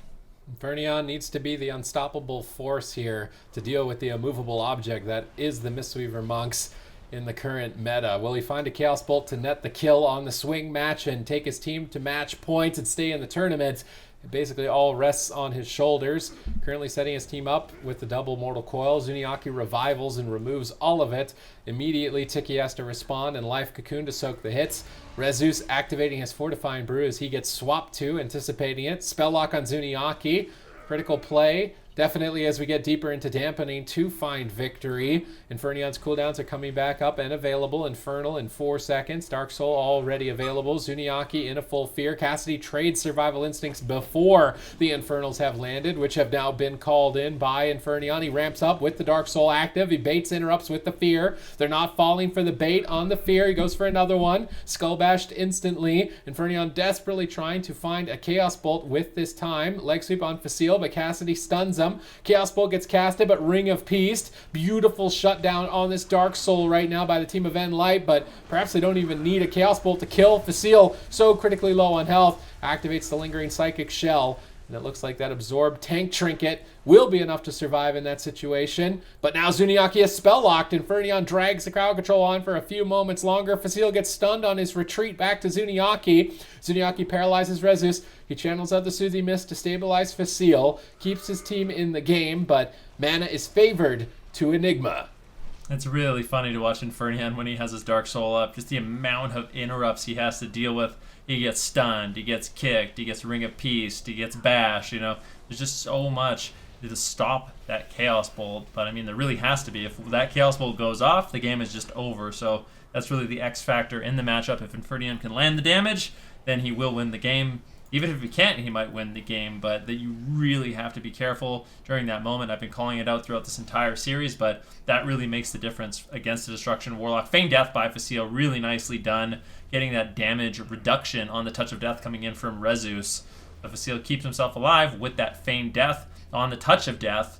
Now, without that available, Cassidy and Facile, they're going to be feeling relatively healthy. There's not too many offensive cooldowns available for Enigma right now. Zuniaki should be able to stabilize, but Zuniaki's mana is not doing great. The double leg sweep comes in. There's the Paralyze, and good night. The Chaos Bolts lands. We've been talking about it throughout this entire series. Infernion finally sneaks one through, and that is going to be 2-1 for Enigma. You can't stop the Chaos Bolts forever. They're spicy meatballs. Eventually, they're going to get on through.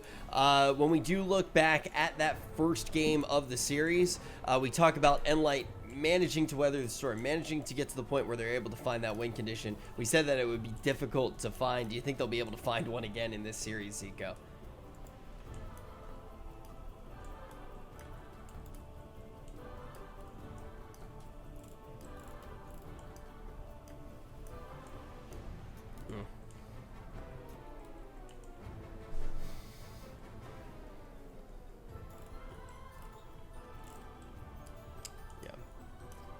Pretty sure Zika was muted. Yeah. Dude! Remember when he was so confident that he pretended to be muted, like he was never going to mute again? Yeah, I know. That's the best part, I think. I'm not sure which It is was the funnier, last that series. joke or this. Well- Zico, say everything you said again, because it was incredibly true. Any truers in the chat? Yeah, I honestly, guys, I gotta just get used to this at-home setup. Like, I get it. My bad. I'm working on it. You're fine, Yeah. dude.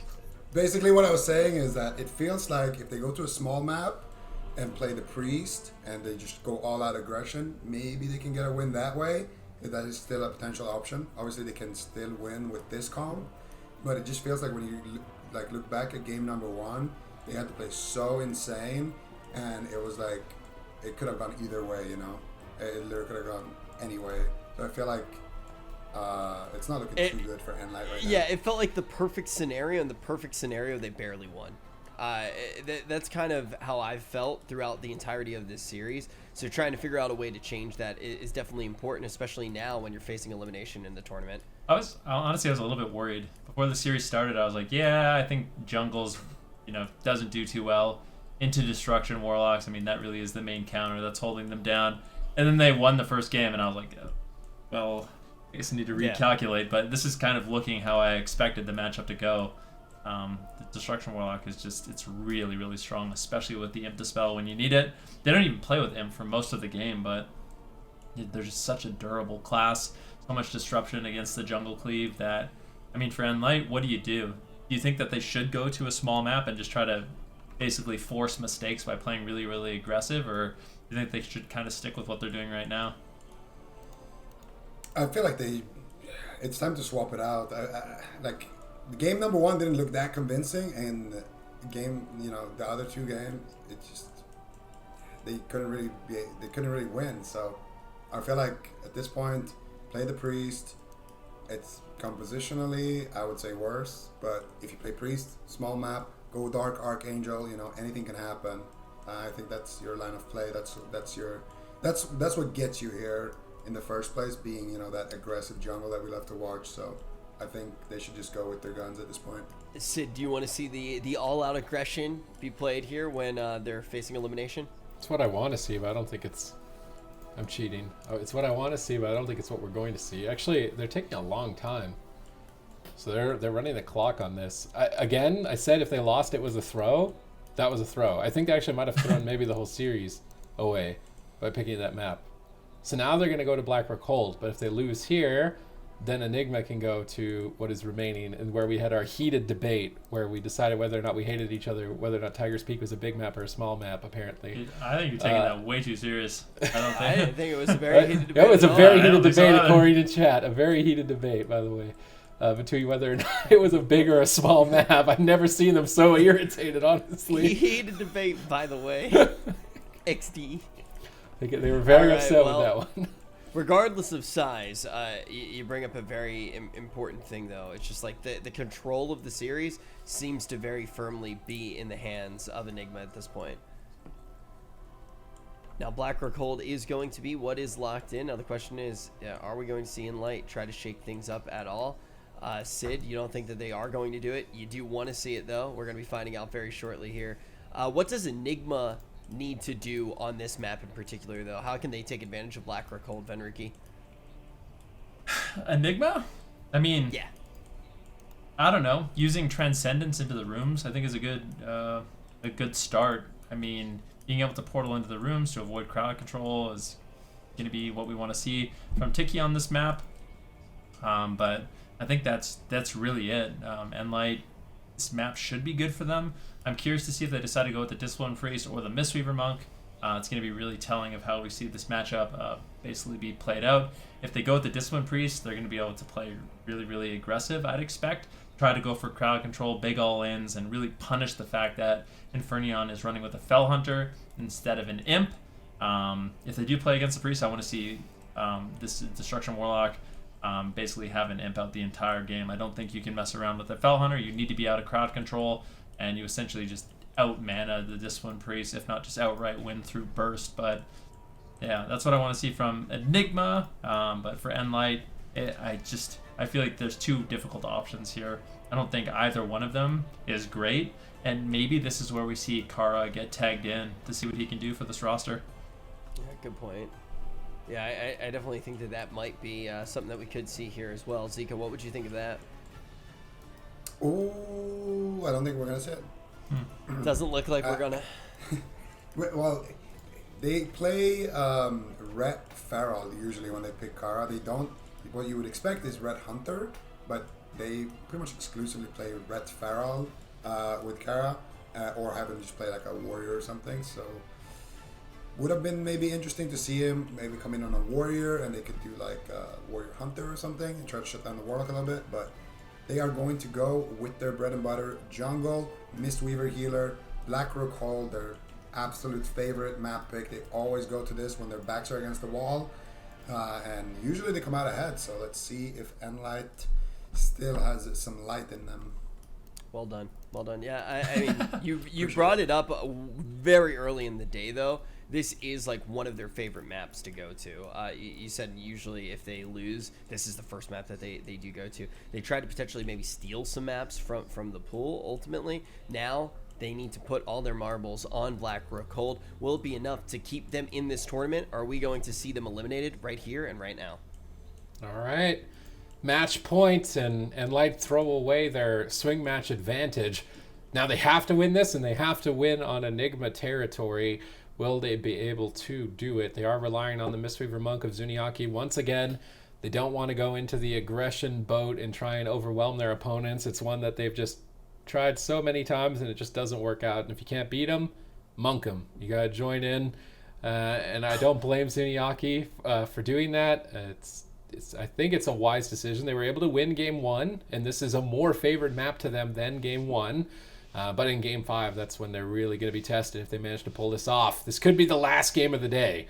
You don't want to miss it.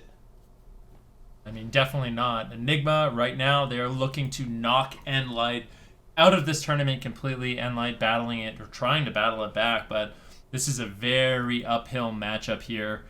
I'll have to see what they can get done. Infernal's being dropped down basically first global by Infernion. Dark Soul as well, just really trying to get aggressive. And this is actually something we see a lot of Destruction Warlocks do. Literally just press all of your buttons at the beginning of the game, try to cause havoc within the match, force out a lot of defensive cooldowns, and normally you'd expect a jungle to play aggressive early on, but it is going to be the Destruction Warlock that forces nLite to play defensive. Oh, they're playing Spites. Interesting here from the side of nLite. Infernion trying to escape that with the Tiger's Lust. Managing to do so for now. That Ring of Peace a little bit too late.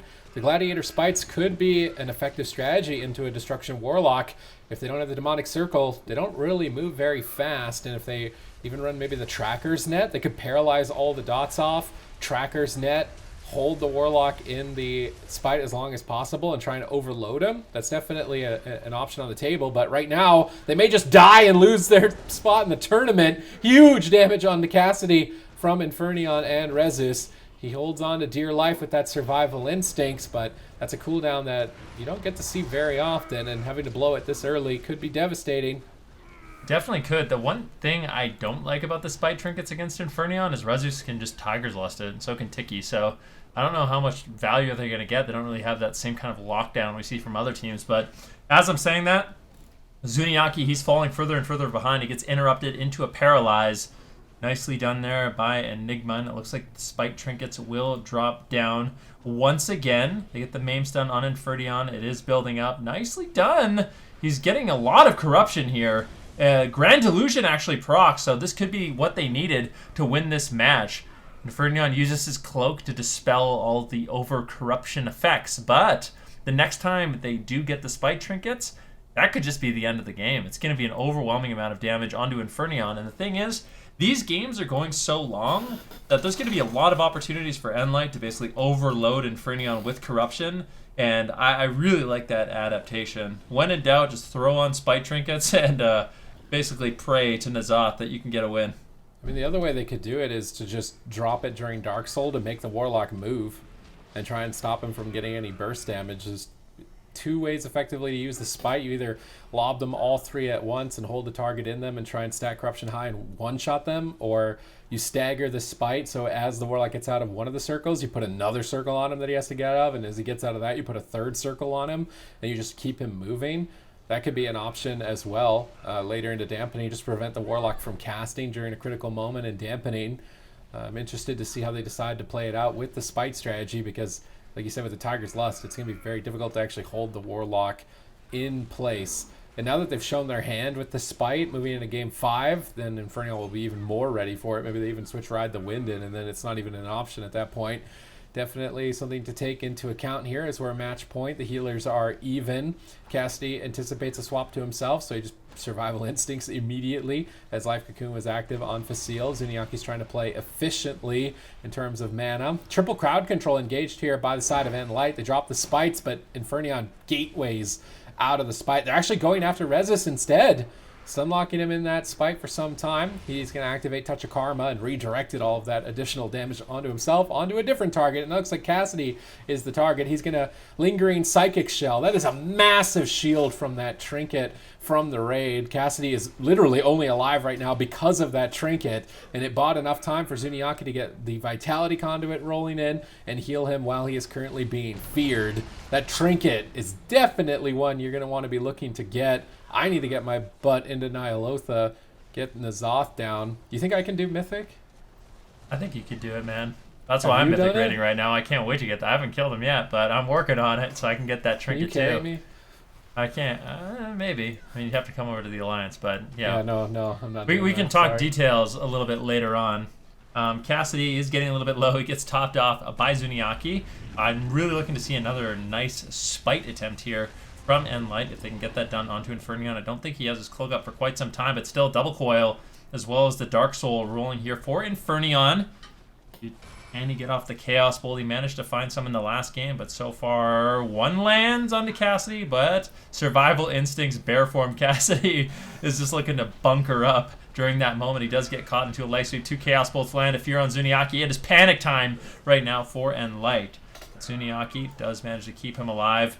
Does look like Spites will be dropped out once again. Infernion gets caught into a stun. He trinkets. So now, next Spite attempt, there's going to be no trinkets. Zuniaki actually with a beautiful Ring of Peace knocks him back into the Spite trinket, stacking that up just a little bit. But it looks like Infernion does appear to not be overly corrupted, and he should be just fine.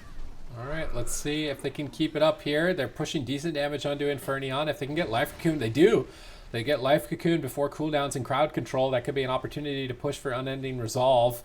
Just stepping into dampening, I feel like it would be unlikely to kill the Warlock through that damage. Facile stunned up. He's in a bit of trouble. Can they find any Chaos Bolts? Double Mortal Coil, Chaos Bolt. Cassidy instantly interrupts that. Says, no way. I am not allowing a Chaos Bolt onto my Hunter during this moment. Zuniaki feared into the distance. Cassidy swapped over to. Now Cassidy feared away annoyingly by Infernion.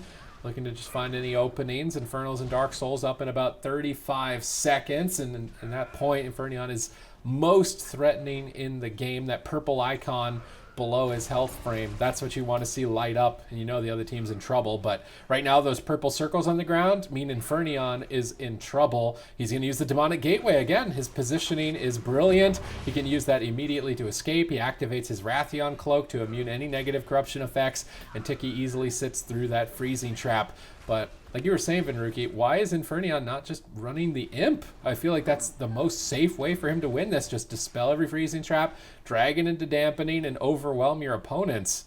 It seems pretty bulletproof.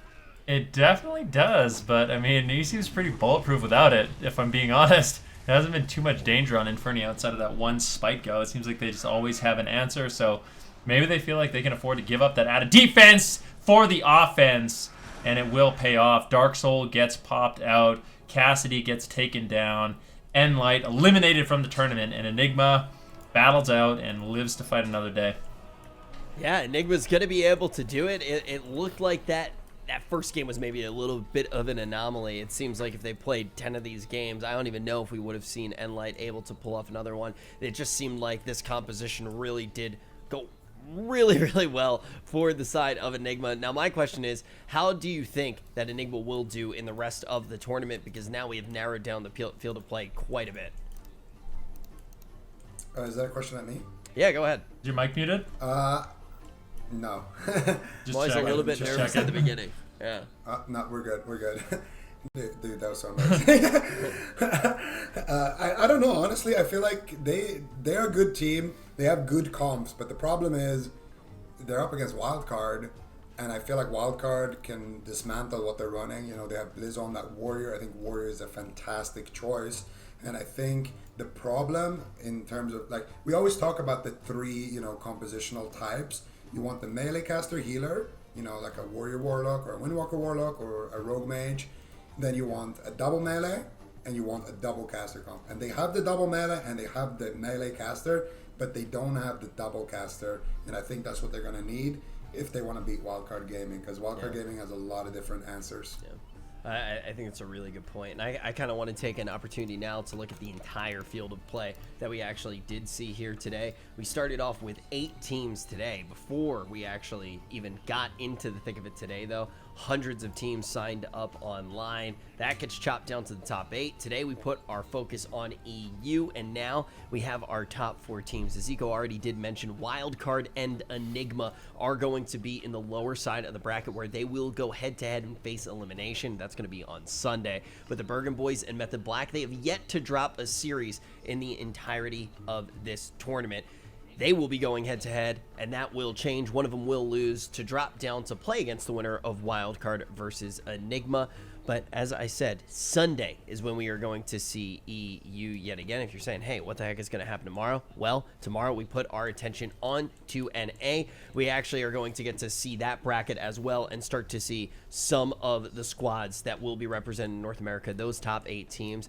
Then, before we start to talk about the North American squads, what is your assessment of the 4 teams that remain here in the EU? They all look really strong. I would say I feel like Wildcard Gaming still has, based off, I guess it really depends. I mean, the matchup between Bergen Boys and Wildcard Gaming was just so close that I could easily see Bergen Boys winning another series against Wildcard Gaming, to be honest with you. So if we see Wildcard Gaming win their matchup and Method Black send the Bergen Boys down low, we might actually see, for the first time in a long time, Wildcard Gaming not make it to a grand final. So definitely possible there. Method Black, they looked absolutely unstoppable in their match today. Definitely the most one-sided series we saw was the series Method Black played. So, I mean, if they can continue that aggressive play and we see Waz kind of step up to a level we saw today, I could easily see them winning this tournament as well. But still, I feel like my favorites to win are going to be either Method Black or Wildcard Gaming. Yeah, kind of the favorites going into this one, but already we've seen that they do look immortal in some capacity. But it's time to turn our attention onto the teams from North America and actually start to discuss what we might see tomorrow. It's going to be the same as what we did see today, as far as we're going to start off with those 2 elimination series. Then we're going to look at the squads that haven't dropped a series yet, and then we'll round out the day by getting it down to the top 4 and getting ready for Sunday. So kicking things off, it's Justin Turtle versus Unitas, and then after that we are going to get to see Kawhi versus the Golden Guardians. Those are going to be the elimination series. Then we get to look towards the top side of the bracket, which is going to have Method Orange against Rudimentary, Cloud9 versus Space Station Gaming. And there are just a lot of parallels with what we saw in EU with what we're seeing in NA, as far as the more established teams going to need to go against teams that are trying to prove themselves. We have a lot of newer lineups actually coming in Super Tees this time around in the AWC. I mean, NA was a bloodbath. I feel like David was interviewing Jamili, and he asked Jamili to kind of score all the teams and their potential to win, and he was talking that talking his team up, all this stuff up, and I mean, they had a really solid roster. But when I'm looking at this bracket, I don't see them in the top 8. So it's actually Cowie, Roasty's new team. So it looks like Roasty's and Jamili split ways, and Roasty's new roster that he found here on Cowie is actually qualifying to the top 8. Wait, it's Cowie? It's Cowie? Cowie? I thought it was Kawhi. Kawhi? I'm not anime enough for this. Isn't it Kawaii? It's Kawhi. It's Kawhi. Kawhi? Wait, Kawhi? really? Yeah, it's Kawhi. I'm not pronouncing anything anymore. Kawaii. I'm giving No, up on it's- that. Not paid to it's pronounce Kawhi. things, right? It's Kawhi. It's Oh, Kawhi. kinda. I'm sure there are a bunch of cuties in the chat right now agreeing with IAI's that it is pronounced Kawhi. But regardless of how it's pronounced, that one's looking like a pretty good matchup. I think that's probably one of the matchups then that I'm most excited for tomorrow. Well, I just think I'm excited to see Golden Guardians. I feel like especially, I mean, there's going to be some changes coming to Gushing Wounds, but I feel like Golden Guardians with their rogue Shadow Priest Shaman with lots of Gushing Wounds. I mean, this is a team where they like to put out a lot of pressure, look for opportunities on multiple opponents, and it's just going to be interesting to see what they can really pull off in this tournament. They do find themselves in the lower side of the bracket, but definitely can't count this team out. We've seen crazy upsets from Golden Guardians, aka the Move, in the past. Yeah, and all of that is coming up tomorrow, folks. You do not want to miss it. Thank you so much for watching all day today. We got a really good look at what's going on in EU, and now we will be seeing them again in Sunday. Be sure to tune in, same time, same place tomorrow, and you will actually get to see a look at all of the squads in North America. I'm going to make the analysts do a very hard job here, though, before we do close it out for the day. Who do you think out of the NA teams are going to make it to the top 4? Which teams do you think are going to get eliminated, Zico? Oh, I have to call out the entire top 4? Yeah. Cloud9, Method Orange, where's the boys? Did they rename? Oh yeah, Space Station Gaming, Space Station Gaming, and the last spot. I'm torn between Golden Guardians and Unitas, but I'm gonna go with the Guardians. Unitas looked insane. You're just playing favorites. You're just playing favorites. Okay, I'm gonna go with Unitas. My heart says Unitas. My brain says Golden Guardians, but I went with my heart earlier, and I was right. We go with the heart again. Unitas. And Ven, wait, as a birthday can I guess gift? Ven's? Can I guess what he's gonna say? Well, if you guess right, okay. Let's see. Ricky doesn't actually need to make a prediction because it's his birthday. So tomorrow, no matter what he predicts, I'm going to say that he's right. But I want to guess Ven's prediction. Okay, if you guess my prediction correctly. So one team that I know he's going to guess is Rudimentary. Yep. He's going to say Space Station Gaming. Yep. He's going to say Cloud9. Mm-hmm. This is where the hard part comes in. Because You're his heart three wants so to far. say Method Orange, but I don't know if he's actually going to say Method Orange. He's gonna say Method. That's the thing, right? Like I want to say that he thinks He always Method. says Method I want to say that he thinks Method Orange is going to do it. No, he's going to say Method Orange. Seems Am I good. right? Yeah, that's 4 for 4. Yeah. That's, All right. That's a 4 pick. Good job. All right. He got it 4 for 4. It's been a really... Man, it feels so good to be back. I really just don't know what to say besides it feels so good to be back. I missed all of you guys on the desk. I missed all of your smiling faces in chat. I am ready to wake up and start the day tomorrow. You guys don't want to miss it. 10 a.m. PT Pacific time, I believe. I'm really bad at time. I'm not even going to sleep. I'll see you guys as soon as we kick it off tomorrow. We're going to get our first look at NA. We'll see you then.